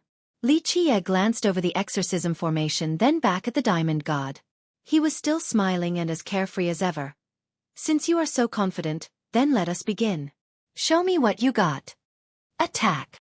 The Diamond God commanded with a cold glint in his eyes. The 5 ancestors immediately activated the exorcism formation. The endless sacred light condensed into a ball of radiance that flew straight towards Liqia's death chapter. The diamond god wanted to capture Liqia alive to find out the secrets behind his ability to break their crystal physique. Liqia's powerful undead manipulation was known to everyone. Thus the sect wanted to stop this evil art first. Without it, Liqia would be nothing before the diamond god. This exorcism formation from the crystallized sea sect was very famous. It was created by immortal Emperor Jingyu, and capable of repelling all evil. Even a devil from hell would be blown into smithereens within this formation. However, no matter how bright and holy the light inside the formation was or that it was strengthened by an immortal emperor, there was no effect as it shone on Liqia's death chapter. What? Impossible! The 5 ancestors were astounded with disbelief. Everyone knew that undead manipulation arts were definitely evil by nature. Even if it wasn't evil, it would still be suppressed by the exorcism formation. However, Liqia's chapter was unperturbed. If this art of mine is evil, then your immortal emperor's laws are unorthodox and unrighteous. Liqia's chapter withstood the baptism of the holy light. It essentially had no effect on him. At this second, the chapter began to rotate. The corpse god took one step forward, causing the space beneath his feet to shatter. The entire exorcism formation shook, causing a majority of the holy light to sway. Suppress it! The diamond god's expression sank after seeing the corpse god moving. He commanded the 5 ancestors. The corpse god was the ultimate treasure of the Tombskull sect, a terrifying monster with frightful power. Even an existence like the diamond god was quite wary of this creature. The 5 ancestors strengthened the exorcism formation. In the blink of an eye, the holy light engulfed the corpse god like a surging river. One could hear sizzling sounds at the moment of contact. Green smoke rose from its body. Under the suppression of the holy light, the corpse couldn't move and even growled from time to time. This growl seemed to come from a devil of hell, instilling chills in everyone. As the light from the formation was purifying the corpse god, the devil seemed to have turned into a vampire. Smoke rose from its body wherever the light touched. Its dense evil energy was being cleansed by the light. The diamond god snorted after seeing the successful containment of the corpse god. His sharp eyes glared at Liqia. Without the corpse god and other undead under his control, Liqia was only an ant in his eyes. However, Liqia didn't care at all about the well-being of the corpse. He ignored the corpse god being suppressed by the formation. Many experts from afar were startled by this scene. Liqia's powerful evil art was finally suppressed. This exorcism formation was indeed unfathomable. Worthy of being an imperial lineage. This great formation can contain all evil so easily. One person murmured. On the other side, Jian Wushuang was carrying out a massacre. The alliance was in complete disarray as they were being hunted by her. With the 9 words true bow in her hand, it would be simple for her to kill even from 1,000 miles away. Ah! Amidst the sea of screams, Shang Fei, who started this storm, couldn't escape death. He was eventually killed by Jian Wushuang's arrows. His body fell down from high above, causing blood to splash everywhere. Jian Wushuang now resembled a death goddess. Her state had reached its peak. She could meet God, slay God, meet devil, slay devil. Anyone would take the long route around her at this moment, for they were full of dread. Roar! The corpse god screamed under the baptism of holy light as if it was in great pain. The diamond god saw this and glared at Liqia before laughing. This is your ace? Surrender now and reveal your secrets. Then our sect might spare you. Liqia smiled and pointed with his chin while slowly stating, "Isn't it a bit too early to be excited? Look again." Boom! There was a sudden turn of events. The corpse god suddenly erupted with a blinding light. An endless sacred light soared all the way up into the sky. What? After the sudden development, the cultivators outside, the 5 ancestors, and the diamond god were all shocked. The corpse god was an evil monster, so how could it emit such a powerful sacred light? At this moment, something incredible happened. The sacred light up high in the sky turned into a gigantic vortex. With a series of loud explosions, this vortex became an all-devouring black hole and sucked in all the holy light within the formation. The 5 ancestors were aghast. The formation was no longer under their control as its holy light was absorbed by the corpse god. Boom! The divine pillars shouldering the exorcism formation were shattered. The formation soon followed suit after its holy light was stolen. At this time, the sacred light dispersed along with the evil energy. The corpse god revealed its true appearance. This was a scholarly middle-aged man with an elegant and noble appearance. No one would be able to connect him and the corpse god that was emitting evil energy earlier.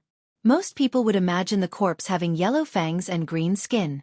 Who would have thought that it had such a gentlemanly appearance? However, this man had no trace of life. It was still a corpse after all. Many people, including the 5 ancestors, were stunned after seeing the true appearance of the corpse god. The diamond god recognized the corpse's identity and exclaimed in shock, Isn't that the son of the tomb skull progenitor? The crowd was astounded by this revelation. The corpse was the tomb skull progenitor's son. No one would believe such news, not even the tomb skull sect itself. Its progenitor actually turned his own son into the corpse god. Just how terrifying was this matter? As for the reason why, maybe no one knew. The tomb skull sect embarked on an evil path. Such a good corpse was ruined by the gestation of blood. Xueqi was very pleased with this result as he smiled leisurely. Just in time though, your exorcism formation carried a powerful holy power. This kind of force is perfect for expelling the evil blood energy from its body. I should be thanking all of you. Without the formation, I would have had to spend a lot of effort to rid it of its evil. These words left the diamond god and the 5 ancestors with extremely unsightly expressions. So it turned out that Xueqi was only using them. This brat is too devilish. Many people were astonished after hearing this. At first, people thought that the exorcism formation was suppressing the corpse god. Who would have thought that Xueqi was taking advantage of the formation? This was the same as giving up one's wife and losing an army as well. My turn. Xueqi smiled at the 5 ancestors. His chapter rotated once more as death energy filled his body. Boom! With a loud explosion, the corpse god attacked. His body turned into a ray of light, and in the next moment, screams accompanied the splattering of blood. The 5 ancestors were instantly killed with their blood spurting like springs. Little animal, you want to die. A junior killing his descendants right in front of his nose made the diamond god livid. He went straight for Xueqi. However, before he could reach his goal, the corpse god appeared before Xueqi and easily stopped his attack. Xueqi stood right there and leisurely commented, You are so far from being a god monarch that you can't compare to this corpse god at all. Good, good. Let me check out this peerless genius of the past then. The diamond god had a twisted expression. He couldn't catch Xueqi without killing the corpse that protected him. Without an imperial weapon or the crystal physique, you are no match for it. Xueqi chuckled and channeled his death chapter, letting its energy surge once more. Boom! The tyrannical corpse god stomped at the diamond god. The god was furious from being looked down upon like this and rushed to meet it head-on. Rumble! In the blink of an eye, the diamond god and the corpse god had exchanged 5 blows in the sky, causing widespread destruction. Boom! The diamond god was blown away by the corpse while spewing out a mouthful of blood. Die! The maddened diamond god finally attacked with his imperial weapon. It crossed the sky and suppressed the heavens. On the other hand, the corpse god soared in patterns as if it was dancing, like a flood dragon against the oncoming imperial weapon. Bang! In an instant, the battle waged on, causing the sun and the moon to lose their brilliance. Countless people were tense from fear due to this terrifying battle. The diamond god indeed became a lot more powerful with an imperial weapon in hand. Even a god monarch might have to retreat in the face of this combination. However, the corpse god's power was far beyond imagination, especially after being purified by the exorcism formation. It became even mightier, as if this was its true power.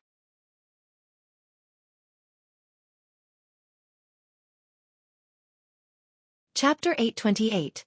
Jian Wushuang breaking the crystal physique. It kept on altering its flying pattern. Sometimes it resembled a phoenix while at others, a dragon. With this, it was able to contest the diamond god with his imperial weapon. Each of its moves had an indescribable profundity and unspeakable brilliance, a flawless style. Amazing! Anyone would be stunned to see the corpse god moving so freely under the barrage of the diamond god's imperial weapon. A demon king from the previous generation had heard legends about the corpse god and exclaimed in admiration. This is a supreme genius from the legends, how incredible! The corpse god was the tomb skull progenitor's son. The tales told that when he was younger, he was a brilliant prodigy with no peers. Some held him in high regard to the point where they thought that he would become an immortal emperor. Later on, he suddenly disappeared and no one knew the reason why.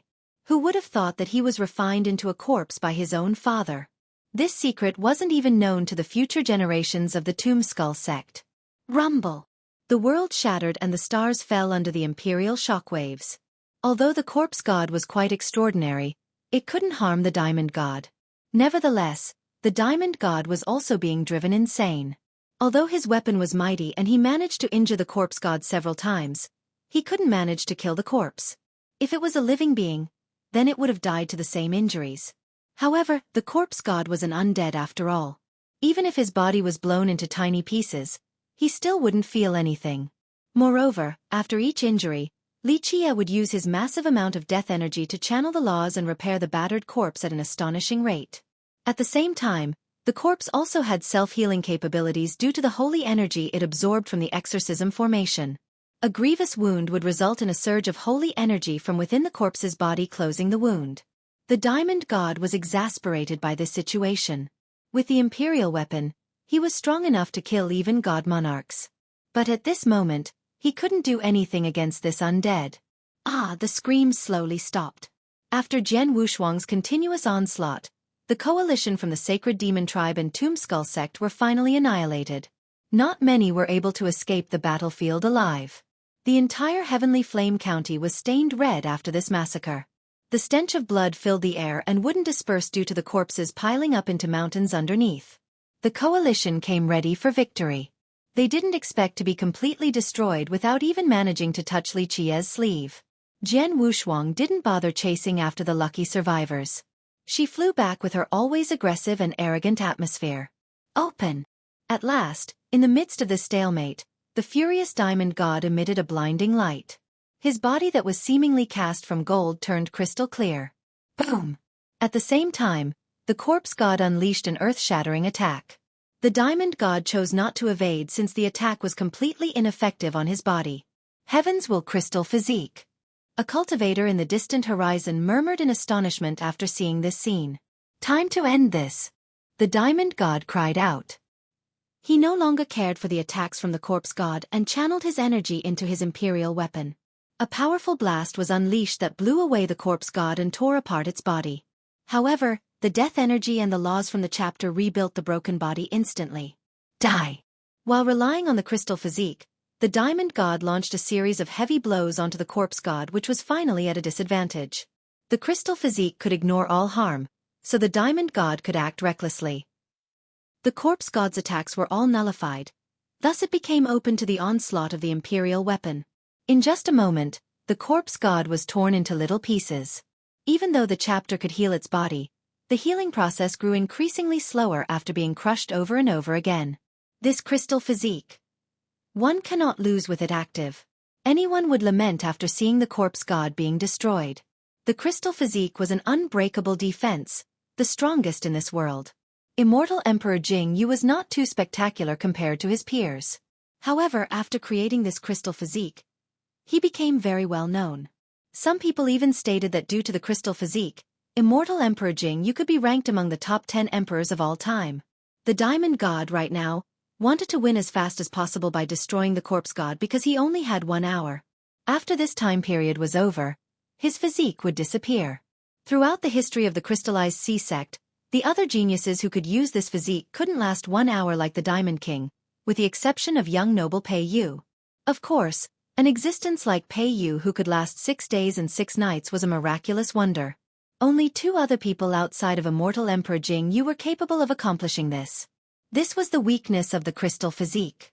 One couldn't use it continuously, and it required a long time to recharge. Of course, there were also legends of Immortal Emperor Jing Yu being able to use it perpetually back at his peak, so he was forever unbeatable. Alas, this was only a legend, something only Immortal Emperor Jing Yu could do. No other geniuses of the sect could reach this level. After some in-depth research, the sect believed that the reason why the emperor could use it forever was due to his heaven's will. Although the Diamond God became renowned in the world due to this physique as an existence unkillable by even god kings, he wouldn't use it unless there was no other choice. If he couldn't kill his enemy, then he would use the physique to find a chance to flee. Back then when he was ambushed by 3 god kings, he had no other choice but to use his crystal physique. He couldn't kill the god kings and could only escape. After seeing the corpse god being destroyed over and over again by the imperial weapon, Li Qie commanded Jian Wushuang, "Go, kill him." She was stunned after hearing this. She had always been confident, but she couldn't do anything against the crystal physique. This was an unbreakable emperor law. "I'm not telling you to break the crystal physique," Li Qie continued. "I'm telling you to kill him. Yes, you cannot break the crystal physique with your current abilities, but you can suppress it, understand? The 9 words true Bao is in your hands. As for how to kill him, think about it." He nodded after stating this. Jian Wushuang was slightly dazed, but she was still a genius after all. She eventually composed herself and took a deep breath. With a buzzing sound, her life wheel appeared. Under its empowerment, her blood energy surged like a tidal wave all the way to the sky. She opened her fate palace and her newly refined true fate weapon emerged from within. This weapon resembled a moon. It lit up upon activation as if time itself was sucked inside. Temporal Bright Moon was the name given to this new true fate weapon. Another buzz resounded. Jian Wushuang wielded the bow in her hand as it radiated a blinding light. The word arrange was pulled back on the bowstring.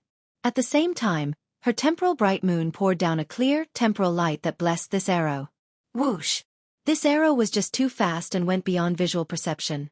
The word arrange was not usually this fast, but due to the temporal bright moon's blessing, time quickly passed by at the moment the string was released, allowing the arrow to reach a supreme speed. This was the reason why Li Qie wanted her to change her true fate weapon.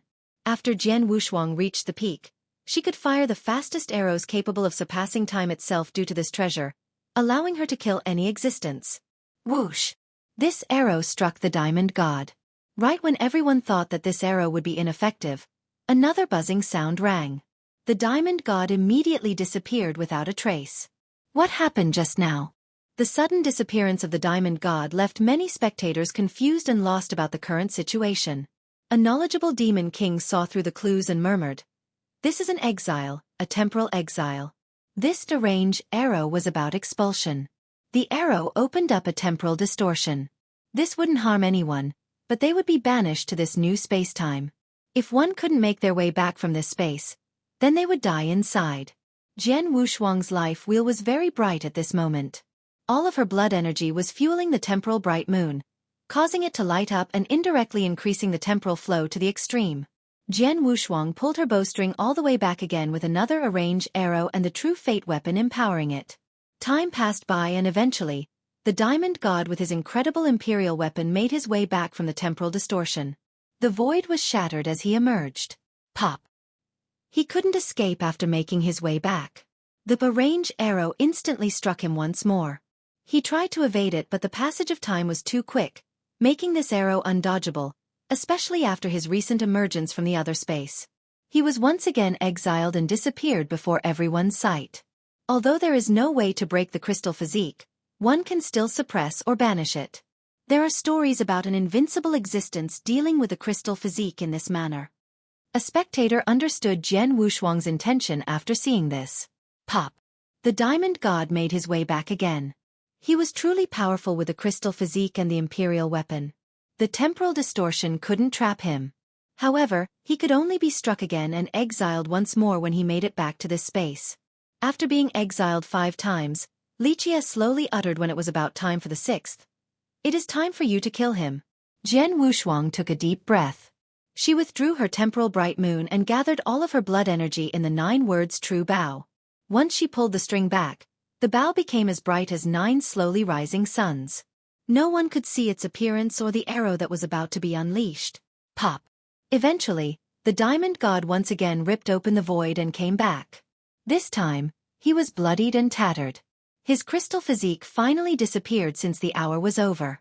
At this moment, time seemed to stagnate, the world growing still as Jian Wushuang released her arrow. It kept on altering its flying pattern. Sometimes it resembled a phoenix while at others, a dragon. With this, it was able to contest the diamond god with his imperial weapon. Each of its moves had an indescribable profundity and unspeakable brilliance, a flawless style. Amazing! Anyone would be stunned to see the corpse god moving so freely under the barrage of the diamond god's imperial weapon. A demon king from the previous generation had heard of the legends about the corpse god and exclaimed in admiration, "This is a supreme genius in the legends, how incredible!" The corpse god was the tomb skull progenitor's son. The tales told that when he was younger, he was a brilliant prodigy with no peers. Some held him in high regard to the point where they thought that he would become an immortal emperor. Later on, he suddenly disappeared and no one knew the reason why. Who would have thought that eventually, he was refined into a corpse by his own father? This secret wasn't known to the future generations of the Tomb Skull sect either. Rumble. The world shattered and the stars fell under the imperial shockwaves. Although the corpse god was quite extraordinary, it couldn't harm the diamond god.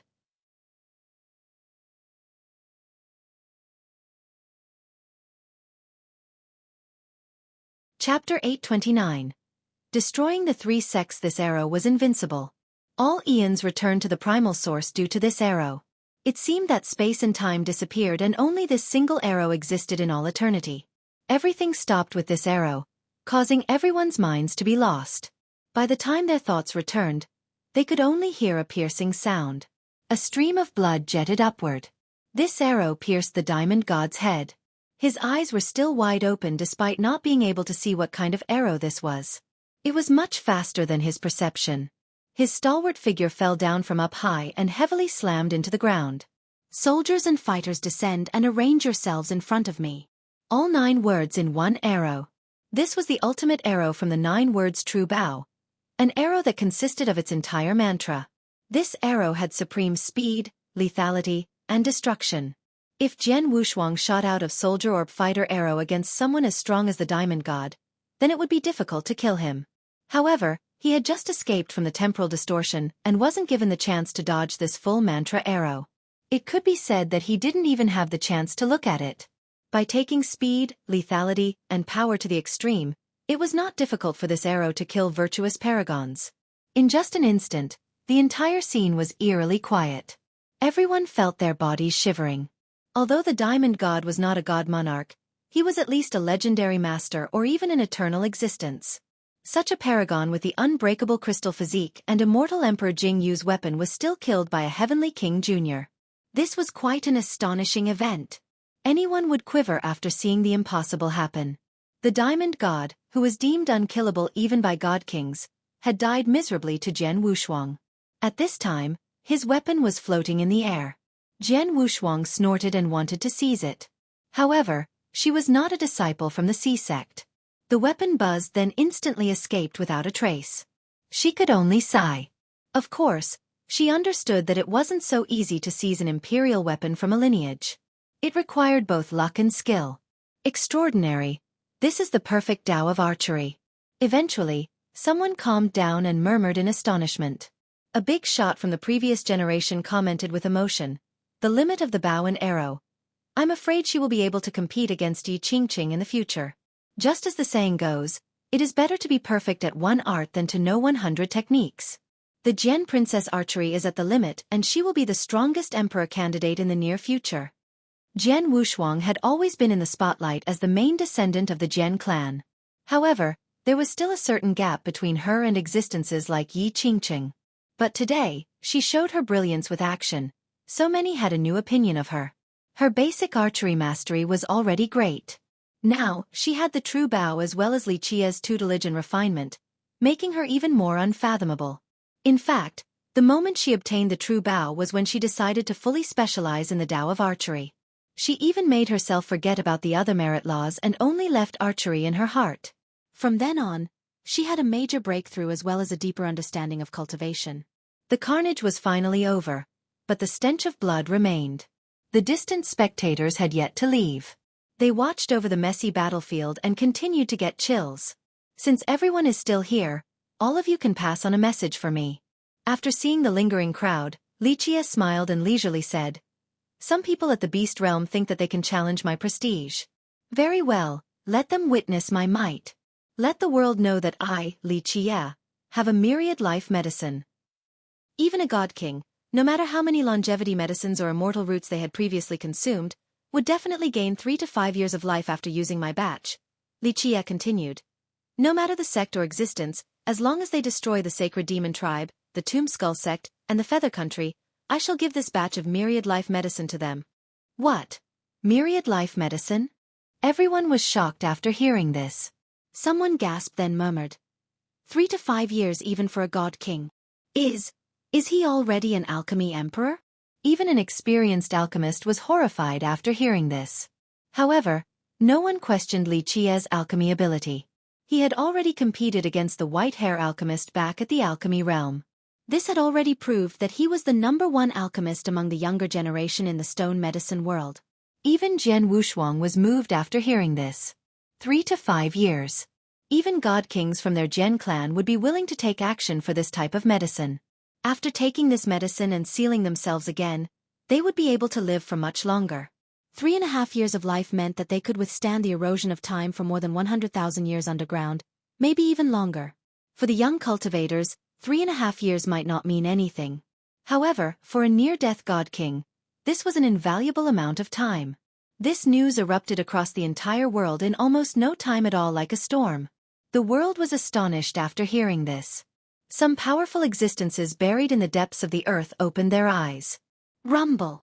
Not half a day after Li Qia released this message, the sacred demon tribe in the southern regions suffered a calamity. An invincible existence accompanied by several hundred masters descended from the sky. They entered the tribe and in just a moment, screams and blood filled the atmosphere. Boom! Boom! In a short time, this invincible existence swept through the Tomb Skull sect and the Feather Country. The sacred demon tribe, the Tomb Skull sect, and the Feather Country were all annihilated. There are very few survivors. This event shocked the entire beast realm and the stone medicine world in just one day. 3 great powers were destroyed overnight. Their ancestral grounds were assaulted and their elders, high elders, and even guardian protectors were killed. The most astonishing part was that no one knew who took action. The people from start to finish never showed themselves and hid in a mist as they swept through these 3 southern powers like a tornado. They came quickly but also left just as quickly.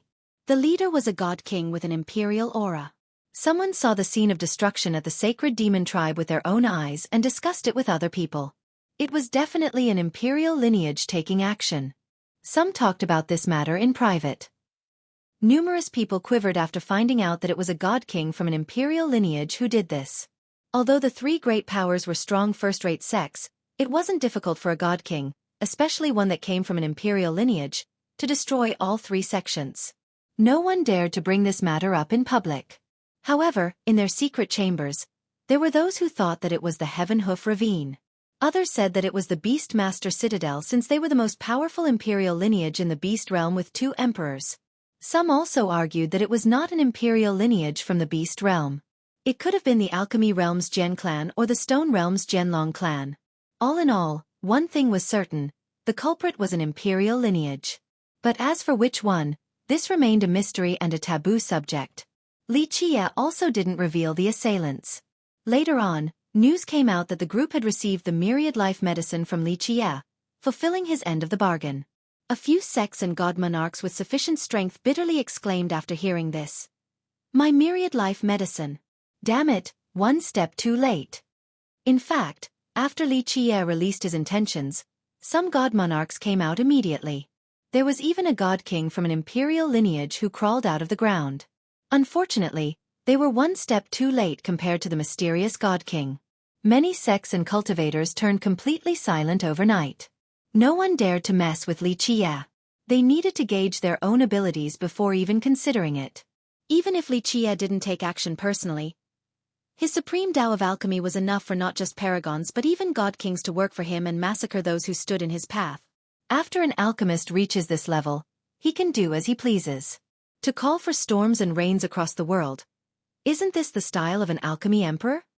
Many alchemists were both envious and full of admiration after Li Qia destroyed 3 sects by just opening his mouth. This was their dream and aspiration, to become an alchemy emperor one day.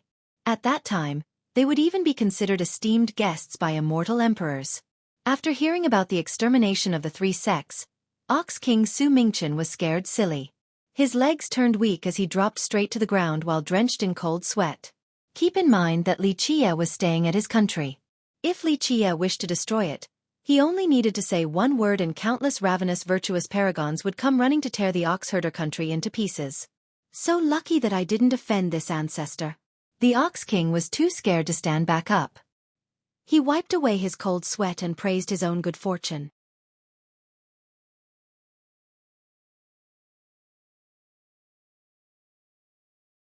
Chapter 830. Mysterious Girl. After the slaughter and destruction of 3 sects with one phrase, the Heavenly Flame County turned even quieter than before. It could even be said that no cultivators dared to set foot inside this county.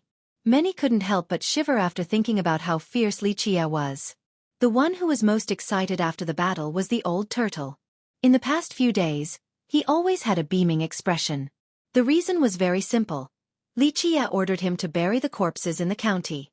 For a vagrant cultivator like him, the wealth of the dead was not to be given up. He received a lot of items while burying the dead.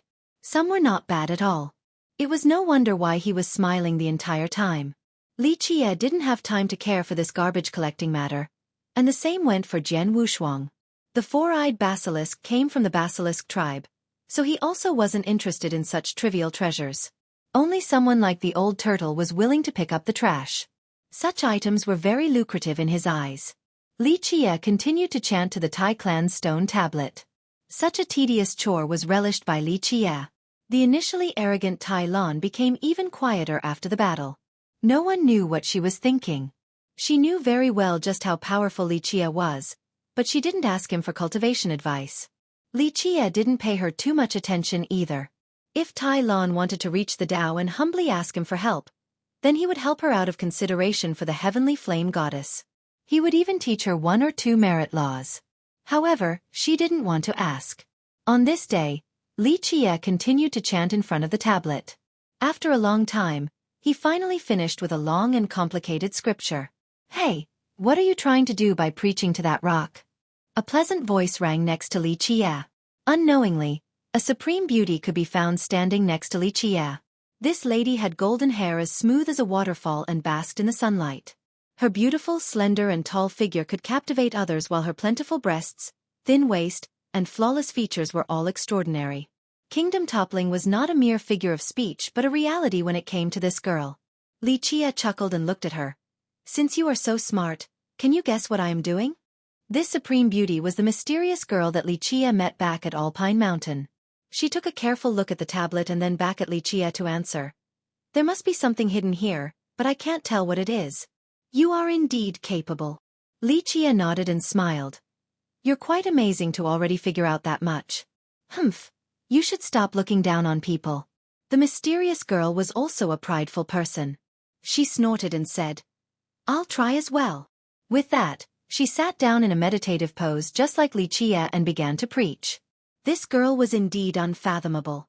Her incantation was exactly the same as Xueqi's. Jian Wushuang had exceedingly high aptitudes, but even she had no way to duplicate the incantation after just listening to it once. A little interesting.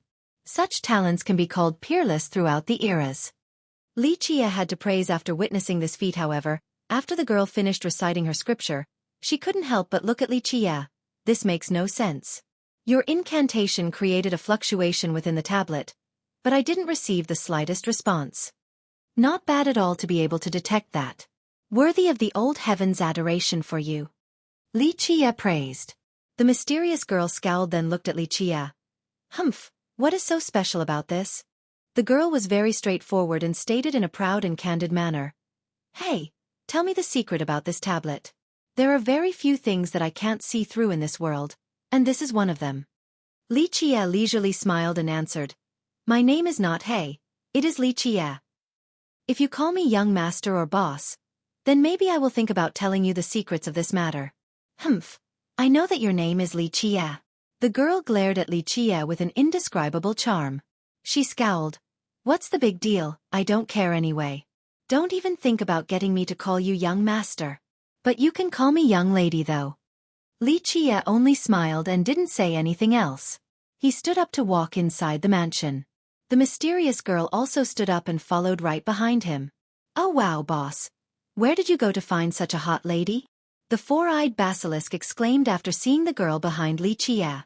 "Bah, where did this four-eyed basilisk come from? The girl glanced over towards the basilisk and snorted. The basilisk wasn't happy with the girl's attitude. He arched his chest and assumed a heroic pose as he shouted, "Don't look down on me. I am the most handsome and unique four-eyed basilisk in all the ages. Ha! You can brag for half a day, but in the end, you are still only a chicken demon." The mysterious girl didn't give him any face and burst out in laughter as her chest swayed back and forth.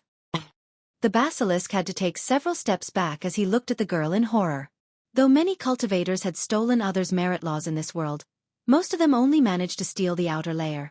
However, their basilisk tribe's petrification was completely different since it was an innate ability, something that others couldn't steal. But this girl ahead managed to do so after just 3 moves. This was too terrifying. In this world, was there something secret to her? The girl narcissistically replied, "Humph, are there any devils as pretty as I am in this world?" At this time, Jian Wushuang came out from inside. Her gaze focused on the mysterious girl the moment she arrived. The room turned a lot brighter when the two were together. Tai Lon gently sighed. No matter how pretty a girl might be, they would feel insecure when standing before Jian Wushuang and this mysterious girl. Both were like jewels illuminating the entire room like a beautiful painting. Each of them had their own unique style. Jian Wushuang was also a supreme beauty. In terms of looks, she was not any less than the mysterious girl and could even be considered a bit superior. However, her figure was not the mysterious girl's match. This girl's figure was fatally charming and exuded boundless temptation. Among the women at Li Qia's side, only Chen Baojiao could compete with this mysterious girl. The mysterious girl laughed after seeing Jian Wushuang and said, "Haha, Jian Wushuang, you are also here. Just in time, I want to have an archery contest with you." Jian Wushuang's arrogance did not falter in the face of this girl who was comparable to her in all aspects. She coldly glared at her and snorted, "Long Jingxian, who wants to compete with you? Shouldn't you be stuck in your house studying to be more feminine? How did you sneak outside?" "Humph, who says I have to learn how to be feminine? I am always gentle and caring." The mysterious girl's attitude seemed to change after saying this. It was as if she had become a completely different person. "Jian Wushuang, you are mistaken about me escaping from home. I only came out for a break." The girl was no longer hot-headed. Her overbearing attitude suddenly became gentle as if she was an entirely different person. She was now elegant and demure like a noble princess. This elegance was beyond words. Her bright eyes became even more enchanting and were capable of stealing the souls of spectators. Anyone would be melted by her eyes without exception.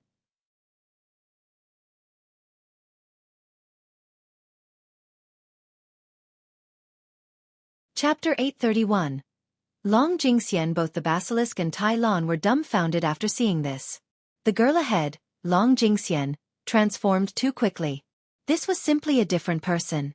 Jian Wushuang was a bit speechless after seeing Long Jingxian's appearance as well. She coldly gazed at her.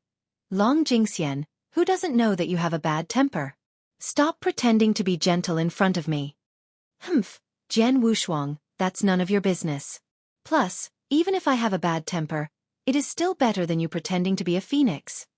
Long Jingxian, at this time, had reverted back to her feisty demeanor from earlier. This shift in character and acting were astonishing. "Pretending?" Jian Wushuang snorted.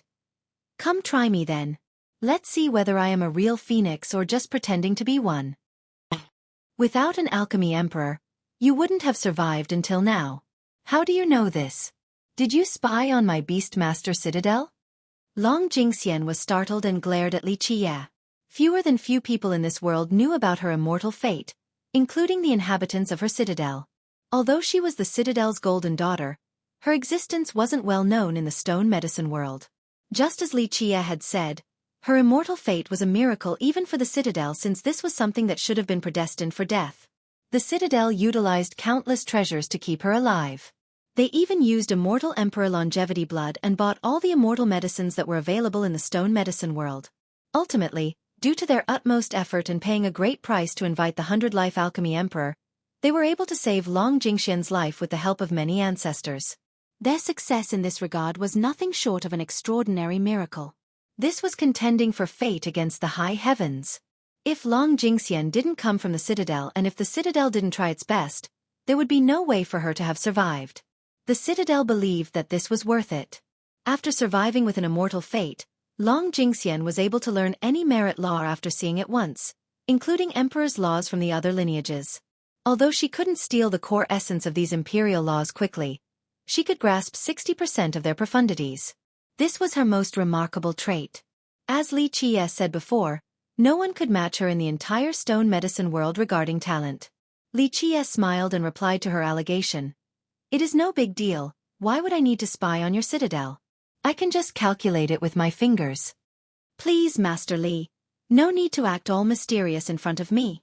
Long Jingxian angrily glared at him. If you already know I have an immortal fate, you should also know that very few things can elude my eyes. Li Qie laughed and shook his head after seeing her confidence. Little girl, these words are too presumptuous. Talents aren't everything on the long path towards the Tao. For ages now, there had been many brilliant geniuses. Even you might not be able to surpass your citadel's immortal emperors in the future despite having an immortal fate. To reach invincibility is not reliant on talents, but rather the Tao heart. Talent-wise, Empress Hong Tian was far weaker than the other geniuses during that generation, but what was the outcome? She eventually suppressed everyone. Those geniuses only became corpses that paved her path towards a mortal emperor. Li Qie smilingly shook his head and went on. Little girl, your immortal fate is indeed extraordinary, but in my eyes, it is nothing more than a lucky innate disposition. If you don't keep trying, you will only become a useless person and waste your extraordinary immortal fate. Humph, no need to lecture me. Long Jingxian snapped. Who says I want to become invincible? I don't need to become an immortal emperor to have an interesting life. I will do whatever I want. These words make some sense. Li Qie smiled. Well, it's not my business. I am not from your citadel, so there is no need for me to worry. Both the basilisk and Tai Lan were dumbfounded after seeing this. The girl ahead, or Long Jingxian, transformed too quickly. This was simply a different person. Jian Wushuang was a bit speechless after seeing Long Jingxian's appearance as well. She coldly gazed at her. Long Jingxian, who doesn't know that you have a bad temper? Stop pretending to be gentle before me. Humph, Jian Wushuang, that's none of your business. Plus, even if I have a bad temper, it is still better than you pretending to be a phoenix. Long Jingxian, at this time, had reverted back to her feisty demeanor from earlier. This shift in character and acting were astonishing. Pretending? Jian Wushuang snorted. Come try me then. Let's see whether I am a real phoenix or just pretending to be one. Humph, what's the big deal? Come then, it is not like I haven't seen your archery before. Long Jingxian immediately retorted with haste.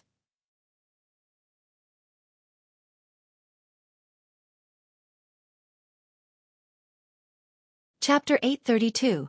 Dragon Tiger Monarch. After arriving at the Tai clan, Long Jingxian continued to stay on the site. The mansion was large, so it wasn't a problem to accommodate her. The issue was that she and Jian Wushuang didn't get along. They were just like fire and water. They would argue whenever they met, causing the deserted Tai clan to become much livelier. Li Qie didn't think much of their quarrel. As for the basilisk and the old turtle, they quickly ran away. The two girls weren't people they could afford to mess with. It hadn't been 2 days since her arrival before a big character came to visit the Tai clan. The moment he set foot inside the heavenly flame county, others could feel the air changing. Someone is here. The basilisk also felt this presence and looked towards the horizon. Long Jingxian's expression changed the moment this aura appeared. She tried to flee, but she didn't even manage to make it out of the door as someone was already standing there, blocking the way. A middle-aged man blocked her escape. He wore a robe decorated with dragons and tigers. Although his clothing was simple, no one would dare to hold him in disdain. He emitted a grand noble aura as if he was a tyrant up high above. Moreover, faint roars of dragons and tigers quietly came from within his body as if there was a true dragon coiling around him as well as an accompanying white tiger. Anyone would become nervous in his presence due to the auras of these beasts. Dragon Tiger Monarch. The basilisk exclaimed in shock after seeing the middle-aged man by the door. Beast Master Lord. The old turtle quivered in fear while hiding in his shell after hearing the name Dragon Tiger Monarch. Xueqi, where are you running off to? The middle-aged man stopped Long Jingxian and smiled with a doting expression. Long Jingxian's attitude changed very quickly. Her previously lively countenance turned pitiful in the blink of an eye. This has nothing to do with me. At this time, Lichia raised both of his hands and cheerfully smiled. I am only a passerby, don't drag me into this. Damn you, Lichia, you dare to ruin my plan? Long Jingxian immediately glared at him and exploded. Is there something wrong with me? Regarding both talents and beauty, who in this world is better than me? Her fiery eyes gazed at Lichia then fell on Jian Wushuang for a bit before she commented. Hey, you're not really together with the Jian brat, are you? Stop, how can the Jian brat be better than me? Are you looking for a beating? Jian Wushuang snorted and harshly said. You can go crazy all you want, but don't bring me into it. Humph, then let's fight. Long Jingxian snorted as well. Your archery is no big deal either. If you are so amazing, then make a bet with me. If you lose, Lichia will belong to me. The group of the old turtle nearby was left breathless by Long Jingxian's boldness. This girl was too scary. Okay, Xueqi, stop causing trouble. The monarch told his daughter. It's not like I don't know your little tricks. The monarch then looked at Lichia and cupped his hands together. You must be the illustrious young noble Li. I have heard of your great prestige. Lichia smiled and nodded his head towards the monarch. Before he could speak, the cheerful Long Jingxian immediately interjected. Father, your daughter's eyes aren't bad, right? He is absolutely worthy of being the son-in-law of the Beastmaster Citadel. The monarch didn't know whether to laugh or cry at his daughter. He shook his head instead. Little brat, stop acting crazy. Even if you like someone, they might not necessarily like you back. Long Jingxian immediately erupted after hearing this and let go of her gentle pretense. She posed with both hands on her waist right in front of Lichia and glared at him. You dare to not like me? I am someone who is adored by all. Flowers would bloom in my presence. Look at my amazing figure. Tell me, what is so bad about me? Lichia nonchalantly responded to her angry comment. I like gentle and caring girls. As for tigerish and forceful girls, zero interest. Her pretty eyes that were fixated on Lichia suddenly turned dark as if she wanted to give him a good beating. However, she rolled her eyes and smiled gently. As the saying goes, marry a chicken, follow the chicken. Marry a dog, then follow the dog. If husband likes someone who is gentle and considerate, then I will become more gentle in the future. With that, she hugged his arm again like a little pet playing with its master. Lichia almost vomited blood after hearing this. This little girl was too difficult to deal with. Lichia looked at the monarch and smiled. Monarch, I think you better take your baby girl back. I don't want any more trouble from her. Long Jingxian looked up after hearing this and was about to explode. However, she quickly cast her gaze downward and pitifully said, Husband's words are very hurtful to me.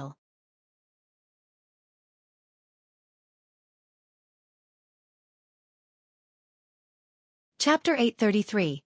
Crazy girl. The monarch looked at the two of them and smiled mysteriously. Since my daughter is so in love, what else can I do? Xueqi, you can stay here. Just know that you can't run away. You have to follow young noble Li wherever he goes. I don't want to be your Beastmaster Citadel's babysitter. Lichia immediately rejected this idea. The monarch smiled mysteriously in response. My daughter isn't bad at all. If you keep her around, she will be a lot of help in the future. Okay, young noble Li, I'll be leaving my daughter in your care. Having said that, the monarch immediately left while Long Jingxian stayed behind. His actions left the basilisk's group astounded. This was quite unthinkable. Not to mention Long Jingxian was the Citadel's golden daughter. Just her looks and unique talents alone won her many suitors across the stone medicine world. They could form a line from the south all the way to the north of the beast realm. But at this moment, the monarch left his beloved daughter to Lichia. This was the same as having a beautiful bride falling out of the sky. It was even more unbelievable than a free meal. Is he really leaving and not just hiding somewhere to ambush me when I am careless to take me back to the citadel? Even Long Jingxian was doubtful. She looked around discreetly just like a thief. After assuring herself that her father really was gone, she became thrilled and jumped up to say, Hooray! I'm finally free. I can go wherever I want now. Jian Wushuang stared at her and quipped, Crazy girl. Long Jingxian immediately turned around to look at her and countered, Oh, are you unhappy? You must be afraid that I will steal your thunder, so you want me to leave, right? Jian Wushuang met her glare and harshly said, Afraid of a crazy girl like you? I don't have time for that. Just like before, the basilisk's group quickly fled in order to avoid the crossfire. Humph, I'm the one who doesn't care to compete with you. Long Jingxian raised her head higher in order to look down on Jian Wushuang. Okay, you can stop acting so outrageously from now on. Li Qie said.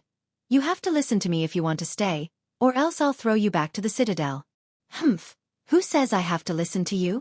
Long Jingxian snorted. I'm not going with you. I would rather travel around the world instead. Little girl, I don't have time for your nonsense. Li Qie looked at her and dismissively said. If you keep on disobeying me, I really will tie you up and take you back home. This is my area of expertise.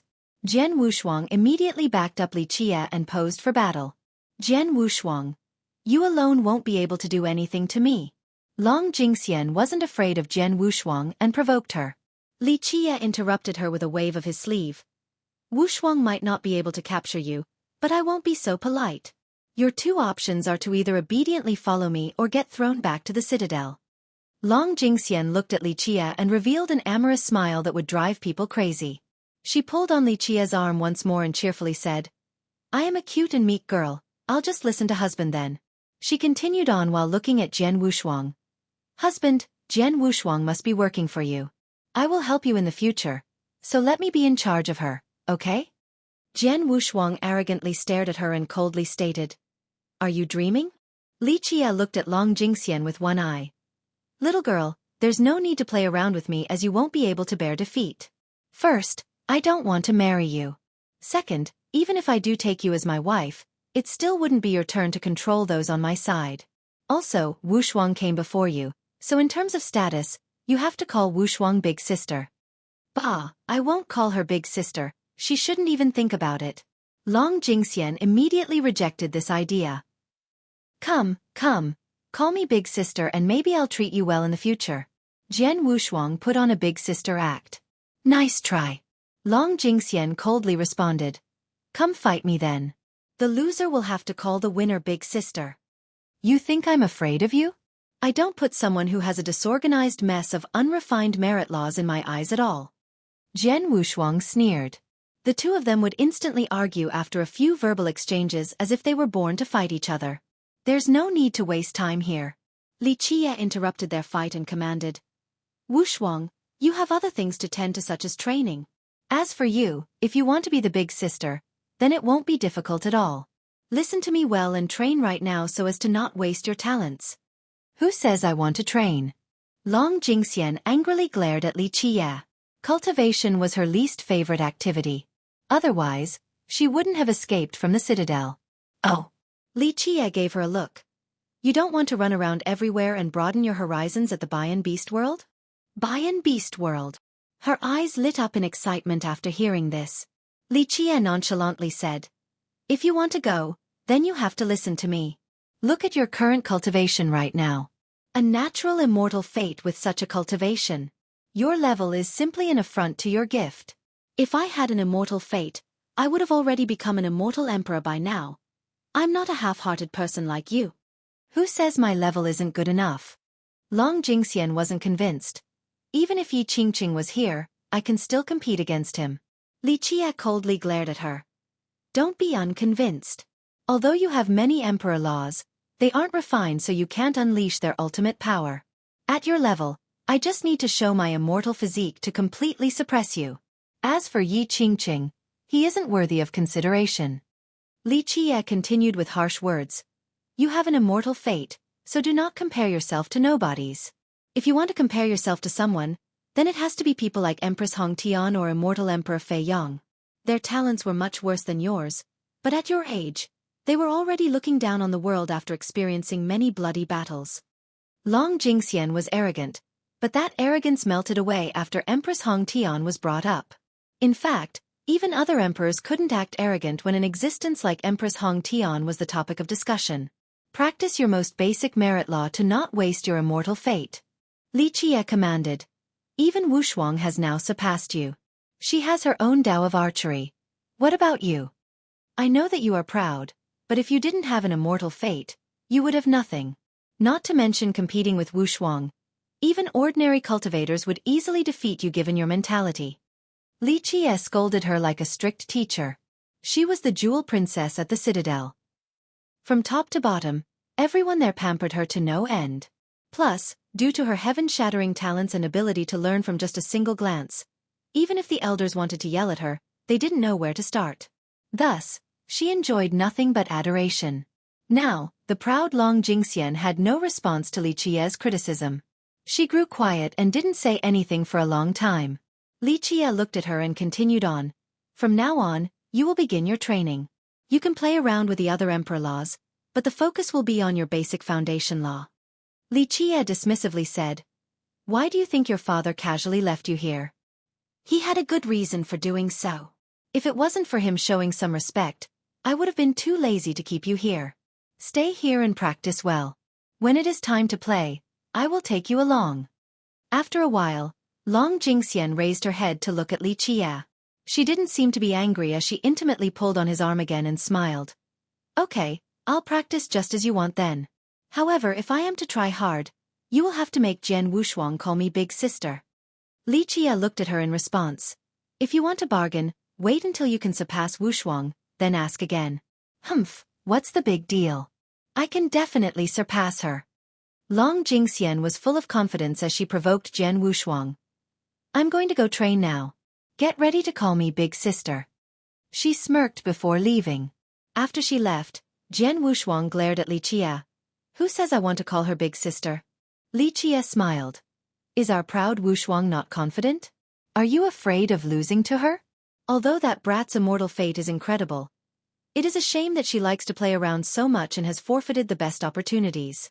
If she had opened 12 palaces prior to this, then it would truly be difficult for you to catch up to her. Alas, she lost the chance. Now, you just need to wholeheartedly embark on your Tao of archery. Then she might not be able to surpass you even in the future." "Who says I'm afraid of her surpassing me?" Jian Wushuang proudly declared. "This lady is not afraid of anyone. I like your style." Li Qie nodded with a smile. "Your goal is not this brat. You just need to keep following your own path. The extreme with the bao and a mind aiming for the Tao. Just like that you shall be you, just like your name. A peerless Tao of archery unique across all the eons. Got it? The achievements of others are not important. The only thing that matters is that you shall be unique." Jian Wushuang paused for a moment before gently nodding.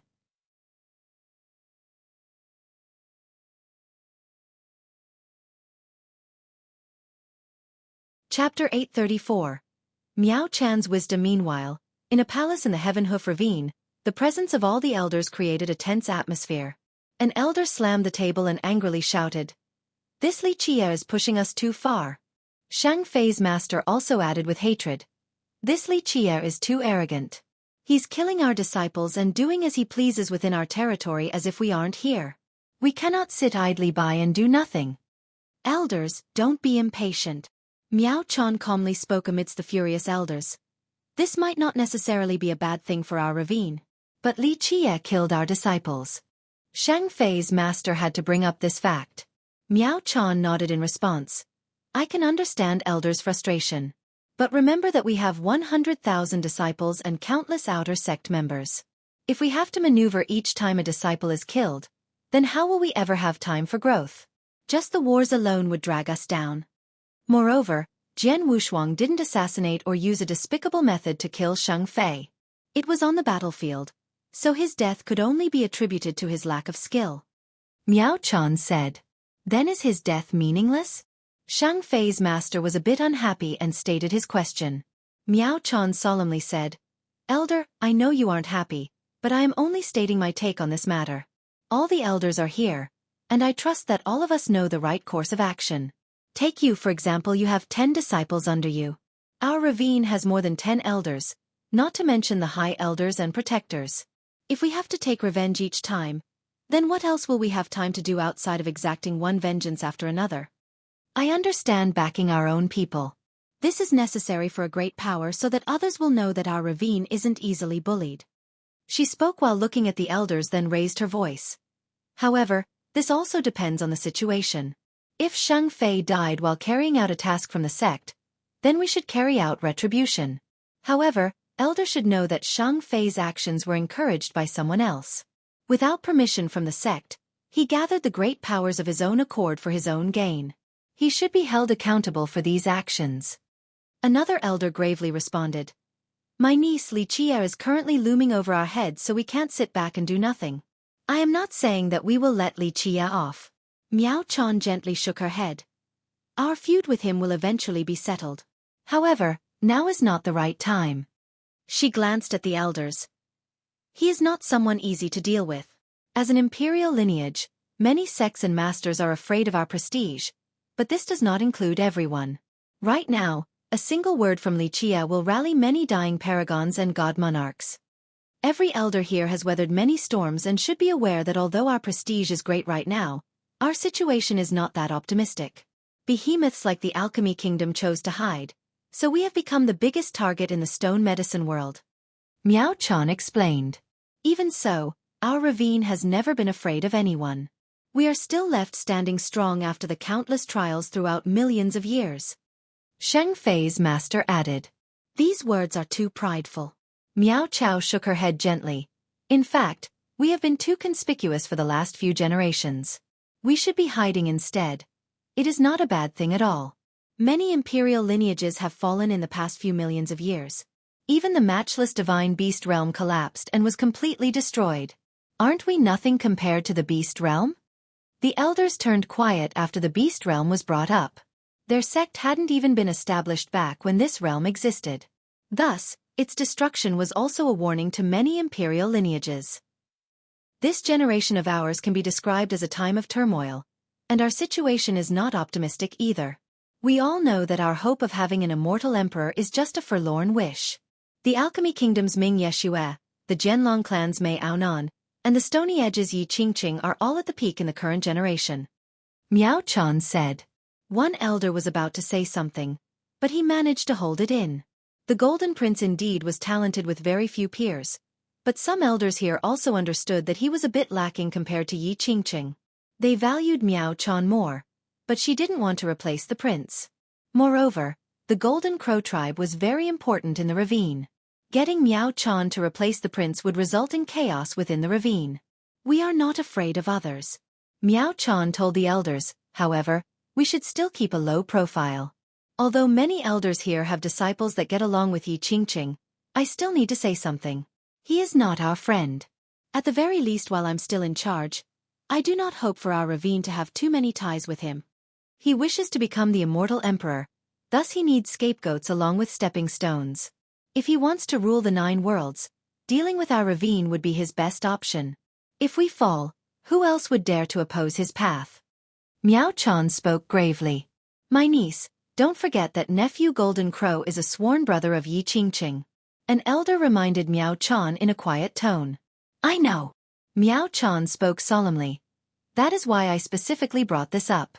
Even if junior brother and Yi Qingqing are brothers, I hope that our ravine will not be friends with Yi Qingqing. She secretly sighed at this point. In fact, she had brought this up more than just once with the Golden Crow Prince. However, he didn't listen to her at all. In her opinion, the prince was not Yi Qingqing's match regarding schemes and wits, so he would only be used as a weapon in the end. The elders didn't say anything. In fact, a lot of their disciples had good ties with Yi Qingqing. Some of them thought that Miao Chan was overthinking things. After all, the ravine and the Stony Edge Kingdom had a good relationship. The two of them even formed an alliance in the past. We should be discussing something else today. Miao Chan returned from her thoughts and looked at the elders. Although Li Qia destroyed the Feather Country and the others, from another perspective, this is not a bad thing to us. At the moment, there is chaos in the territories of the destroyed countries. For the peace of the southern region, Elder Shi will take over the Sacred Demon Tribe's territory, Elder Wang will take over the Tomb Skull Sect's land, and Elder Sun will rule over the Feather Country's region, Miao Chan commanded. This was good for the ravine because they could use this chance to recall these territories without losing a single soldier. Although many elders didn't agree with the topic about Yi Qingqing, many of them were in accordance with Miao Chan's decision. Thus, this next course of action was unanimously agreed upon.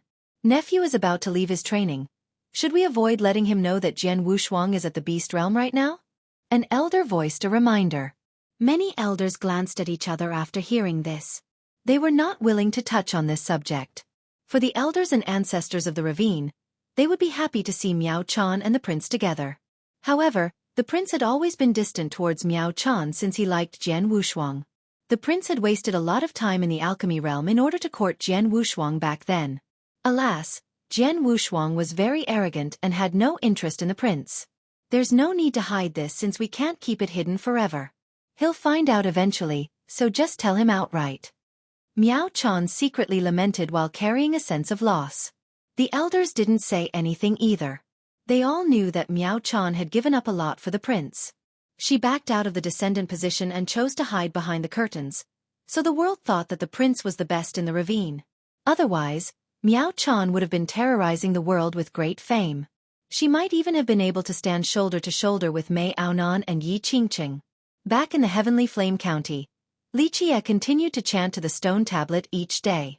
Under his persistence, there was finally some results. After finishing his last chant of the day, the tablet finally lit up with a buzzing sound. Is there actually a treasure? The group gathered around. Even Tai Lon, who had always been apathetic, came over. Runes emerged on top of the tablet as Li Jie resumed his chanting. This time, the contents of his incantation were different from before. These runes combined with intersecting lines. In the blink of an eye, these magical runes finally turned into a book. Incredible. Such a method must be at the level of Immortal Emperor. Long Jingxian emotionally commented after seeing the book formed from the runes. Li Jie slowly flipped through the book before eventually stopping on a particular page. His mind opened up, revealing various runes. They flew out and fell onto this page. At the moment of contact, these runes turned into a blinding mantra. The book suddenly disappeared as a small portal emerged on the stone tablet. This little portal looked just like a window.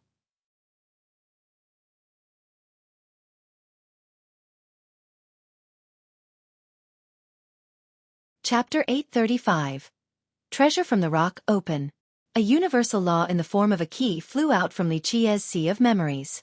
It instantly disappeared the moment it touched the portal on the stone tablet. Buzz! The portal opened, allowing a brilliance to shine on the grounds as if a treasure was about to appear. This is the treasury? Tai Lon couldn't believe her own eyes because she assumed that their Tai clan truly had nothing precious left, let alone a treasure trove. Everyone at this time finally saw the two items floating inside the light. One of them looked like a rod, but wasn't. It was made from an unknown material and had an indescribable divine light coursing through it. The other item was a box. This box was quite large and had an archaic style as if it had been passed down from a distant era. Li Jie took out the two items. He didn't look twice at the old box, but he carefully stroked the rod-like item while nodding his head and murmuring, "Good, good, there is no problem after all. What is this indiscernible item? It is neither a weapon nor a treasure." Long Jingxian had an immortal fate, so very few things could fool her eyes. However, she still couldn't see through this rod-like item. If you could see through it, then I wouldn't have needed to spend so much time. Li Jie chuckled and signaled with his finger at Tai Lon. "Come here." Tai Lon slowly walked over in front of Li Jie. He handed her the old box and insipidly said, "This is the item left behind by your clan's ancestor. Treat it well. If you want to revive the clan, then use the things inside." Tai Lon was startled after hearing this. She held the box while standing there looking silly. Li Jie didn't say anything else. He pointed with his finger and different waves of laws appeared. These laws came together to form a book. Next, his finger touched Tai Lan's forehead to engrave this book in her mind. "I have refined the corpse god one more time. From now on, he will be your Tao protector." Li Jie commanded, "Starting tomorrow, you will leave the Tai clan, and the corpse will take you to a different place. If you wish to revive the clan, then cultivate at that place. Once you have some achievements in the future, you can come back." Tai Lon was stunned on the spot and couldn't calm down. Such a thing was too sudden for her. The old turtle was very envious of Li Jie's treatment towards Tai Lon. This was indeed an extraordinary fortune. Li Jie didn't say anything else after his comment. Back then, he left an item at the Tai clan while the goddess also stored her treasures in the same place. She hoped that if Li Jie ever came back for that item and if her clan had fallen, then he would be able to help at once. The stubborn and unsocial Tai Lon didn't ask Li Jie for help, and Li Jie didn't bother teaching her either. However, because of the goddess, He left the corpse god behind. This was more than considerate enough for Tai Lon. We will leave tomorrow, Li Qie told the group. Long Jingxian was the most excited upon hearing this. She clapped and said, "Yes. I'm so bored of this place. This is long overdue." Haha, where does boss want to go? I will go with you to see the world. The four-eyed basilisk echoed the sentiment. Li Qie glanced at him. "You're sneaking out of your tribe?" Boss, no. The basilisk flatly denied. He patted his chest with a bullish appearance and said, "This handsome one is the basilisk tribe's master. The tribe is under my command, so why do I need to sneak outside?" Really now? Jian Wushuang sneered. "I heard your sister, the venerable basilisk, is the current master of the tribe." The basilisk coughed as his four eyes rolled around and said, "My sister is not in the tribe. Without her, I am in charge." Li Qie ignored the boasting basilisk and asked the old turtle, "Are you going back to Quicksand River, or are you coming with me?" The old turtle hesitated for a moment. He rarely left his river.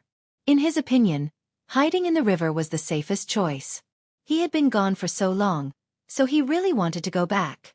However, somewhere in his heart was a desire to go out and see the world, especially with Li Qie. He knew there were great benefits in this. Even though Li Qie hadn't yet taught him any merit laws, just a simple instruction or pointer would be more than enough. This lowly one is willing to go see the world with great immortal. After a moment of hesitation, the old turtle finally made his decision. Very well. Prepare for the departure tomorrow. Li Qie gently nodded after hearing the turtle's answer. The jubilant Long Jingxian excitedly asked, "Where are we going?" "It is best to go somewhere dangerous to play around." Li Qie smiled. "You will find out then. It is definitely a fun place." Two people were sitting on a towering peak with pine trees as majestic as dragons and lofty waterfalls inhabited by rare birds and happy auspicious beasts among the quiet scenery. Both of them were young. Their radiance caused the world to lose its colors and also overshadowed the celestials. All things became insignificant under their supreme grace. They were two famous geniuses of this world, and all eyes were on them. Their momentum while just sitting there was enough to shake the entire world. The Golden Crow Prince and Yi Qingqing met on this beautiful landmark and happily raised their cups in laughter. The prince's body was glittering with a golden glow as if there was a sun rising within him. No one could look straight at him. His hair was blonde and exuded radiant rays as if cast from gold. He had a pair of sharp eyes that could lock onto any prey without fail. There was a proud temperament like a sun god, giving off the sensation that he was the master of all. Yi Qingqing was also unfathomable. He emitted a divine ray. It seemed that wherever he went, the sages and deities were there to bless him. Even in his moment of tranquility, myriad realms would still change. He would forever be the focus of all gazes due to his impressive nature. He was the embodiment of balance. Others would feel that each of his actions were one with the heaven and earth as he resonated with the Tao.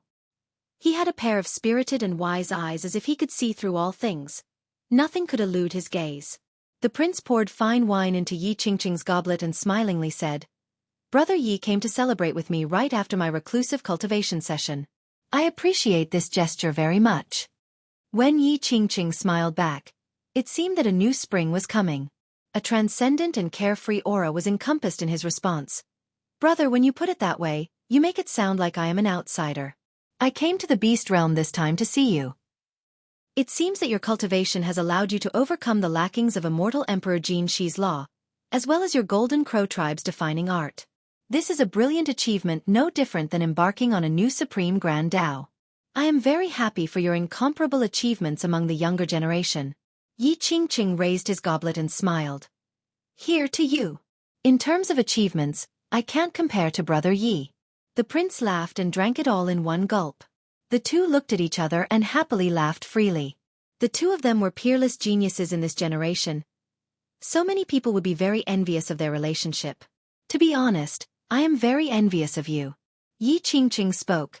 "You are not only famous in this world with complete support from your sect, you also have the support of a genius like Fairy Miao Chan. This is the perfect combination." The prince's expression froze a bit after hearing this, but he still laughed in response.